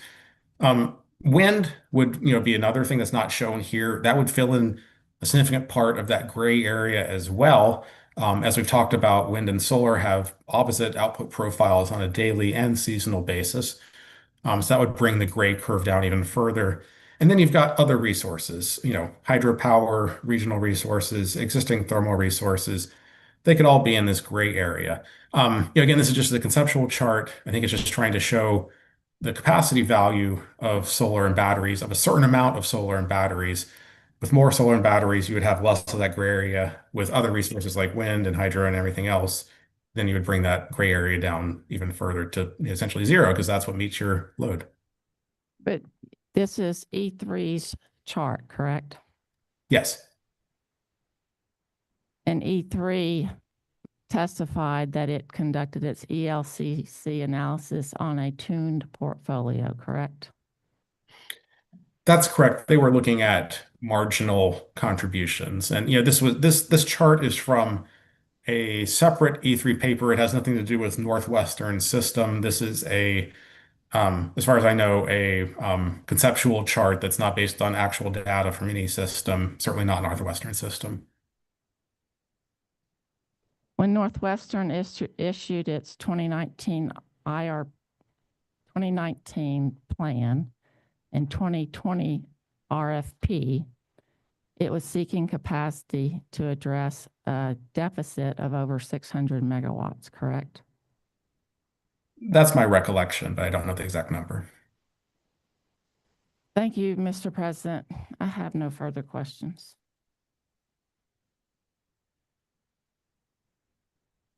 Is there further cross from the interveners from commission or staff raised issues? Seeing none. Would you like to redirect? I have no redirect and would ask that Mr. Goggin be permanently excused. Without exception, Mr. Goggin, thank you for your participation, and you are permanently excused. Great, thank you.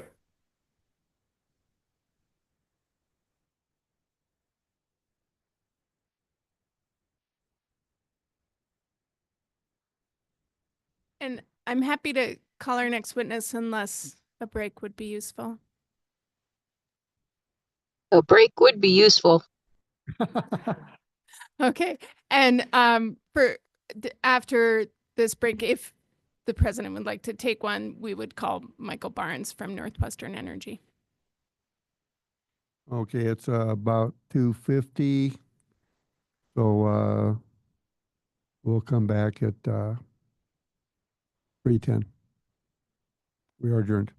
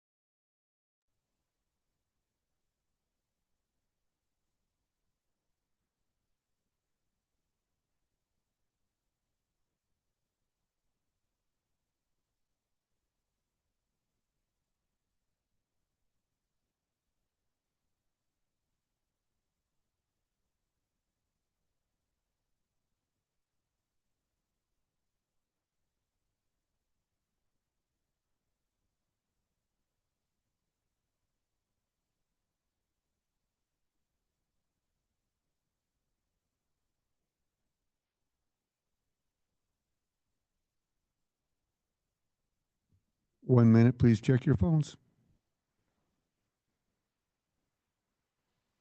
Well, yeah, they buy them. I don't see anything, just all this, the money goes back and forth. It's my understanding the state keeps the frequent flyer miles. Okay.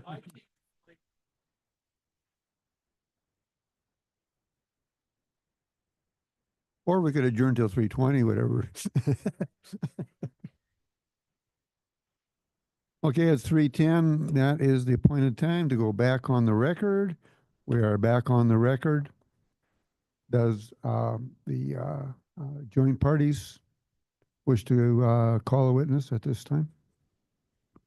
Yes, thank you, Mr. President. Commissioners, the joint parties call Northwestern employee Michael Barnes.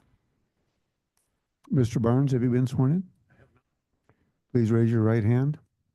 Mr. Barnes, do you solemnly affirm that you will tell the truth, the whole truth, and do so without purpose of evasion? Thank you. Your witness is sworn in. Thank you. It's good to see you again. Mr. Barnes, can you please state and spell your name for the record?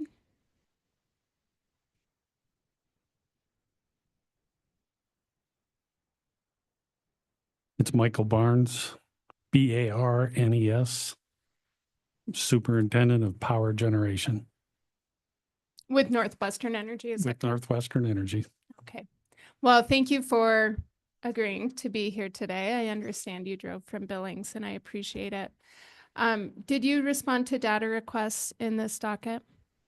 I did. Is part of your role at Northwestern Energy to serve on the owners committee for the Colstrip generating station?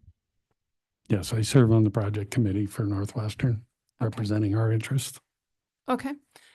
And so you're the appropriate person to whom I should direct questions about the Colstrip operations and to an extent costs as well.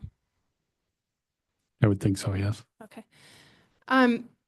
Are you aware that in this case, Northwestern Energy has proposed a reliability compliance balancing account to recover investments necessary to allow Colstrip to continue lawfully operating into the future?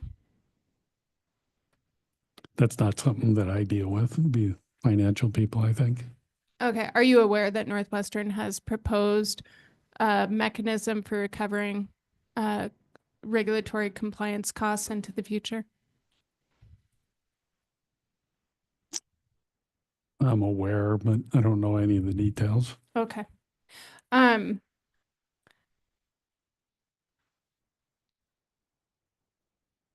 Well, let's focus on the what I think you do know within the scope of the data responses you provided.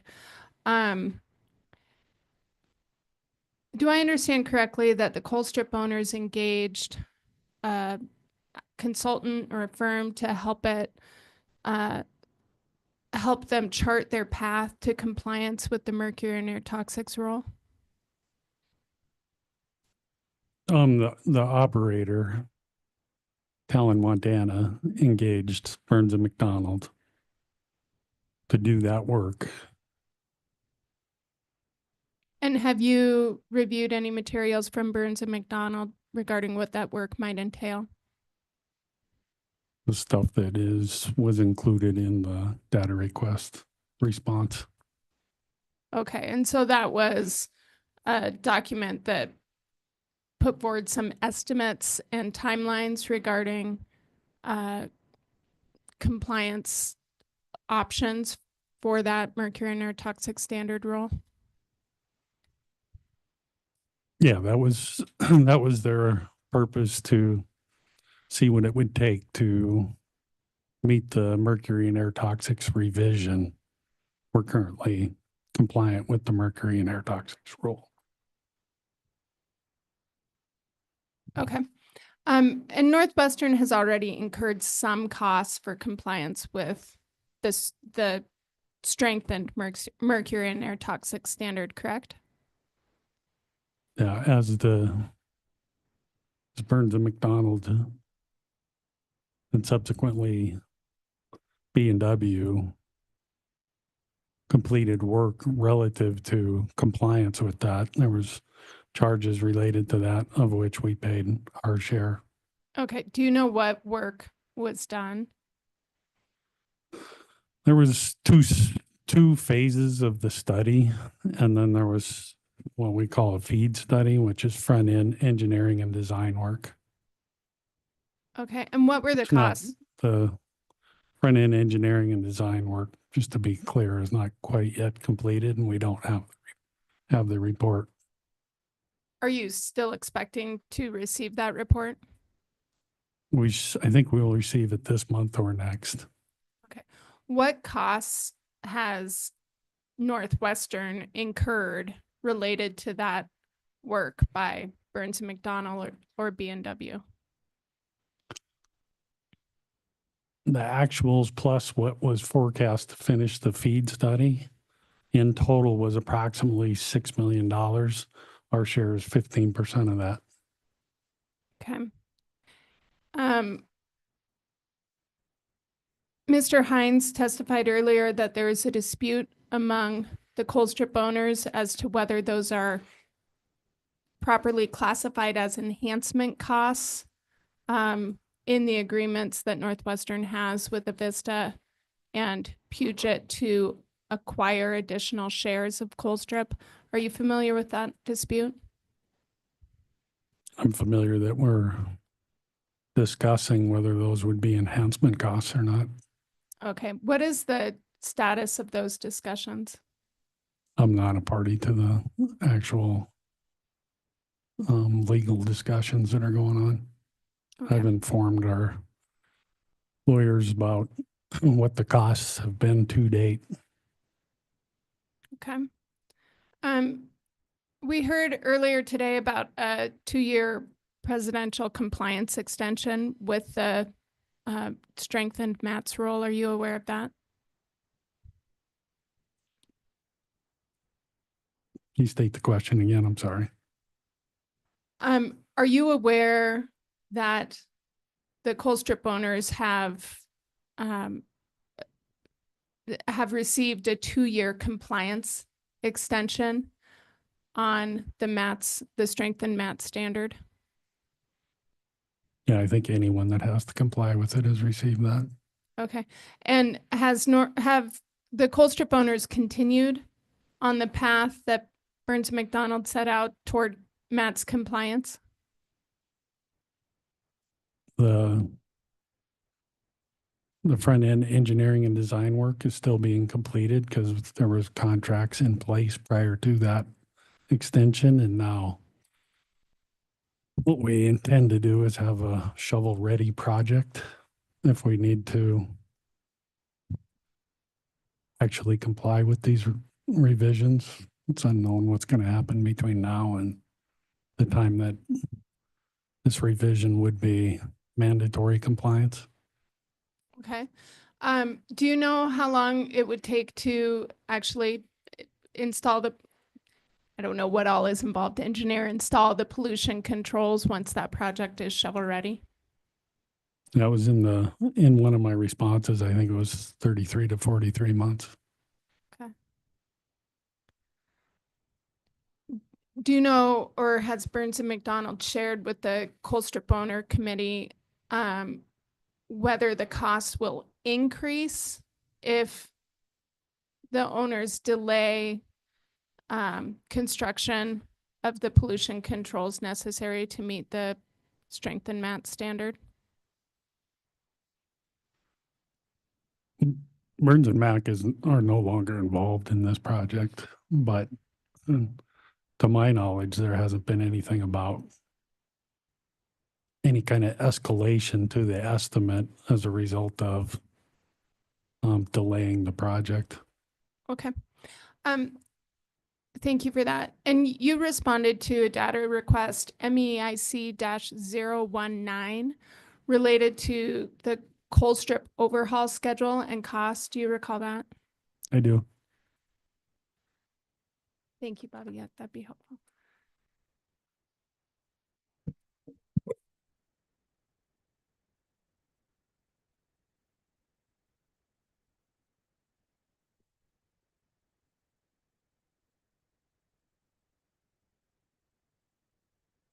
Mr. Barnes, I'm looking at the line item for the Unit 3 overhaul in 2025.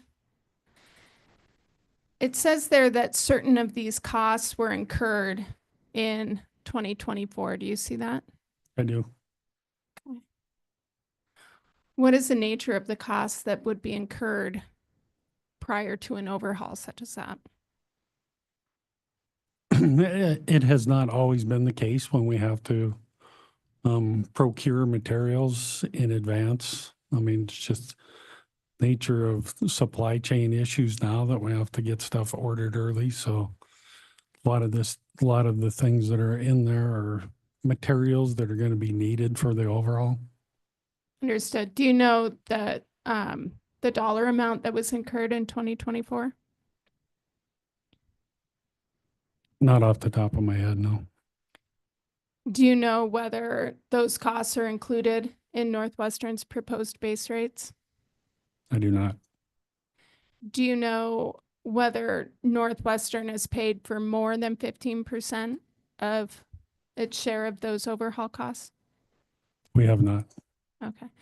The 2025 overhaul cost for Unit 3 is about $55.5 million in capital. Do you see that? I do.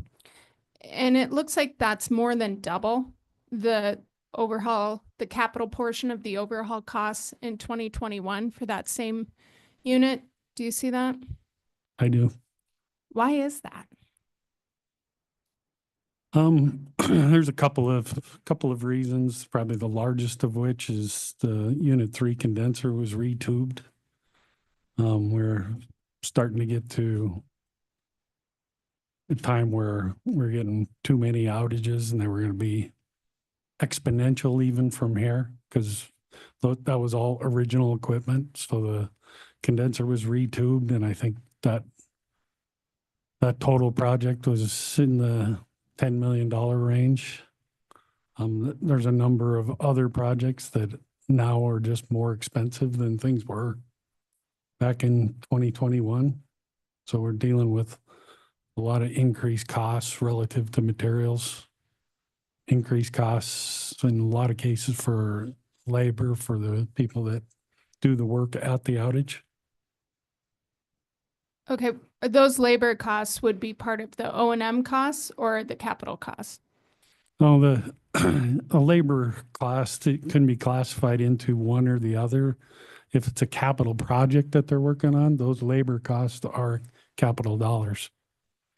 If they're working on something that can't be classified as, or not classified as a capital cost and instead are an O&M cost, just off the top of my head, one of the things that comes up is painting. So the painting is like handrails and stuff, keeps them from corroding.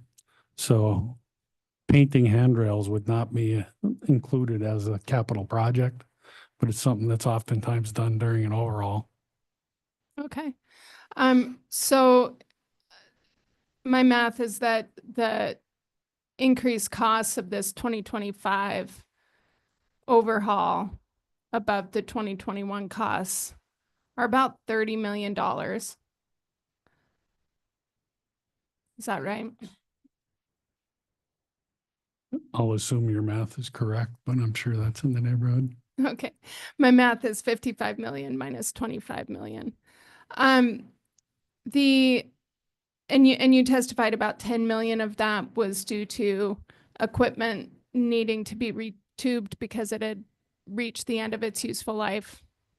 Yeah, one portion of the plant, the condenser sits below the LP turbines. Cold water is pumped through the condenser tubes, cools off the exit from the discharge from the LP turbine, creates a vacuum, makes the unit more efficient. The tubes that were in there were getting close to the end of their useful life. So they were all replaced. It's not something that you can just repair a tube in a condenser because there's somewhere in the neighborhood of 30,000 condenser tubes and they're inches apart. You don't want to, if you have an inner tube that's leaking, you plug it instead of trying to repair it, because you'd have to cut your way in to try to repair it and then weld your way back out. So you get to a critical mass situation of plugged tubes where it makes more sense to retube the condenser than it does to continue to plug tubes, because as you plug tubes, the plant would become less and less efficient. Thank you for that vivid explanation. And then it looks like the next Unit 3 overhaul is scheduled 3 years from now in 2028. And the capital portion of those costs are even higher at 63 million. Are the coal strip owners anticipating need to replace additional equipment that's reached the end of its useful life? First, I'll make a clarification on this. These are estimates based on what was known at the time that I answered the questions. So the future costs are somewhat fluid, and in that 2028 outage, it included refurbishment of the IP turbine, which is the intermediate turbine, assuming it had gotten to a point where it was made more sense to refurbish it than it did to just try to clean the blades and that sort of thing. During this outage, it became clear that that did not need to happen. So there's, I think, $15 million in IP turbine refurbishment that's not going to occur in 2028, and will probably instead happen in 6 to 9 years. Okay. And actually, can I clarify these costs for overhauls from 2025 through 2031 on this schedule? Do they reflect Northwestern's current 15% share? No, these are total. Oh, these are total costs. So our share would be 15% through 25. Then assuming everything with the Avista and Puget thing goes as planned, our share would go to 55% of those costs. Okay, thank you for that clarification. And just briefly here, I'm looking at the Unit 4 overhaul in 2027, which again is about double the capital costs from the prior overhaul, but even higher, it's at 81 million. What is the reason for that large increase in the capital costs associated with the Unit 4 overhaul in 2027? The last section of heating in a boiler is the superheater.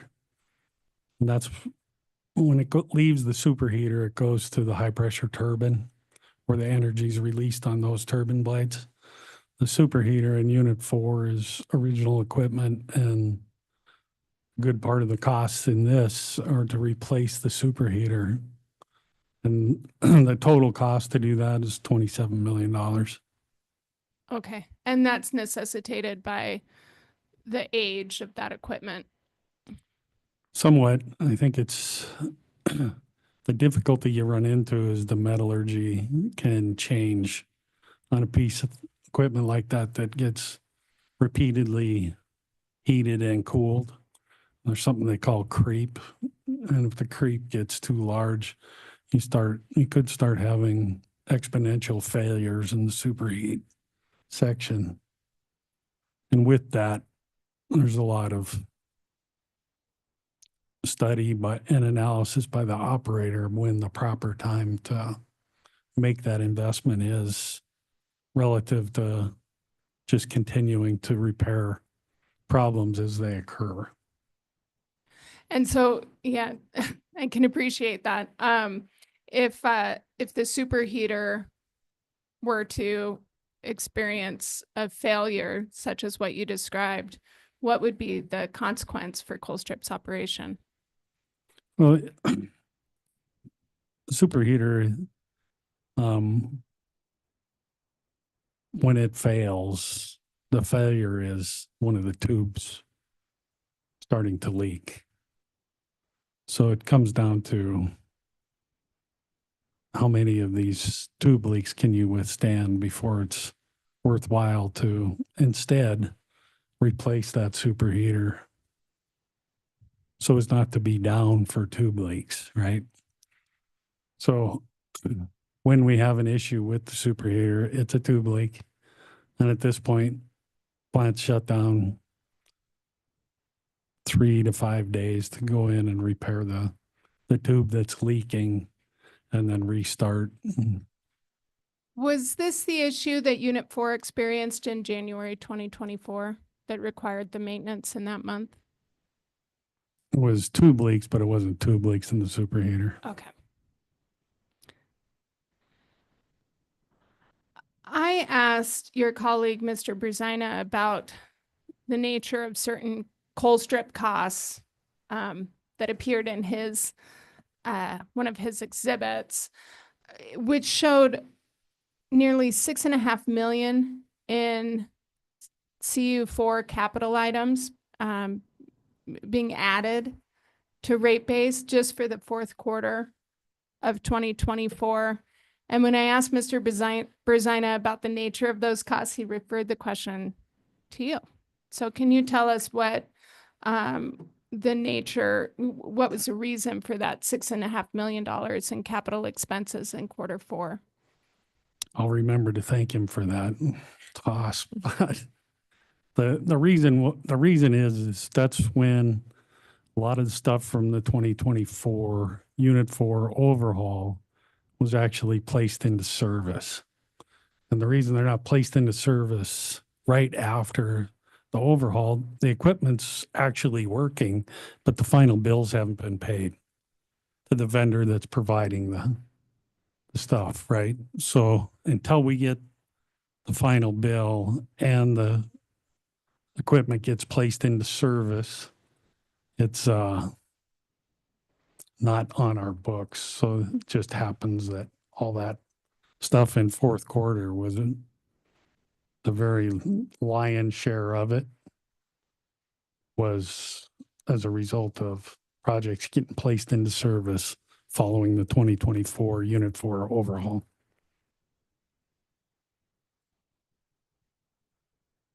Okay, and would that make up the bulk of the Northwestern share of this 38.7 odd million capital costs for the Unit 4 overhaul? Yeah, it would. Okay. Okay, so it looks like that overhaul may have been a little bit over budget.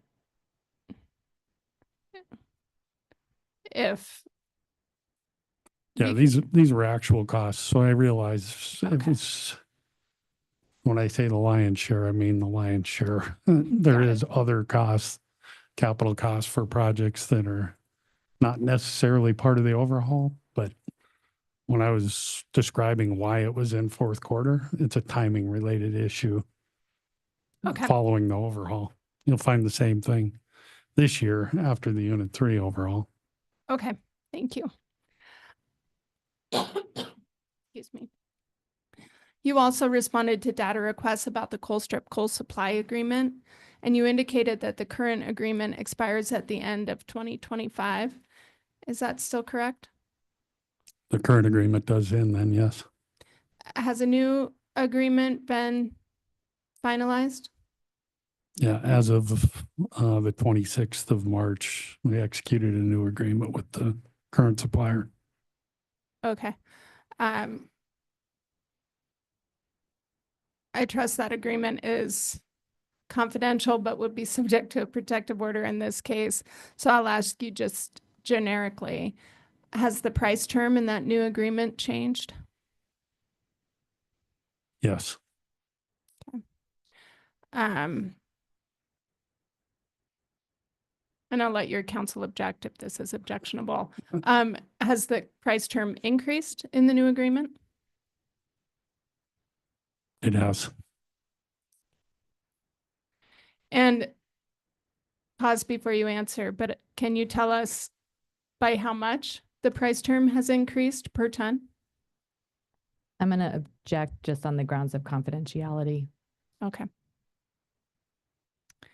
Can you tell us who the parties to that agreement are? Northwestern and Westmoreland Rosebud Mining LLC. Okay, just those two parties. That's correct. Okay.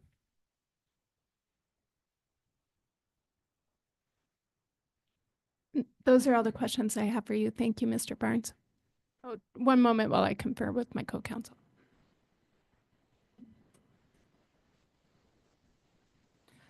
All right, thank you. You're done.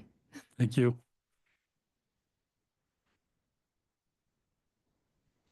Is there any cross by Northwestern? Yeah, I'm not sure I'd characterize it as cross, but I think that's procedurally proper. So thanks, Mr. President. Just a handful of questions. Mr. Barnes, you were talking about the overhaul schedule for coal strip unit 3 and 4 over the last several years. Is overhaul of coal generation a normal occurrence? As far as I know, all coal plants go through that. The interval might change between coal plants depending on how much the coal plant is dispatched. So you might have one that's dispatched at a much lower level. So your interval could be longer than the interval that we use a coal strip, which is dispatched at a pretty high rate. There was some discussion about the useful life. Even with increasing costs, is it still more cost effective to make replacement and do an overhaul than replace such critical dispatchable capacity?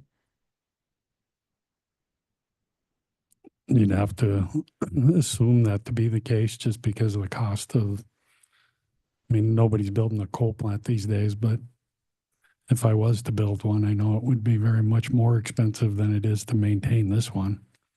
This is also be way more difficult to permit. So it's, as long as we can maintain compliance, maintain an economical dispatch, that this plant can last, as Commissioner Pinocci said, as long as we take care of it, and we do take care of it. Do you believe coal strip is a critical component of Northwestern system? I do, yes. Thank you, Mr. President. I have no further questions. Is there any cross for this witness from other interveners? Is there any cross for this witness from commissioners? Commissioner Pochi? Thank you, Mr. President. I want to ask about when we go to rebuild, does some new technologies get implemented? I'm dying to hear if we're going to put in new tubes, that perhaps it's going to be some super stainless steel that'll last longer than the old tubes. Is that a possibility, sir? It's not only a possibility, it's exactly what happened. We had copper tubing in there before, and there was some copper got into the system and deposited on some of the blades of the turbines, which makes the turbines less efficient, which causes us to have to do a foam clean during overhauls to get rid of copper deposits. So instead of retubing with copper, we retubed with titanium, which is going to last a lot longer. And we're not going to have any of those copper deposition issues that we've fought with for the last about 40 years. I was rooting for surgical stainless steel, but I'll take titanium. All right. Okay.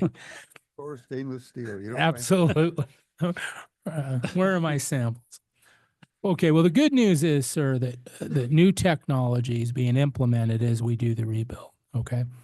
And are we going to see some greater efficiencies as you do the rebuild? Is it a possibility that we'll produce more power on less coal after the rebuild?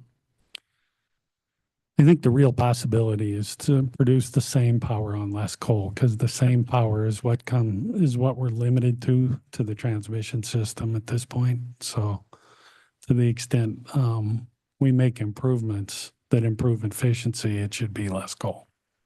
So that is a great answer, but we are improving efficiency as we rebuild. Is that correct, sir? Yeah, there's some other stuff that, takes away from that efficiency, like when we had to put the mercury control equipment on the plant, that has some load associated with it, right?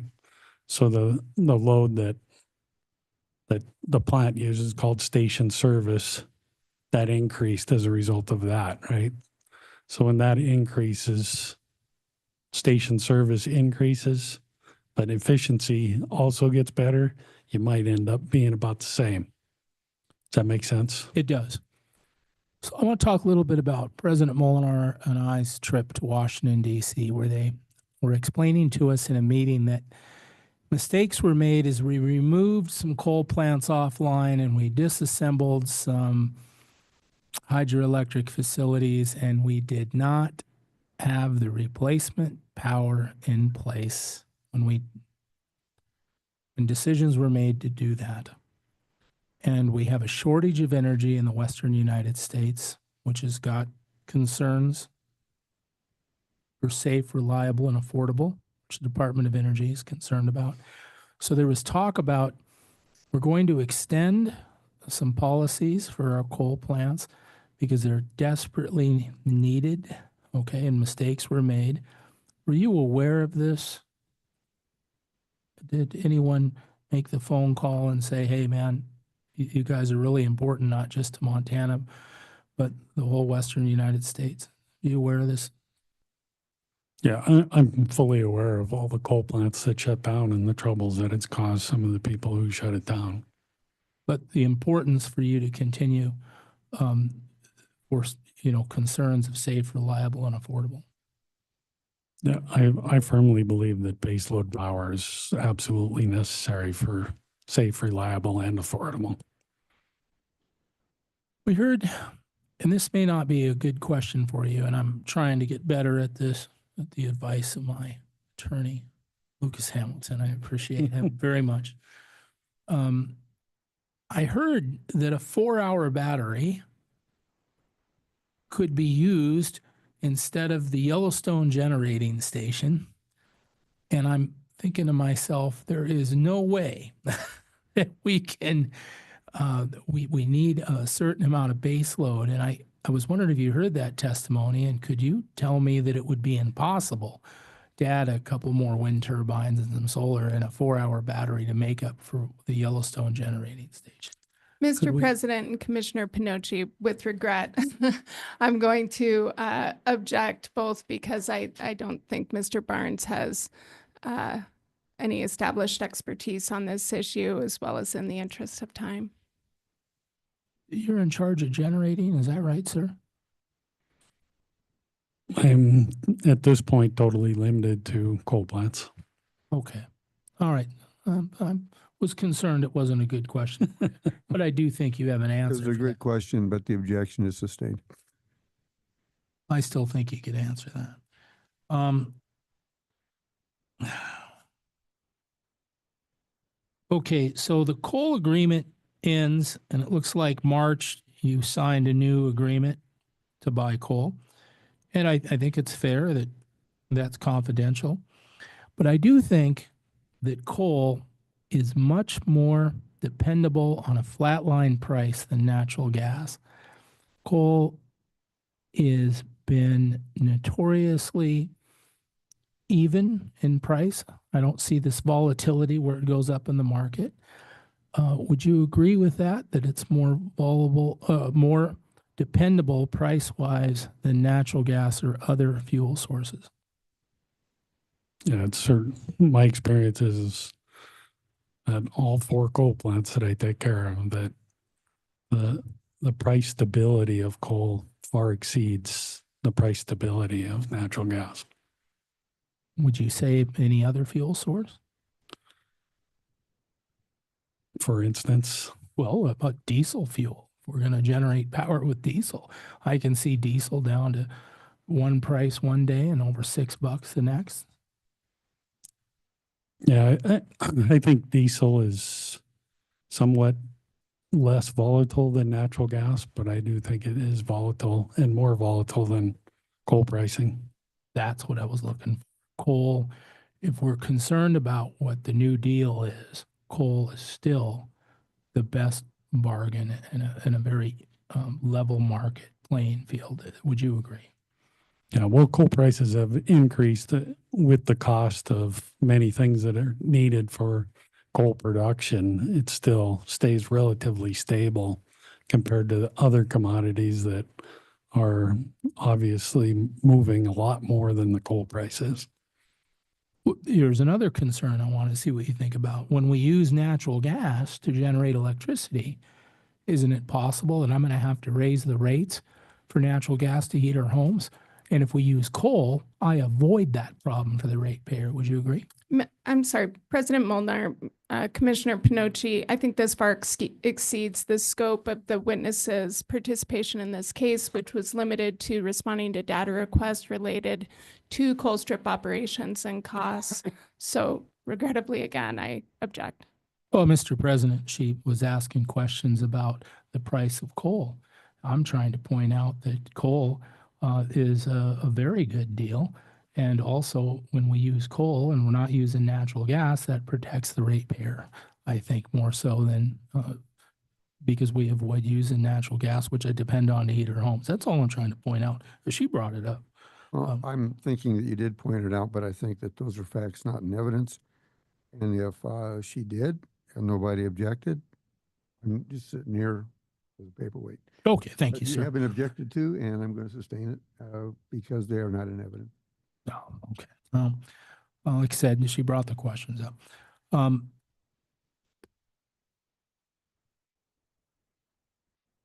Checking my notes here.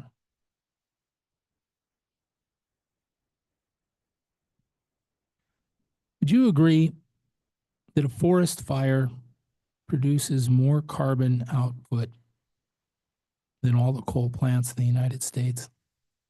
Again, Mr. President, Commissioner Pinocci, the carbon emissions from forest fire are really well outside the scope of this witness's participation in this case. Well, Mr. President, I'm just trying to point out that carbon was a real issue when she was making out questions.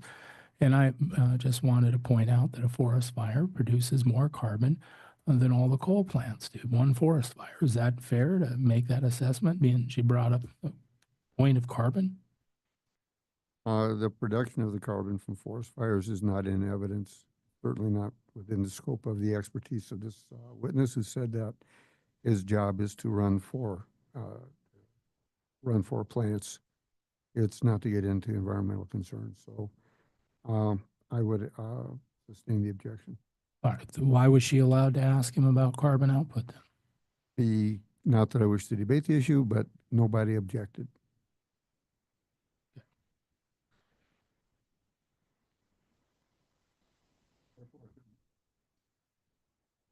Was it fair to say that if we, as Northwestern Energy and the Public Service Commission, work together like Senate Bill 301 says to reduce fire risk, if we prevent forest fires, we will cut carbon at a much higher level than we even produce at the coal plant, and that would be a great way and a more affordable way to cut carbon in the United States and Montana? Mr. President, same objection. And I have not asked this witness about carbon emissions, and I don't believe this witness has expressed any expertise on this issue. I'm okay with that. No more questions, Mr. President. Thank you. Is there further cross-examination of this witness from commissioners? Yes, Mr. President. Vice President. Thank you, Mr. President.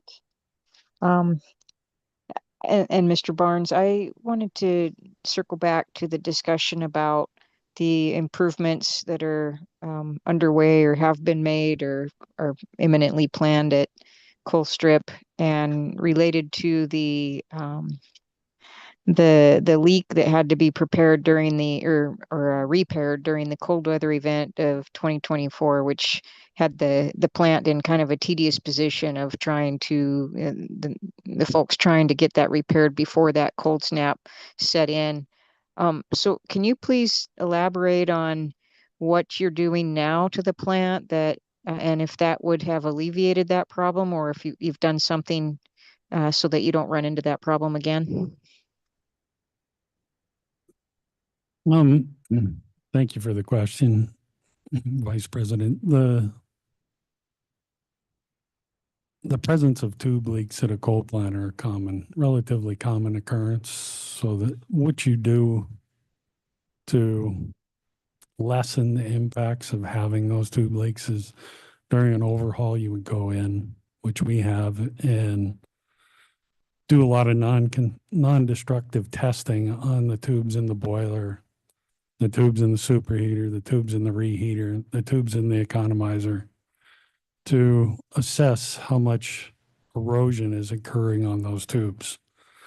And what you're looking to do is try to figure out if you're going to have any issues between this overhaul and the next overhaul. In doing so, you got to make some assumptions about how much the plant's going to run between this overhaul and the next overhaul. You're never going to eliminate all of them, but what you do is there's a cutout criteria.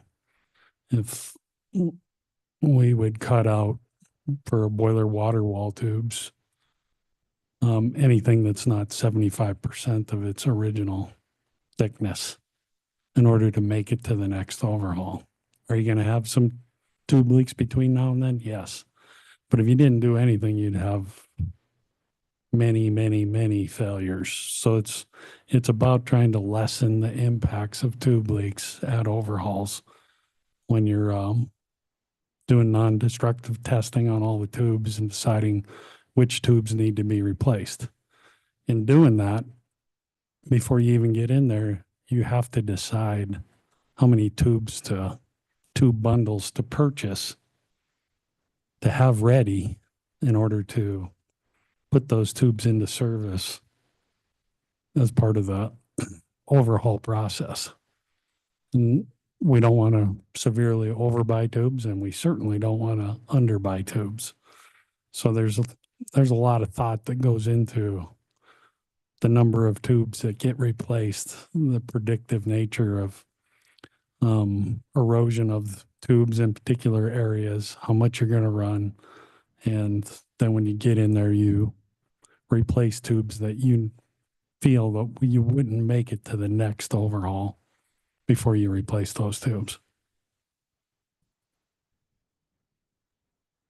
Okay, thank you. That's interesting information. Can you relate that process to what occurred then with the closure for repairs prior to that 2024 cold weather event?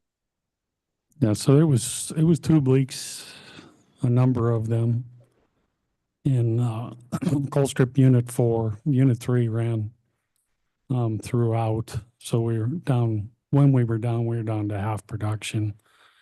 Those 3 tube leaks were water wall tube leaks. One of them was a reheat tube.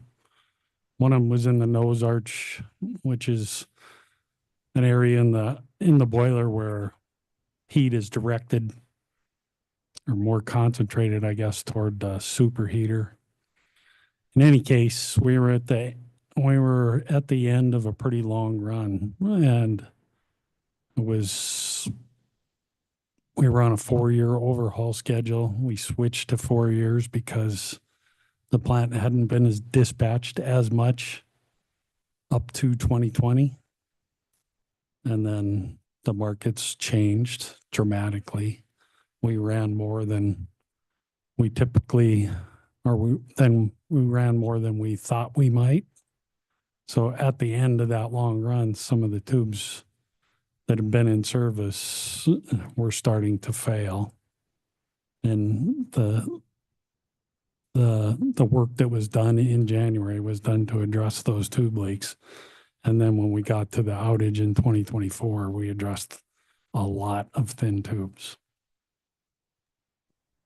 That's really enlightening information. Thank you. So when you're working to through your assessments and determining when to do overhauls and what specific scope of work the overhaul will entail, you've got multiple owners of the plant that have to be involved in those decisions under the current ownership structure, correct? That's correct. Okay, and with the new ownership shares that Northwestern is slated to have after these transfers from Avista and Puget go through, Northwestern will be a majority owner. Is that correct? We'll be a majority owner. And okay, and so 55% overall, but different shares in each plant. okay, so how will that affect the decision-making process for scope of work and overhauls and necessary repairs and maintenance to the plant? What difference will that make compared to the structure that you're operating under currently? Northwestern's going to have a lot more influence on the decisions that are made post 2025 than they've had in the past. And when you say influence, I mean, help me understand, is it, majority rule, or are there other factors at play? Is it as simple as majority rule, 55%? You've got the votes, you make decisions, or are there other factors? It's not as simple as that, because we're going to be a large owner in Unit 4. We're going to be a lesser owner in Unit 3 because currently we own a 30% share of Unit 4, and we have an agreement with Talon, who has a 30% share of Unit 3 to share equally. But there's also a vote sharing agreement. And in that vote sharing agreement, there's some things in there that cause us to have to agree on things, but oftentimes they would have, if it was a Unit 3 decision, that they would carry the vote. If it's a Unit 4 decision, we would carry the vote because it's only one vote for a 30% share. So after that, and after we have Puget and Avista, we'll have another vote that's a 15% share from Avista and a 25% vote that's from Puget. That all will remain. It's not as simple as a 55% majority vote. It requires 3 owners and 55%. The structure is going to remain, though, that the 3 owners are going to be Northwestern and Talon for the 30% vote. And then it's going to be Northwestern through Avista for a 15% vote and Northwestern through Puget for a 25% vote. So it's a little convoluted, but it's certainly not as simple as we have control. Okay, and you've said that Northwestern will have a much greater influence on those decisions. Can you flesh that out a little bit more for me? What does that look like? So it's a combination of percentage and number of votes. So we're going to have 2 votes through the Puget share and the Avista share. That's going to equal 40% in total. And then on what we currently have and share with Talon, that's a 1 vote, 30% share. So to the extent I get to do what I want, I get to do what I want with Talon in tow, as long as they agree. All right. Thank you very much for your testimony and for your explanations. I think that's all the questions I have, Mr. President. Thank you, Madam Vice President. I have a couple, but it's only one that's of interest to me. But it sounds like, I mean, for right now, you know, gauging the hour and what impact my question would have. But it sounds to me like coal strips 3 and 4 between now and 2029 almost like a calliope. It's what's being shut down to be redone, and then move on to another one, and then another one. Is that pretty accurate? Sorry, say it again. Okay, when you were saying that between now and 2029, there will be a lot of rebuilding and updating of coal strips 3 and 4. Is that correct? Yeah, there's some equipment that is not part of the normal overhaul process. I mean, there's certain things that we do at every overhaul. And then there's other things like the things you're talking about, like condenser retube that's going on at Unit 3 this year. There's going to be a condenser retube at Unit 4's next overhaul. That superheater, if the analysis tells us that it's time, that will be included as well.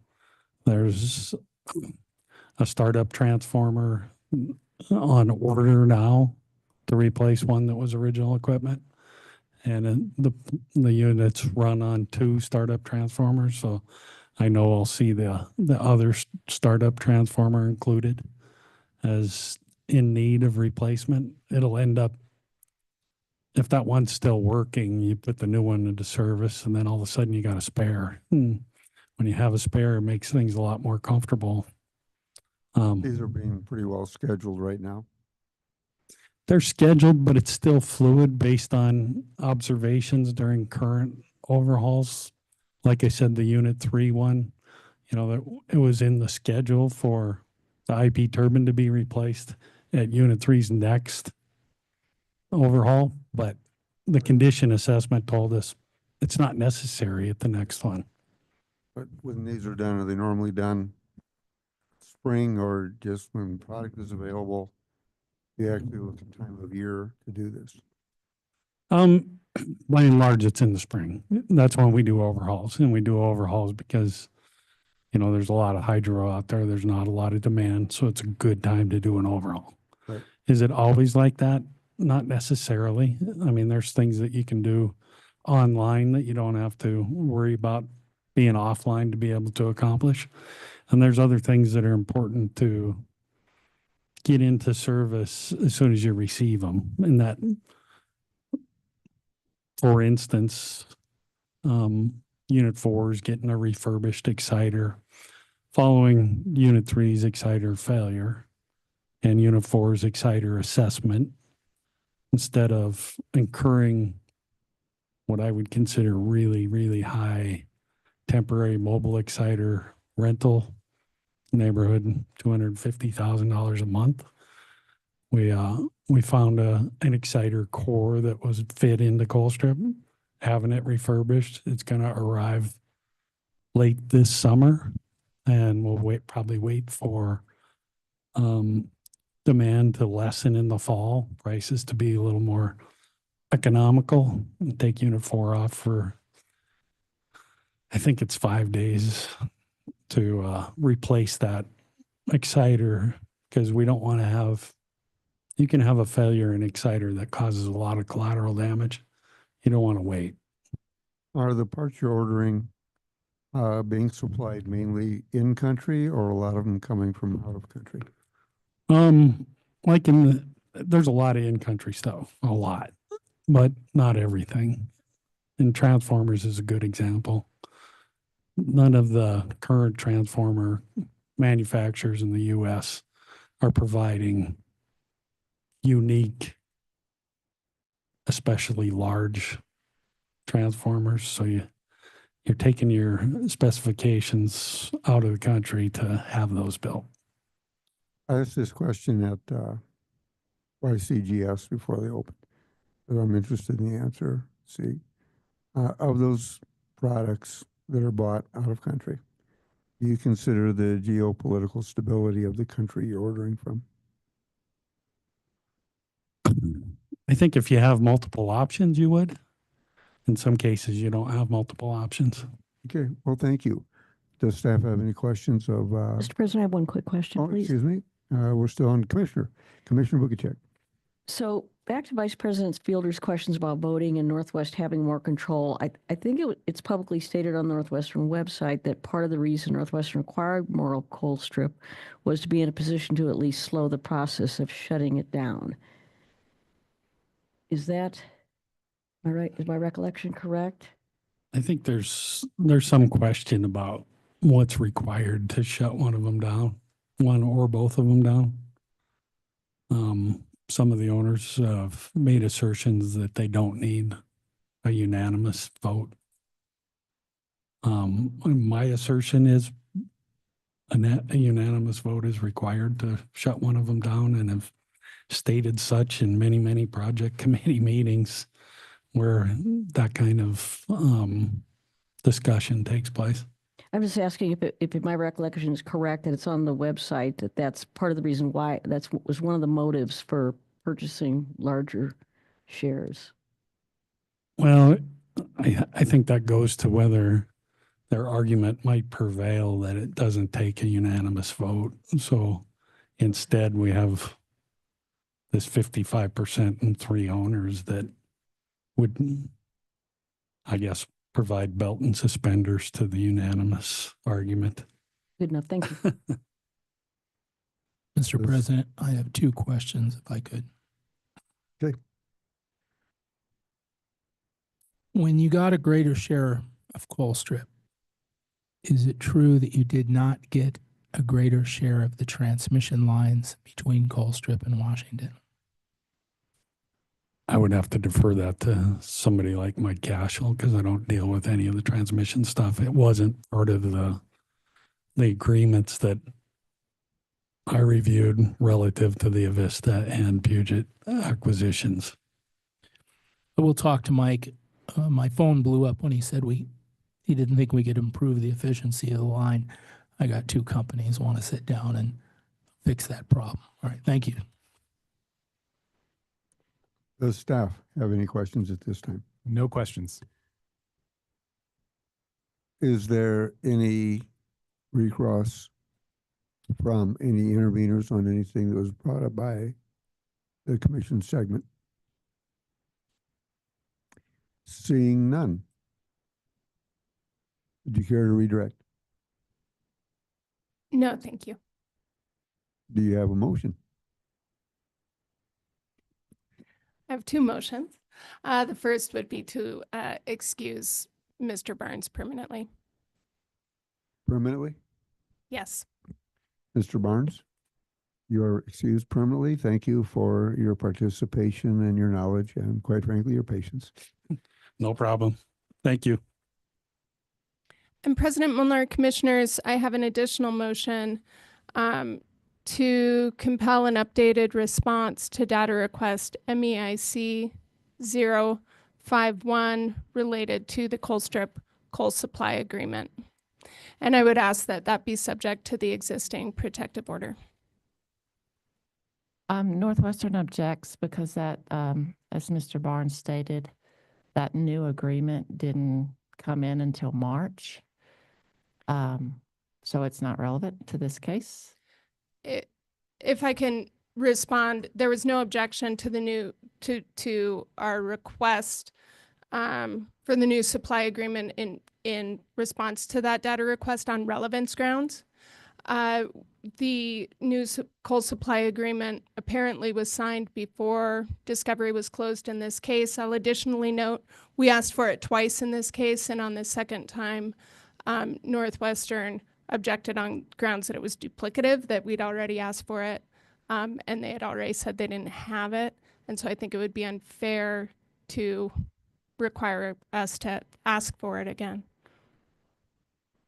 And just to clarify the record, I believe there's an outstanding motion in another docket for if it is admitted. I don't believe that we have the confidentiality order in place for this yet. And I would need to look at that existing protective order to see if it might extend to the subsequent coal supply agreement. There is one in place related to the currently effective coal Can supply you take agreement. a look at that like momentarily, you need time to look at it. That would be A. And B, can you explain to me the relevancy? I'm sorry, I didn't hear the part B. Relevancy, can you tell me the relevancy? Part of the objection is that it's not relevant. Can you tell me what the relevancy might be? Yes, two responses. The first is that Northwestern has waived any relevance objection. It didn't object on relevance grounds when we requested this in discovery. I retract that. They did object on relevance grounds to our request for correspondence, notes, and memorandums regarding negotiations for the new supply agreement, but not to the provision of the coal supply agreement itself.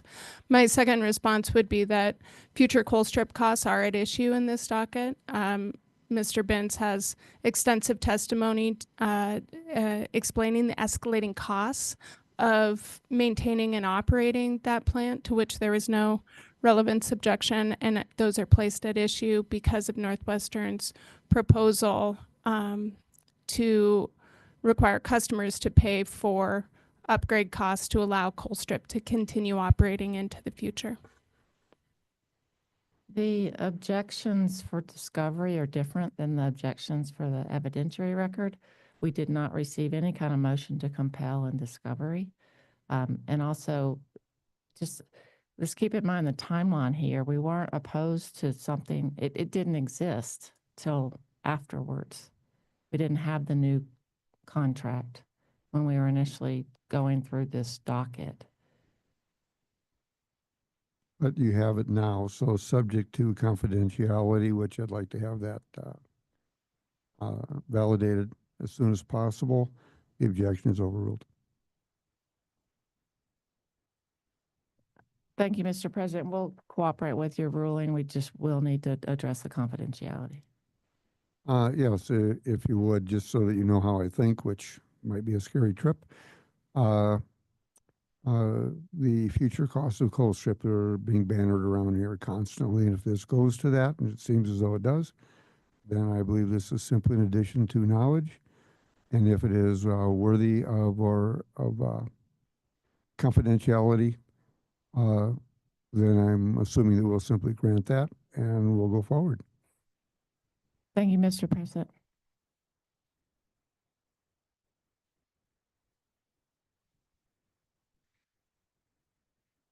President Molnar, Commissioners, our next witness is Chelsea Hodling. Would you like me to call Ms. Hodling at this time? Or do we need a break? We have about 50 minutes or so until, so would there be time to do that? And if we do run a little long, take a break and come back tomorrow? That's fine, thank you. Call your next witness. The joint parties call Chelsea Hodling. Has Chelsea been sworn in? Chelsea, I see you're online. Have you been sworn in? Yes. No. Raise your right hand. Chelsea, do you affirm that you will tell the truth, the whole truth, and do so without purpose of evasion? I do. Everyone has been sworn in. Please proceed. Good afternoon. Can you please state and spell your name for the record? My name is Chelsea Hotaling. That's CHELSEA HOTALING. And by whom are you employed and in what capacity? I'm a senior consultant at Energy Futures Group. Okay. And on whose behalf are you testifying here today? The joint parties. Okay. Did you prepare pre-filed testimony in this case? Yes, I did. I've marked that testimony as Exhibit MEIC-3. Do you have any corrections to that testimony? I do not. Did you also, was there also a confidential component of that testimony? Yes. Okay, I have marked that as Exhibit MEIC-3 confidential. Do you have any corrections to the confidential portion of your testimony? I do not. Okay, and if I asked you the same questions today, would your answers be the same for both? Yes, they would. I move for the admission of MEIC-3 and MEIC-3 confidential. Uh, Seeing no objection, MEI 3 and MEI 3 confidential are admitted. This witness is available for cross-examination. Does Northwestern have any cross-examination of this witness? Yes, Mr. President, I have a few questions. Proceed. Good afternoon, Ms. Hodling. I'm sorry if I mess up your name. That's okay. Good afternoon. I'm going to share my screen with you in a minute and look at a page in your testimony.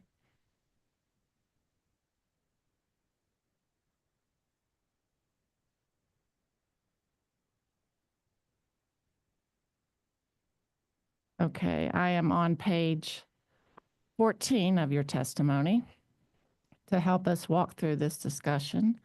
So one of the purposes of your testimony was to show some alternatives to selecting Yellowstone County Generating Station as a new resource, correct? Yes, that is correct. This analysis was building upon the critiques that witness Goggin identified in his testimony. Okay. So let's look at table 11 that you have on page 14 of your testimony. The categories show the nameplate capacity, the accredited megawatts, and this PVRR, that's a dollar amount of the cost, correct? For each. I'm sorry. Yes, that is correct. There are dollar amounts. So you compared alternatives based on dollar amounts was the factor you considered, correct? So there were two factors. The comparison in this table is for the PVR, but it was also built upon assuming at least similar or higher level of accredited capacity to the Yellowstone unit. Thank you. And that's this third column here where you see Yellowstone is 165, and then you put together three different alternatives that would come close to reaching that accredited capacity. So you would have a similar comparison, correct? That is correct. And the values for the renewable and storage resources are from the ELCC's effective load carrying capability study that was performed by E3. So that was the source of the accredited numbers for the renewable and storage resources. Okay. For the first alternative one, you proposed solar plus a battery for 197 megawatts, correct? That is correct. And then for alternative two, you proposed a 5-year market PPA and a 5-year battery, correct? I would just clarify that 5-hour battery, but yes, that's correct. Oh, did I say year? Yes, no, yeah, sorry, but yep. Okay, thank you. So the market PPA for 5 years, that's the PowerX bid into the RFP, correct? Yes, that was my understanding based on the information provided by the company. And there were no other market PPAs bid into the RFP other than that PowerX bid, correct? The only distinction I would make is that I believe my recollection on reviewing the data was that there were other bids with a longer term from that respondent. You understood that PowerX submitted multiple bids? Yes, that was my understanding. Is it your understanding that Northwestern selected the 5-year PPA from PowerX as a result of this RFP? I recognize that in the rebuttal testimony from the company. Yes. So if you take out the fact that Northwestern did select the market PPA for 5 years for your alternative two, that just leaves the 5-hour battery, correct? Yes, if that was selected in addition to Yellowstone, then another replacement would need to be identified or only focused on the first alternative that's presented in that table, because that does not contain that bid. And the same logic applies to alternative three. Northwestern selected the 5-year market PPA. So you would take that out for alternative 3, leaving the solar plus the battery option, correct? Yes, and I'd answer the same, that we revert back to the first alternative that I presented in that table, since it does not have that bidder. And so that first alternative is solar plus a battery, is what we're left with. Yes. Thank you for your time. I have no further questions. Are there any questions in cross from other interveners for this witness?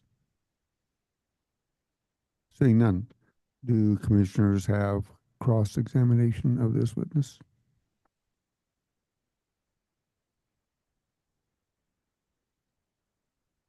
I'm gonna give it a stab here.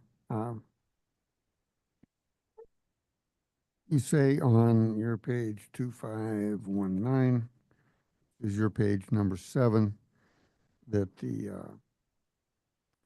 under what is significant in Northwestern's market sales projections related to YCG. You ask, the question is, what is the significance of Northwestern's market sales projections related to YCGS?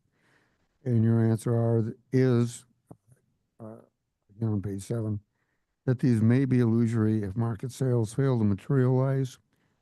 Would you agree that all forward-looking market purchases, etc., weather, could be illusory, that we really don't know, and that is not particularly germane just to YCGS?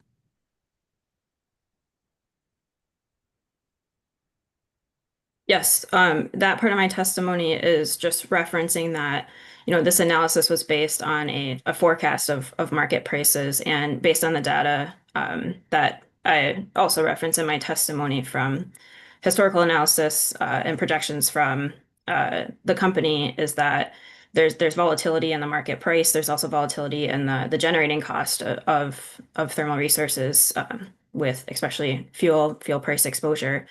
And so if you have one forecast, the dispatch of that resource will be subject to the assumptions of that forecast. And so if that forecast, if there's a difference in the forecast and what can happen in reality, those benefits might not be as high as what is projected based on that market price assumption.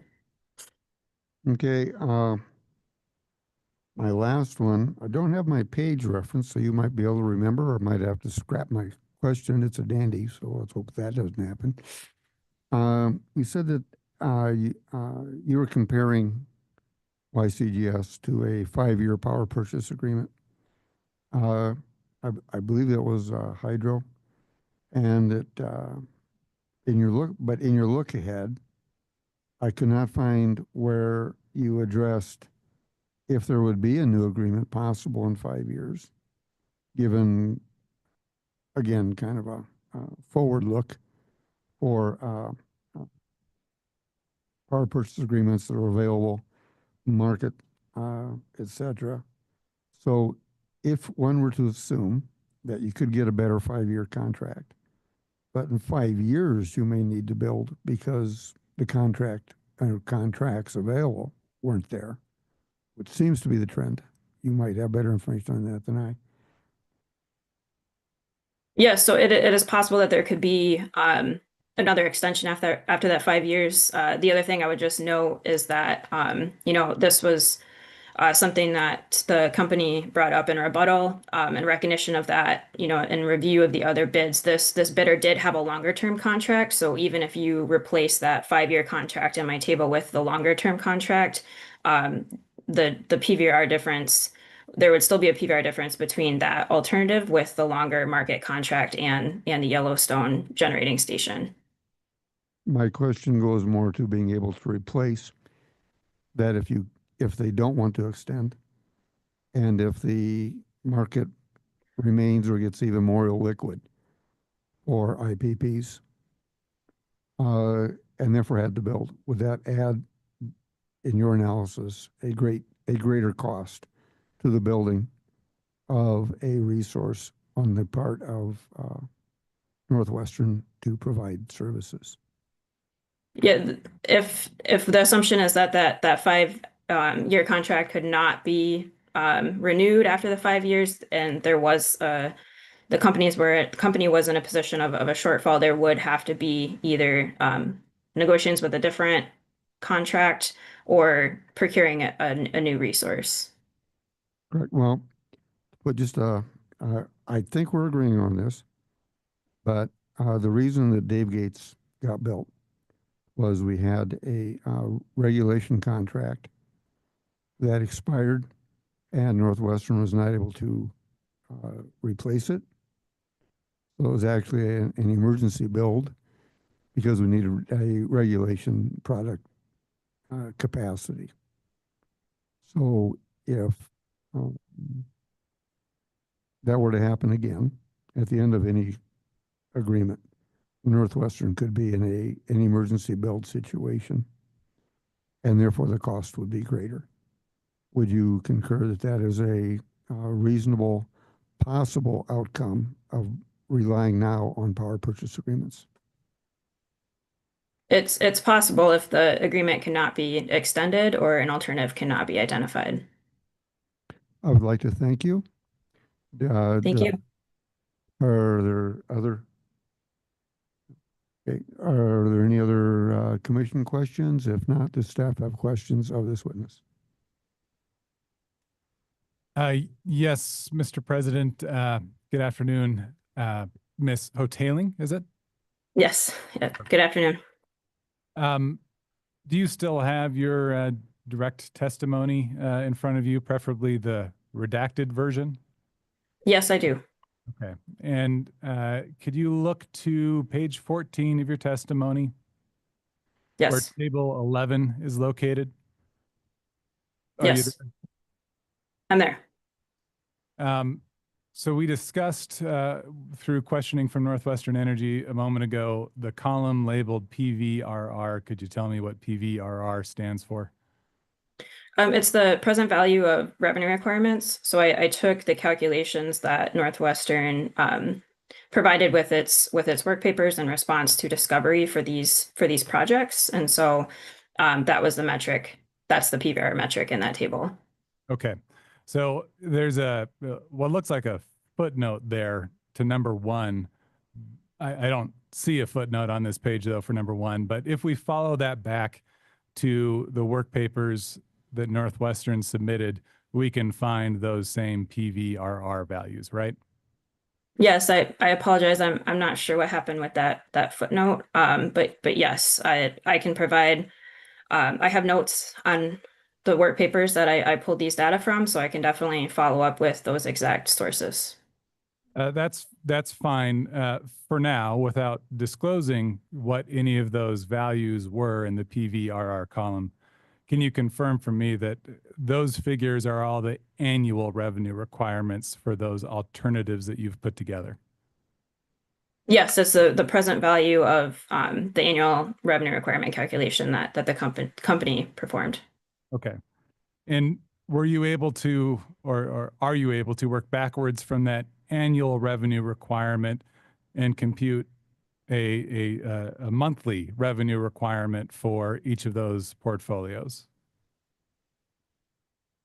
The work paper was on an annual basis, so I'm not sure. I didn't contemplate calculating that or reverse engineering it on a monthly basis. But if you have the annual, I suspect you would, be able to develop a monthly number. Okay. Is it your opinion though that the commission should use one of these alternative options revenue requirements to set the revenue requirement for YCGS? Yes. And how would you propose that the commission do that if the revenue requirement that you've identified for one of these portfolios doesn't cover the O&M of YCGS?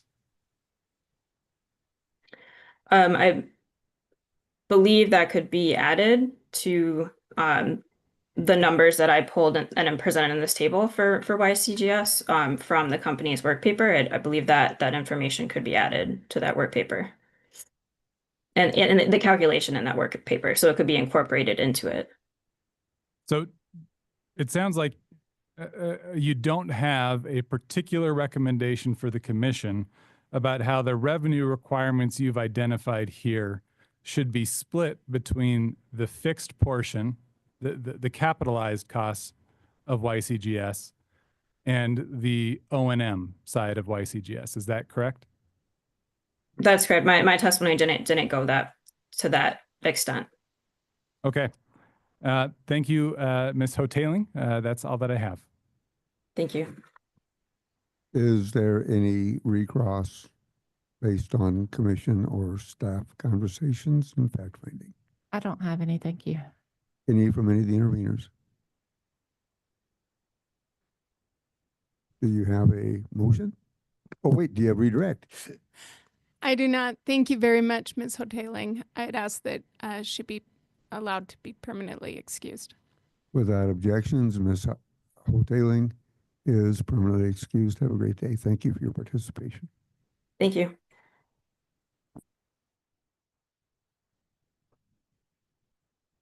It's 4:30. Do you have another witness to call? We sure do. If Roger Colton is on Zoom. I am. I'm here. Have you been sworn in, sir? I have not yet. Mr. Colton, do you solemnly affirm that you will tell the truth, the whole truth, and do so without purpose of evasion? I do. Your witness has been sworn in. Please proceed. Good afternoon, Mr. Colton. Can you please state and spell your name for the record?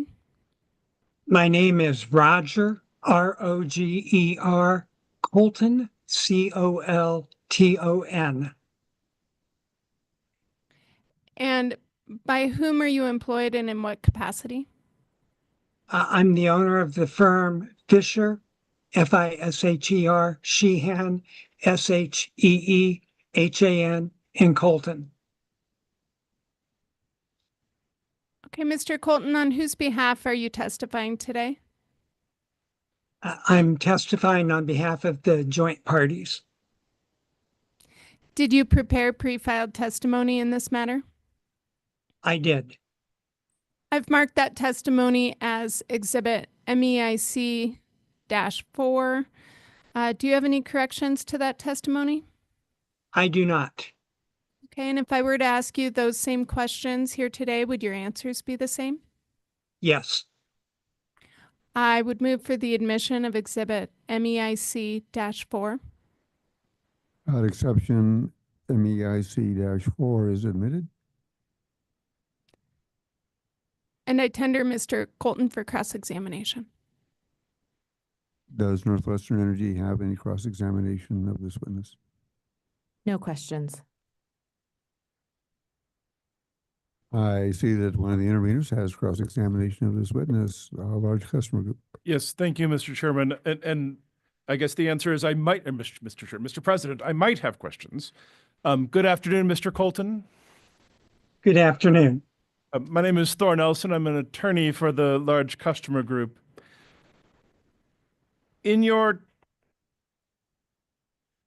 I observed that Ms. Levin, on behalf of the joint interveners, offered settlement testimony on the electric settlement. Are you aware of that?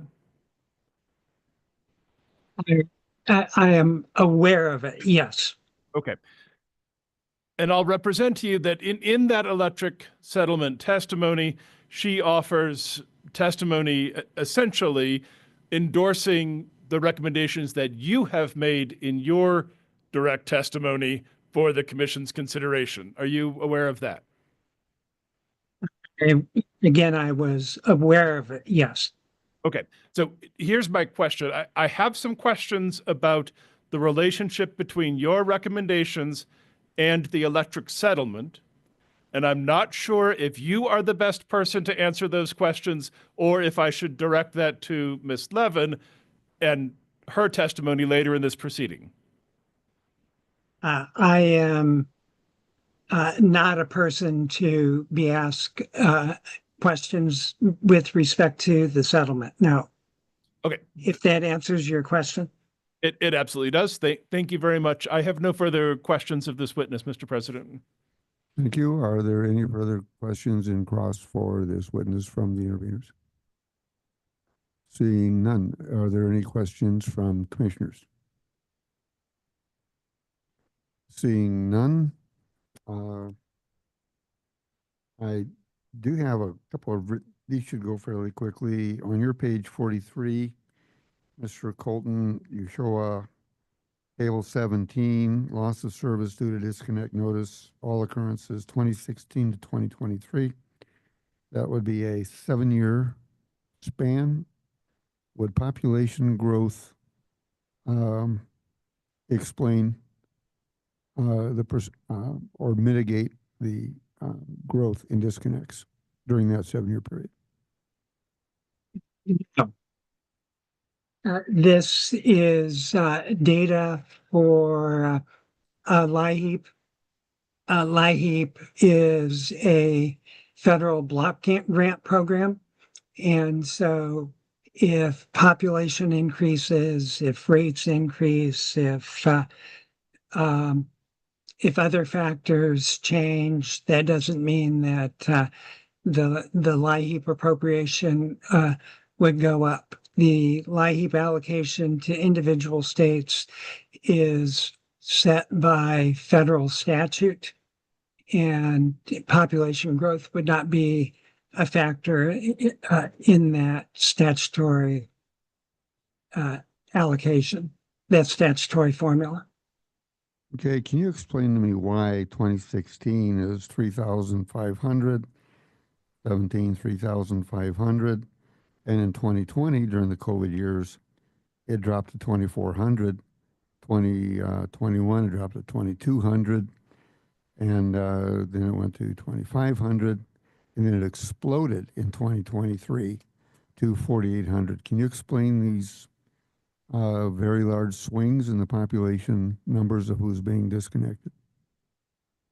I can attempt to. I would expect, based on my experience in other states, that the decline in 2020 would be a combination of the fact that the utility or that not only the utility in this case, but utilities generally, as well as bulk fuel vendors, were not disconnecting or discontinuing service, and therefore LIHEAP was not being used to prevent those disconnections or discontinuances. When companies and vendors began to either disconnect service or discontinue service, I use discontinue as applicable to bulk fuel vendors, then you started to see the use of LIHEAP to prevent those to again increase. And I haven't looked at the allocation every year in the states. The state has to file what's called a state plan with the federal government for LIHEAP every year. And in that state plan, the state will determine and announce the allocation of its LIHEAP funds between heating assistance, cooling assistance, and crisis assistance. And without having looked at the state plan, I would gather from these numbers that the state began to use more of its LIHEAP funding to fund crisis assistance to prevent disconnections.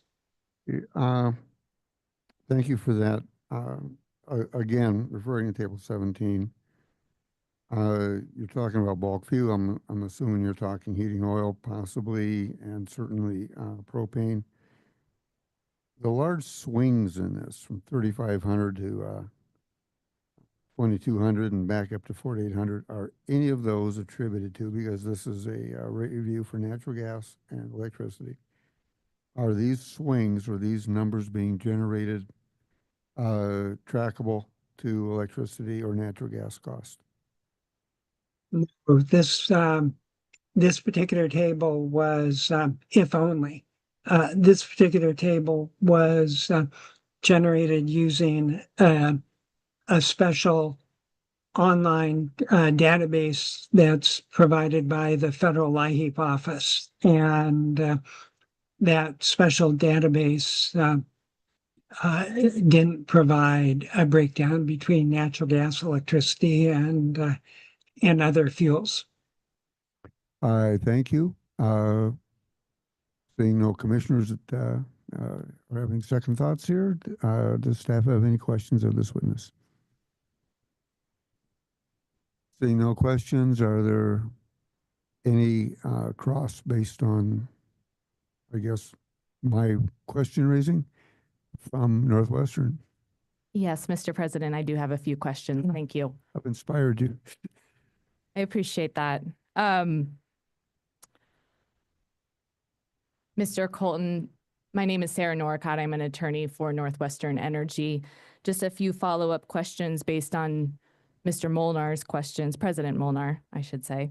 When he was asking you about Table 17, just to clarify, you mentioned that this is data from a federal database and it's for all of Montana, correct?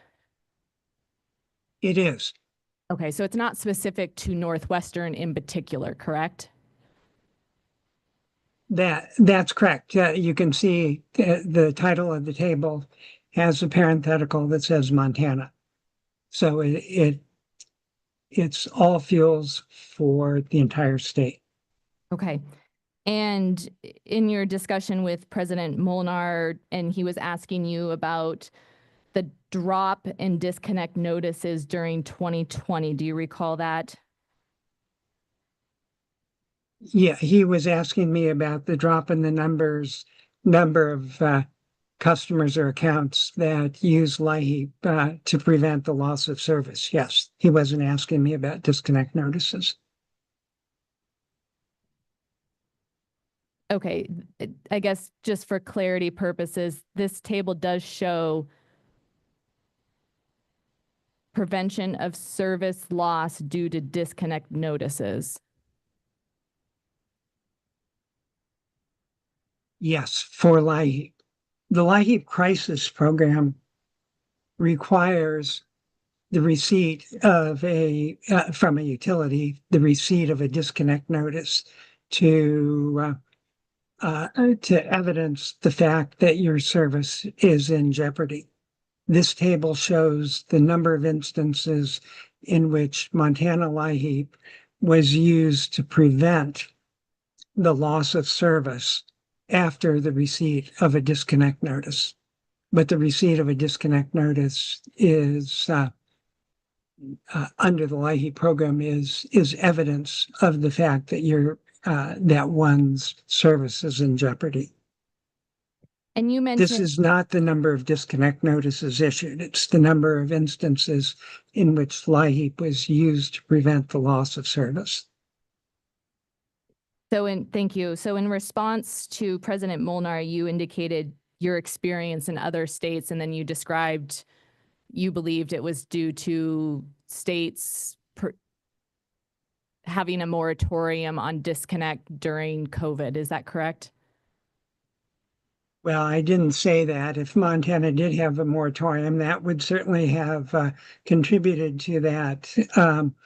But it was universally the case in other states in which I've worked that whether or not there was a formal regulatorily, if that's a word, a formal moratorium mandated by regulation, there was a de facto moratorium because the world basically shut down and utilities weren't out disconnecting people.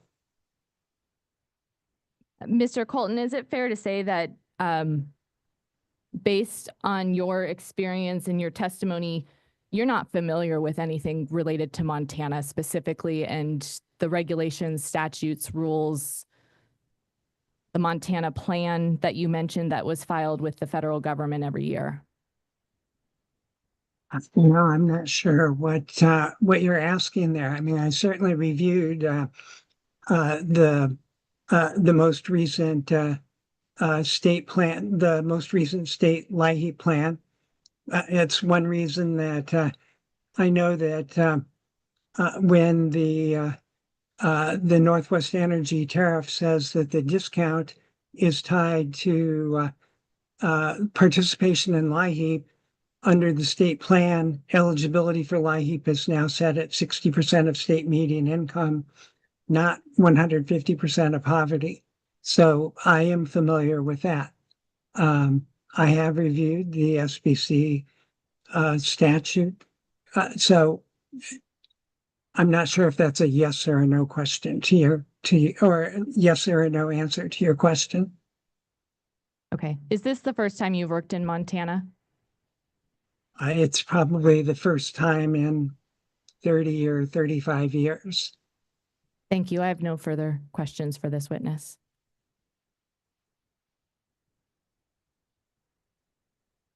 Counsel, would you care to redirect?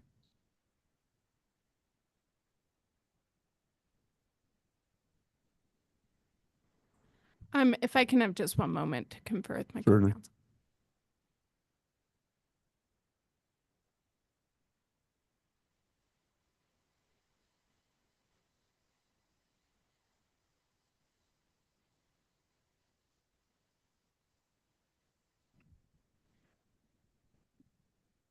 Thank you. I do have just a couple of questions for you.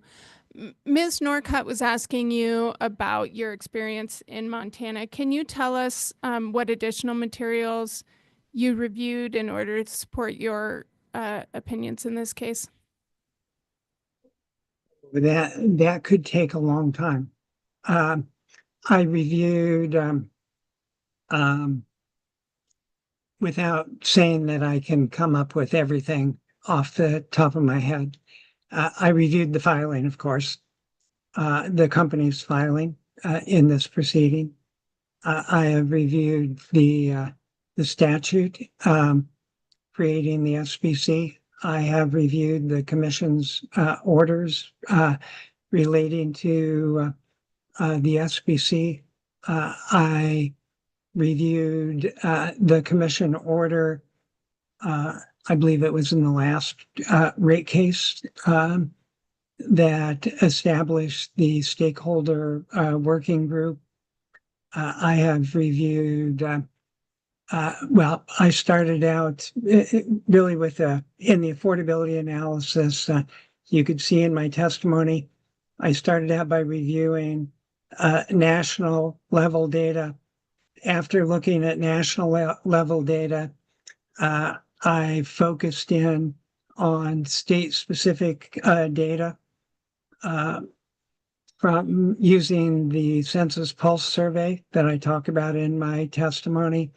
After looking at state-specific data, I then drilled down further. So I would look at the company-specific data, and I looked at the company-specific data, defining the company data as being defined by zip code. I looked at EIA data, EIA being the Energy Information Administration. Every year, every electric utility files what's called its Form 861. So I looked at the Northwest Energy's Form 861 data, which is annual data. And to bring that up to date, every utility also files monthly 861 data. So Form 861-M, as in mom, data. I looked at the data published by the Federal LIHEAP office regarding the use of LIHEAP funds in Montana. I'll come to a hard stop there. I tried to, whenever I considered data, I tried to footnote the source of that data. So wherever I put a footnote in, whatever's in the footnote is information that I have examined. Okay. And just, I'm looking at your abbreviated CV. I see Montana listed among the 43 states in which you've testified, although note your testimony that it's been some years since you've testified in Montana. But is this accurate? You've testified in 43 states or provided expert services in 43 states? No, that list of jurisdictions is a list of jurisdictions in which I've provided expert testimony, and it's 43 states and 5 Canadian provinces. Okay. And you've published 200 technical reports for public sector and private sector clients? I've published enough that I've stopped keeping track of trying to count them, but 200 sounds like a good round number. Okay. I mean, it could be 220 and it could be 194, but 200 wouldn't be far off. Okay. Thank you very much for your time and your testimony today, Mr. Colton. Thank you.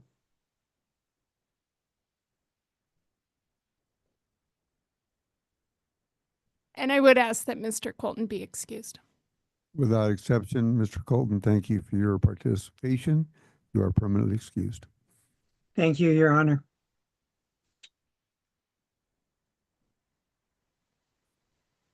Going by the time of day, we will recess. We'll be back tomorrow at 8 o'clock for public comment, and then we will go as quickly as we can into what I think is the last two witnesses. Is that correct? I think, yes, just two more witnesses. Okay. Sure.